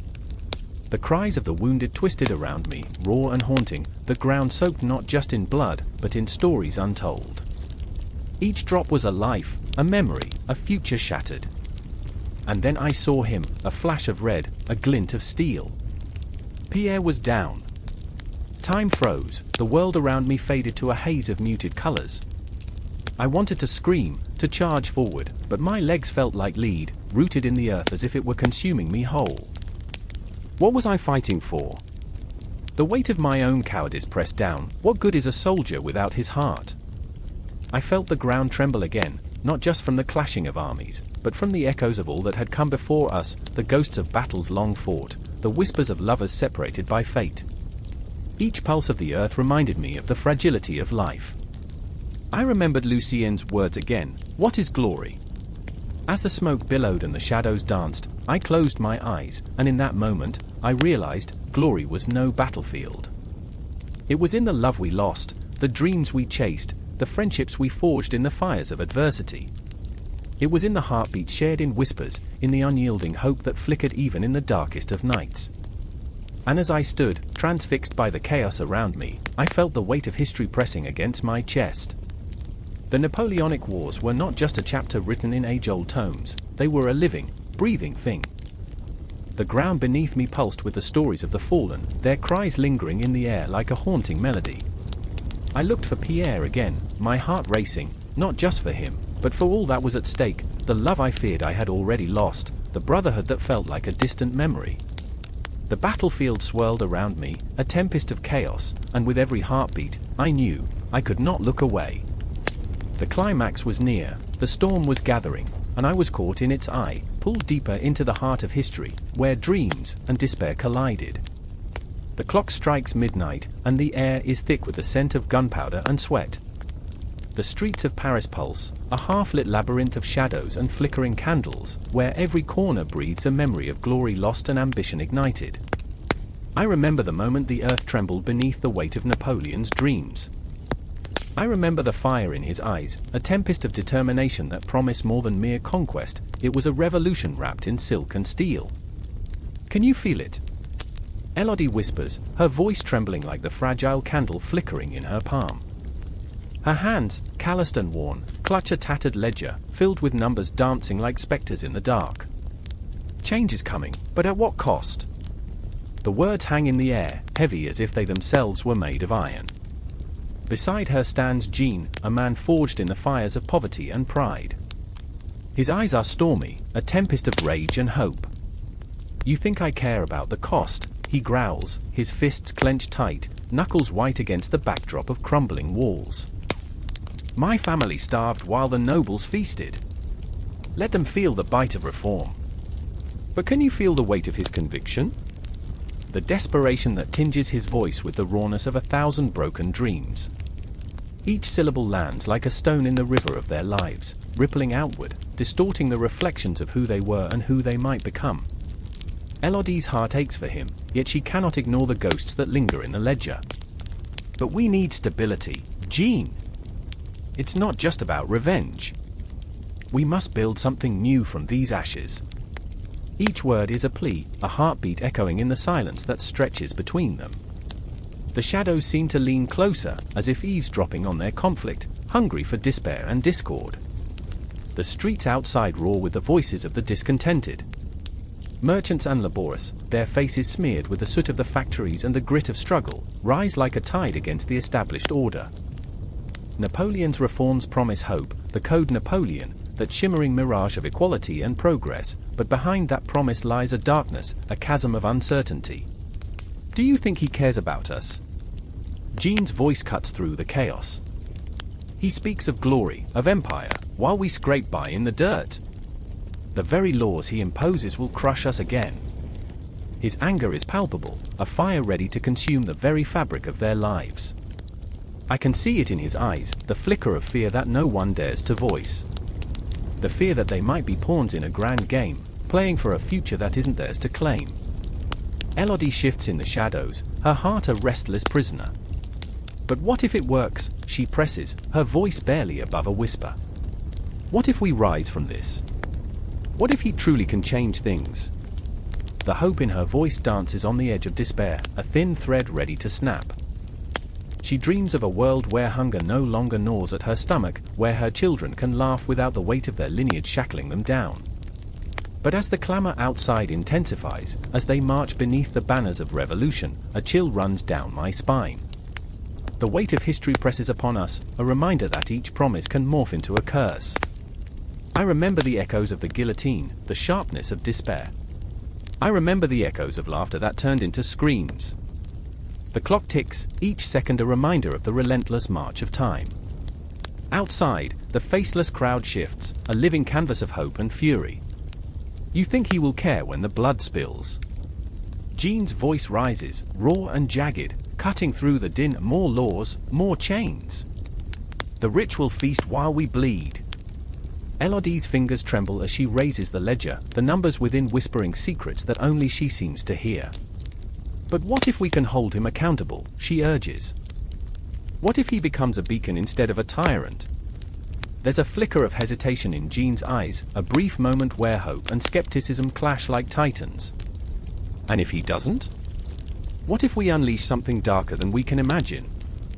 The streets run red not just with our blood, but with the blood of our dreams.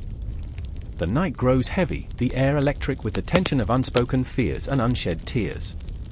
Each heartbeat echoes louder, like thunder rolling through the heavens, as if the cosmos itself has paused to witness their struggle. The city outside morphs into a battleground, a crucible, where dreams are forged in the fires of conflict and despair. As Elodie steps forward, her resolve hardening like steel, the shadows seem to pulse. Then we fight. We fight for a future where our children won't suffer the way we have. Where they will not for the might of a power-hungry emperor. But the fear of failure, the dread of the unknown, gnaws at Jean's heart. And what if we lose everything? His voice is a whisper, a plea for sanity in a world that has spun wildly out of control. I remember, the words spill from my lips, not just a memory but a haunting refrain that echoes through the ages. I remember the dreams that flickered like stars in the night, only to be swallowed by the shadows. The candle flickers, casting monstrous shapes on the walls. A ghostly waltz of years gone by, tales of those who dared to dream and fell into the abyss. The past dances with the present, a reminder that history is never truly gone, it lurks, waiting to entwine with the lives of those caught in the fray. Then let's not lose hope. Elodie cries, her voice rising above the clamor, a wildflower blooming in the midst of a storm. We must believe we can build a new world. The shadows swirl around her, wrapping her in their embrace, but can faith stand against the winds of despair? Can hope light the path through the darkness? I remember the last echoes of that moment, the tension thick and electric, a tempest brewing beneath the surface. The clock strikes again, each chime a reminder of the battle that looms, a confrontation not just with the Empire but with their very souls. In that breathless silence, as they stand on the cusp of change, the world around them seems to hold its breath. The streets pulse with life, echoes of ambition and despair merging into a symphony of uncertainty. The future, both a promise and a curse, stretches before them, a chasm filled with dreams, fears, and the indomitable spirit of those who dare to challenge the wheel of fate. The clock struck midnight, each chime echoing in the cold, damp air of Paris. The streets, slick with rain, glistened like a restless sea under the pale gaze of a waning moon.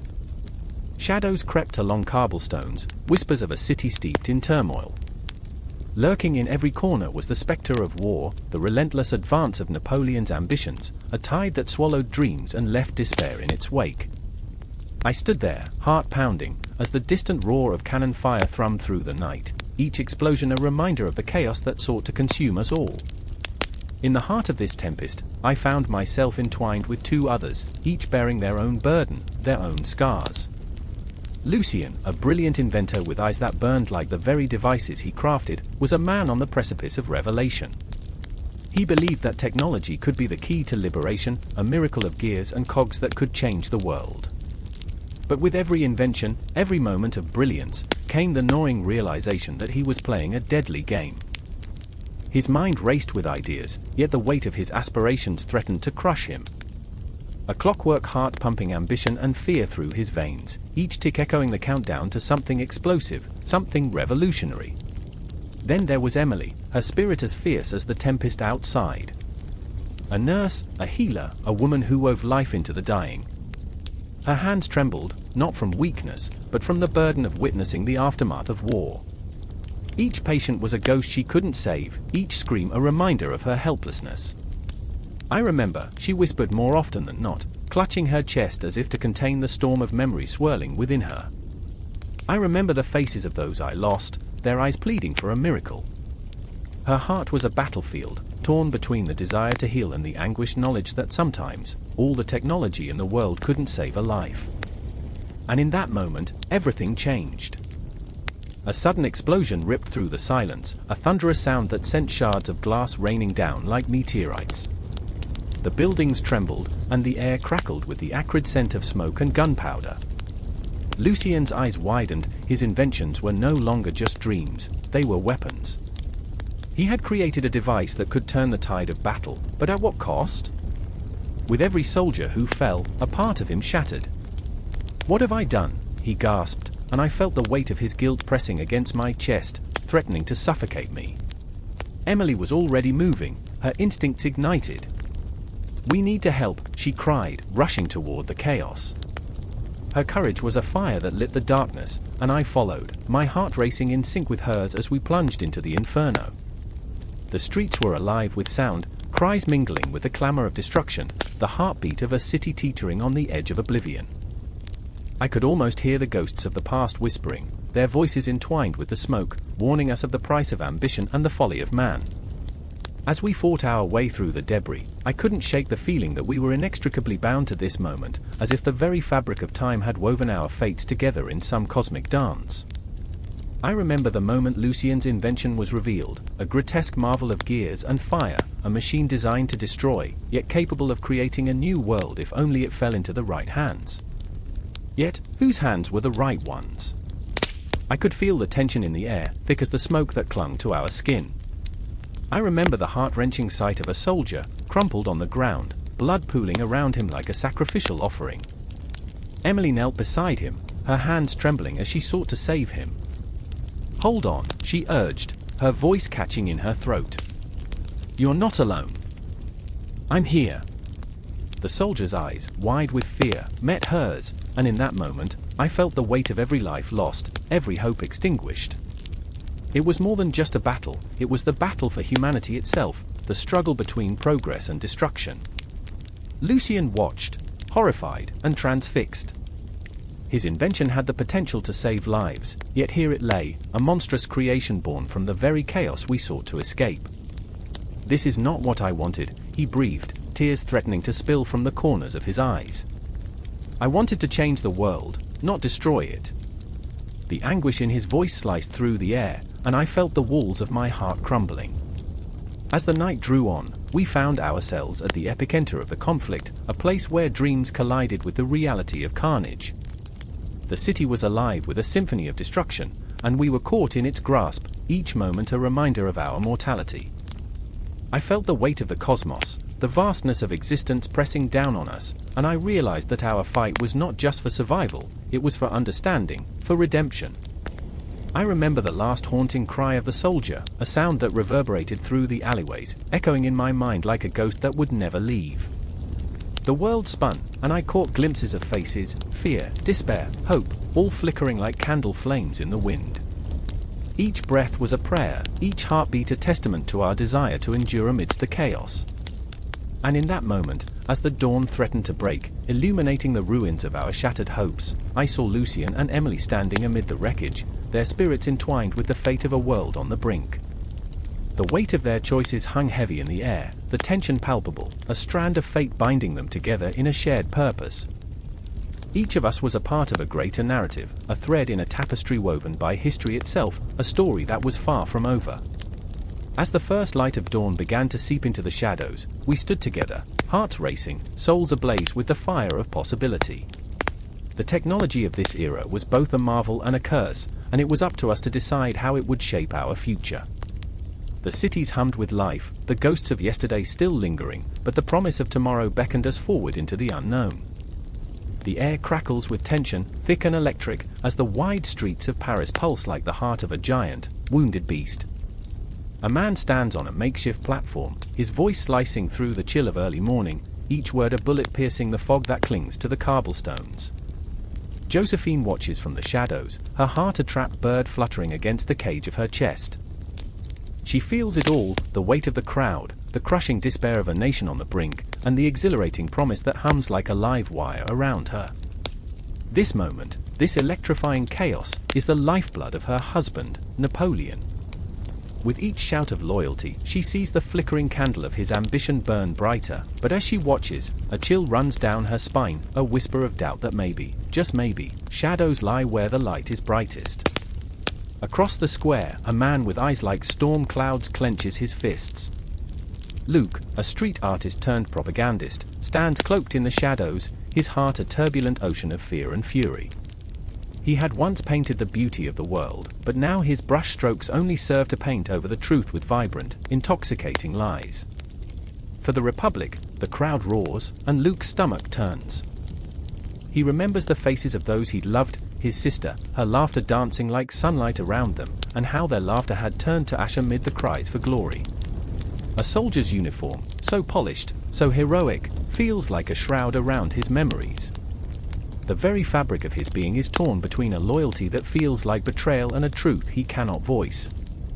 He swallows hard, the bile rising as the weight of propaganda ensnares him like a noose, tightening with each word he's forced to write. For the Republic, they chant, but all he sees is the spectre of a lost hope in every face that looks up at the platform. As Napoleon's voice crescendos, it carries with it a palpable aura, an intoxicating blend of danger and allure. We shall rise. We shall be reborn, he bellows, and the crowd swells, consumed by the fervor. Josephine's heart races, not just for the man she loves, but for the power he wields like a weapon. In his eyes, she sees the flicker of ambition, a fire that could burn the world to ash and then perhaps forge something new from the remains. She feels pride, but her pride is laced with fear, an acid that eats away at her insides. What if the man she loves becomes a tyrant? What if the very dreams he crafts from words turn to nightmares for those who hear? Luke can't take it anymore. He steps forward into the light, his voice trembling, but what of the truth? What of those who suffer? The words spill from him like a shattered vase, each fragment reflecting a truth that is both beautiful and grotesque. The crowd turns, their eyes boring into him, curiosity mixed with outrage.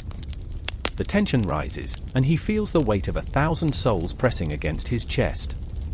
In that moment, time suspends, the heartbeat of the city falters. He stands there, a lone figure against the tide of fervor, a ghost among the living, searching for a connection, a flicker of shared humanity amidst the fervent cries. Silence him, a voice shouts, and Luke is swept away in a wave of fear and anger.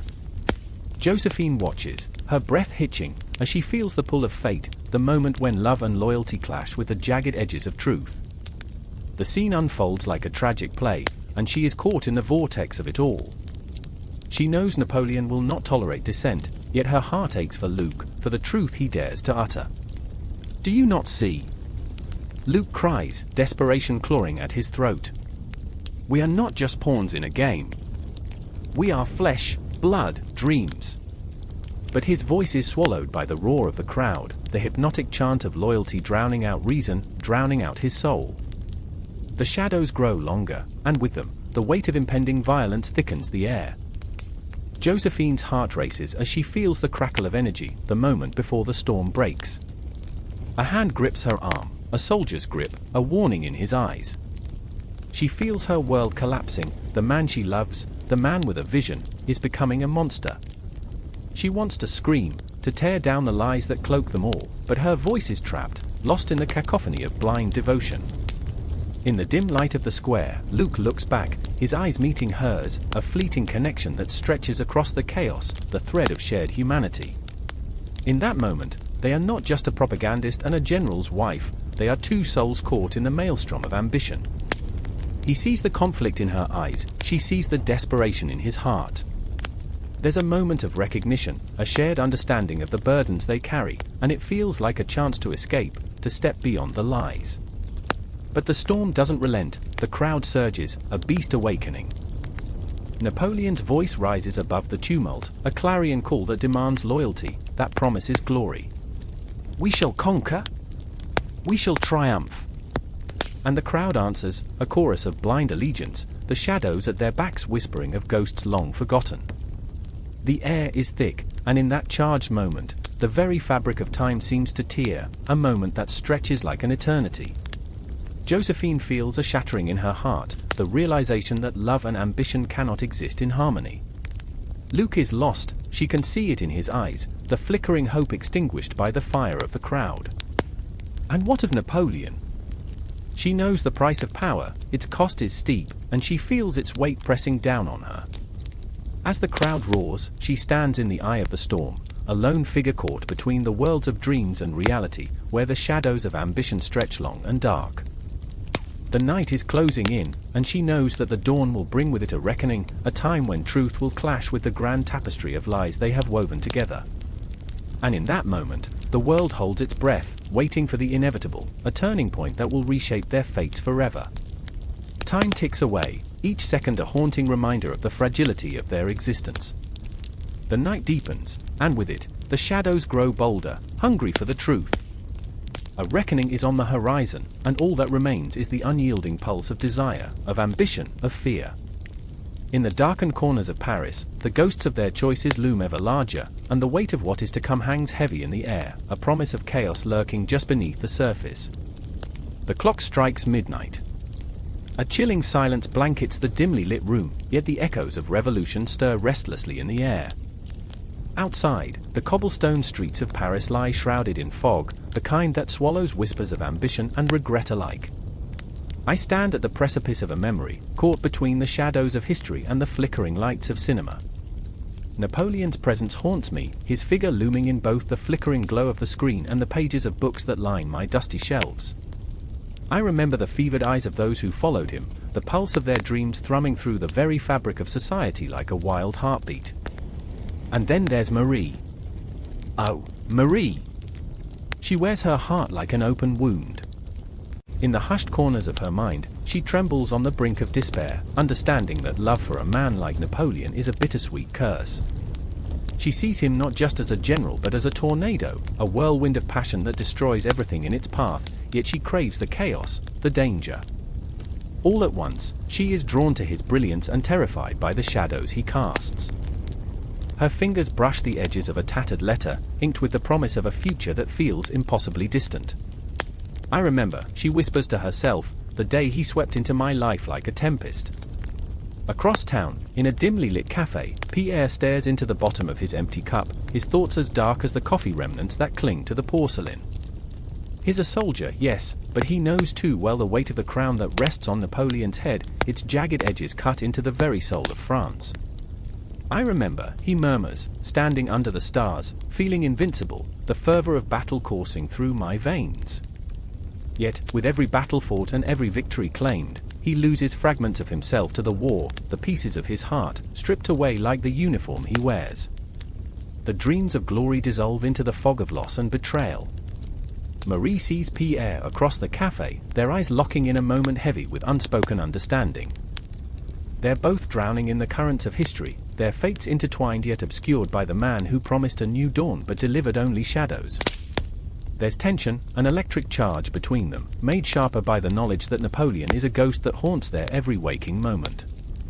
The film reels spin, images flickering, Napoleon standing at the helm of an army, his face a mask of fierce determination, the wind ruffling his uniform. Around him, the sounds of cannon fire and the cries of men echo, but what pierces through the noise is a single, agonizing truth: ambition can be a blade that cuts both ways. I remember the day I watched it unfold on screen, the cinematography capturing the blood-red sky that heralded his rise and the blinding light of his dreams. But what is left in the wake of such ambition? A battlefield stained with the memories of fallen comrades, the weight of promises unfulfilled. Pierre's heart aches for the brothers in arms he has lost, their faces haunting him like ghosts that refuse to fade. They said glory was within reach, he thinks bitterly, but all I see is despair. He carries the burden of survival, a survivor's guilt that festers like an old wound he can't escape. To follow Napoleon was to forsake everything, and yet, he is bound to him. Marie, too, grapples with her own darkness. Each letter from Napoleon is a lifeline tossed into the turbulent sea of her existence, but with each word, she feels the undertow dragging her further from the shore of sanity. What do I become in the light of his grandeur, she questions, the answer eluding her like a wisp of smoke.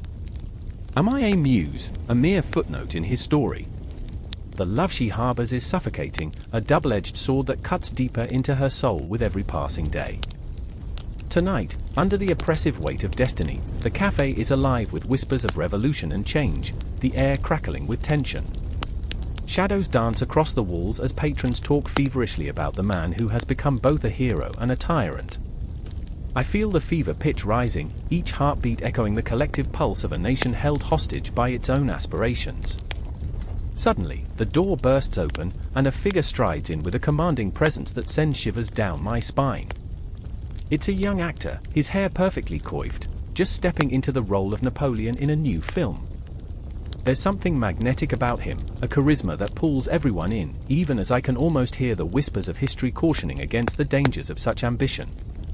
I remember watching a young man embody the spirit of a conqueror and feeling a chill of awe mixed with dread. Never forget, the actor cries, his voice rising above the din, that you, too, could be swept away in the tide. And in that moment, I see Marie's heart racing, caught between her fear of loss and the intoxicating lure of greatness. I see Pierre, the soldier, the dreamer, the man on the brink of sacrifice, as he fights to find his place in a world turned upside down. The clock ticks, each second a reminder of the fragile nature of time, how it slips through fingers like sand. Napoleon, always the spectre, looms larger than life in the shadows, a testament to the dreams that built empires and the nightmares that tore them down. We're all stitched together by these threads, tangled in a tapestry of ambition and heartache. And as the scene plays out, the lines blur between film and reality, between the lovers and the soldier. There's a profound understanding in their eyes, an acknowledgement that while history may remember the names, it will forget the faces of those who lived and loved in its wake. The conflict rages on, a storm brewing just beneath the surface, an emotional climax waiting to erupt. When the curtain falls, I think, who will be left standing? The answer dances on the edge of my consciousness, elusive yet tantalizing. I sense the deep currents of fate, of desire and despair, swirling around us.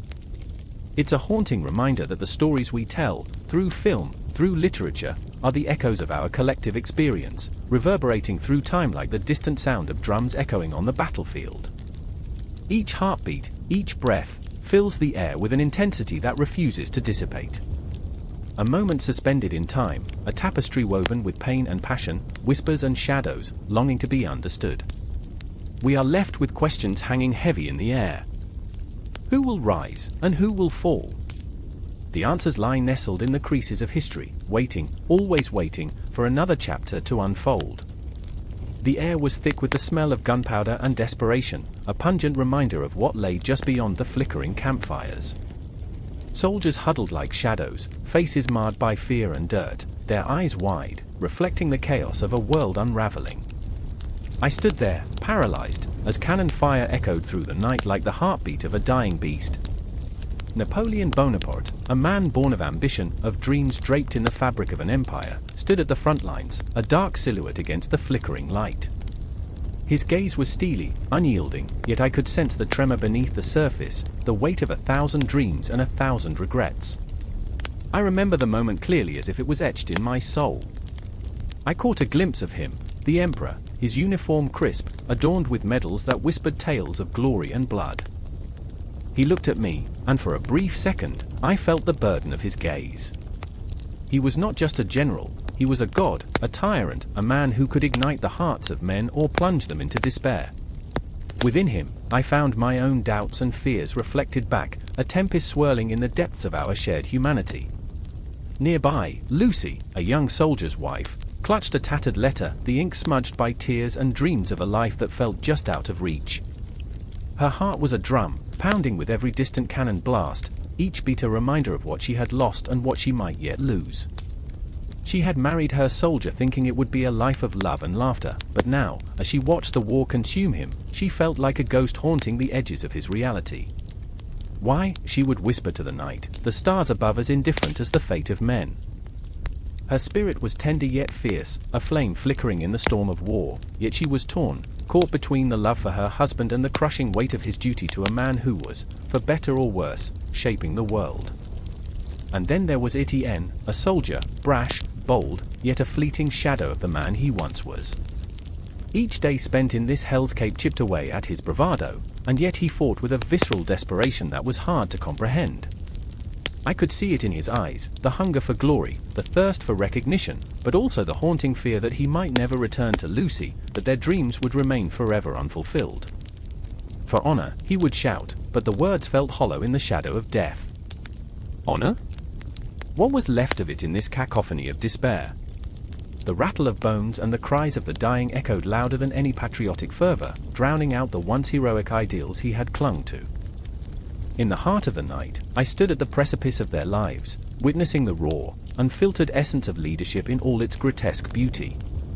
Napoleon was, at times, a visionary, like a comet blazing through the heavens, igniting hope in the hearts of those around him. Yet, there was a darkness in his leadership, a spine-chilling intensity that twisted loyalty into something sinister. He sacrificed men as one might flick away a cigarette, their lives mere embers extinguished in the name of an empire. I could almost feel the weight of their sacrifices pressing down on my chest, a suffocating reminder of the cost of ambition.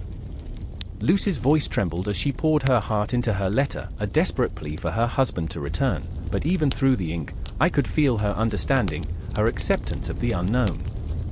"I will wait for you," she wrote, the words laced with both hope and horror. "Even if it takes a lifetime."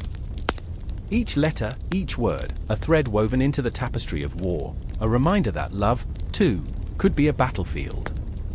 Etienne, on the other hand, grappled with a different kind of conflict. I watched him as he paced, his mind a whirlwind of thoughts, the clashing ideals of loyalty and self-preservation. He feared not just the enemy but the very man he served. Napoleon's charisma was a siren's call, promising glory but demanding the ultimate price. Etienne felt it clawing at him, the fear of losing himself in the chaos, the dread of becoming a pawn in a game played by men who saw him as nothing but a statistic. Under the pale moonlight, as cannon fire illuminated the horizon, the world around us became a blur, and for a fleeting moment, time itself slipped away. The stars seemed to mock me, the endless cosmos indifferent to the struggles of mere mortals. I remembered dreams of conquest, of valor, of heroism, yet what lay before me was a grim reality. The night swallowed our ambitions whole, leaving only the echoes of despair. Napoleon stood resolute, his heart a fortress but his eyes betraying a flicker of doubt. The soldiers rallied around him, driven by a mixture of fear and fervor, their souls ignited by his unyielding will. I could feel the tension, the pull of history being forged in the crucible of conflict. The air crackled with intensity, every heartbeat a countdown to the inevitable collision. I wanted to scream, to pull them back from the edge, but silence reigned, a heavy shroud that wrapped around us all. And then, just as the clock struck the witching hour, a thunderous roar erupted from the depths of the darkness. The confrontation was upon us, raw emotion colliding with the cold steel of fate. In that instant, I saw the ghosts of those who had come before, their whispers echoing through the ages. Napoleon, Etienne, Lucy, each of them caught in a web spun from dreams and nightmares, the stakes beyond comprehension. In that moment, I understood the haunting truth: leadership is a double-edged sword, a delicate balance of power and vulnerability, and as the winds of war howled around us, I could not help but feel the pulse of history, relentless and unflinching. The night was far from over, and the horizon held promises yet unfulfilled, shadows lurking just beyond the flames' flicker, waiting to claim the next soul in this relentless dance of ambition and despair. The air crackled with tension, the kind that makes the hairs on your neck stand up and the heart pound like a war drum. There, in the flickering candlelight of a cramped Parisian apartment, I found myself staring into the very abyss of history. The shadows danced against the walls, twisting and curling like the ambitions of a man who sought the very cosmos. I could almost hear the distant echoes of cannon fire, the whispers of soldiers' dreams turning to nightmares, and a legacy both intoxicating and horrifying. I remember feeling that pulse, alive, electric, binding me to the figure in the portrait on the wall. Napoleon Bonaparte stared back at me, his eyes glinting with a fierce determination that pierced through the centuries. A man who had risen from the ashes of obscurity to rule an empire, a man whose very name sent shivers down spines, igniting a fire of both admiration and repulsion. I was drawn into his world, but it was a world rife with contradictions, where glory danced hand in hand with despair. "Can you believe it?" whispered Lucy, her voice tremulous, her fingers tracing the contours of a crumpled letter in her hands. She was a historian, a fervent believer in the beauty of the past and a skeptic of the blood-stained legacy that accompanied it. He was a genius, but a tyrant. A visionary, yet a monster. Her eyes were wide, glimmering with a mixture of awe and a heartbroken realization that cut deeper than any blade. I could feel her conflict radiating from her, the way the moonlight pooled on the floor, beautiful, yet cold and haunting. "I remember," I said, my voice barely a whisper, standing in the old military cemetery, the weight of the world pressing down on my shoulders. The gravestones crumbling, their inscriptions barely legible, like memories fading into the ether. And yet, in that decay, there was a beauty, an echo of lives lived fiercely. My mind raced back to that moment, a stark reminder of how fleeting time can be. The ghosts of soldiers lingered there, shadows of the past entangled with the fervor of the present. "Do you think he knew?" Lucy pressed, her brows knitted, searching for some semblance of truth in the chaos of history. Did he understand the cost of his dreams? The blood that stained his path.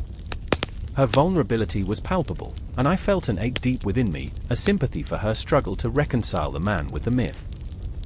"There's a darkness in greatness," I replied, my heart pounding as I recalled the tales of broken dreams and shattered lives left in Napoleon's wake. An intoxicating allure that pulls you in, only to spit you back out, ragged and raw. We were trapped, ensnared by our own obsessions. The city outside pulsed with life, but inside this room, time stood still. The clattering of horses' hooves echoed against cobblestones, a reminder that outside, the world was still turning. Each tick of the clock felt like a countdown, every second loaded with significance, yet fraught with danger. Then there was Etienne, the old soldier with scars marking his skin like a map of his past. He sat in the corner, a living relic of the wars that raged in the name of an emperor. His eyes were clouds of stormy grey, holding stories that would drown you if you dared to listen. The man was fire, he grumbled, his voice a low rumble. He burned brightly, but it was never enough. More! More! The hunger consumed him. I could see the memories flickering behind his eyes, wars fought, comrades lost. The visceral reality of it all, the smell of gunpowder, the cries of men, the rush of adrenaline mingled with the taste of fear. It was a hell of his own making, yet he revered the figure who had led him into that abyss. Did he ever stop to think about the lives he shattered? Lucy's voice trembled, a silent plea for answers. Or was he too busy chasing shadows? Chasing shadows, I repeated, the word seeping into the very marrow of my bones. But what if he was chasing something more? The question hung in the air, a spectral thread connecting our lives to his. What was it about Napoleon that captivated us? Was it the audacity of his dreams, the brilliance of his mind, or the darkness that lurked beneath the surface? The candle flickered, casting an eerie glow that painted our faces in shades of doubt and desire. Shadows whispered around us, weaving stories of ambition and betrayal, love and loss. I could almost hear the distant thrum of armies marching, the palpable energy of revolution stirring in the hearts of men. The ghosts of history stood shoulder to shoulder with us, breathing life into our questions, our fears, and our obsessions. "I remember," I murmured, as if the words held the power to pull us closer to understanding. His rise, the audacity of it all, the way he clawed his way to the top, a tempest in a world of conformity. But what happens when that storm rages too far? When the very winds that lift you become your downfall? Etienne shifted, the weight of his memories settling heavily on him. He was a man of his time, brilliant and flawed. A hero to some, a tyrant to others. And yet, his voice trailed off, leaving an emptiness that echoed louder than any battle cry. And yet, I echoed, the phrase hanging between us, a bridge spanning the chasm of time and emotion. Here we are, haunted by his legacy, captivated by the darkness he embodied. The thrill of power, the beauty of ambition, all shadowed by the grim reality of its cost. The clock ticked on, each sound reverberating through the silence, a reminder that time, like history, is both a friend and foe. Outside, the city pulsed with life, lovers shared whispers beneath moonlit arches, children chased dreams through cobbled streets. But here, in this moment, we faced the haunting truth of our obsessions. The legacy of a man who changed the world, yet left a wake of destruction that could never truly be erased. And in that room, we sat, three souls entwined in a tapestry of history, the weight of Napoleon's existence pressing against us like the very fabric of fate. Each heartbeat echoed with the intensity of his ambition, the shadows of his choices looming large.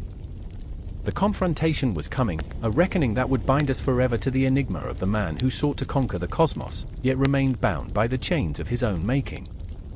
The night stretched on, and with every passing moment, the questions piled up, relentless, eager for resolution. But there would be no conclusion here, only the relentless, intoxicating pursuit of understanding.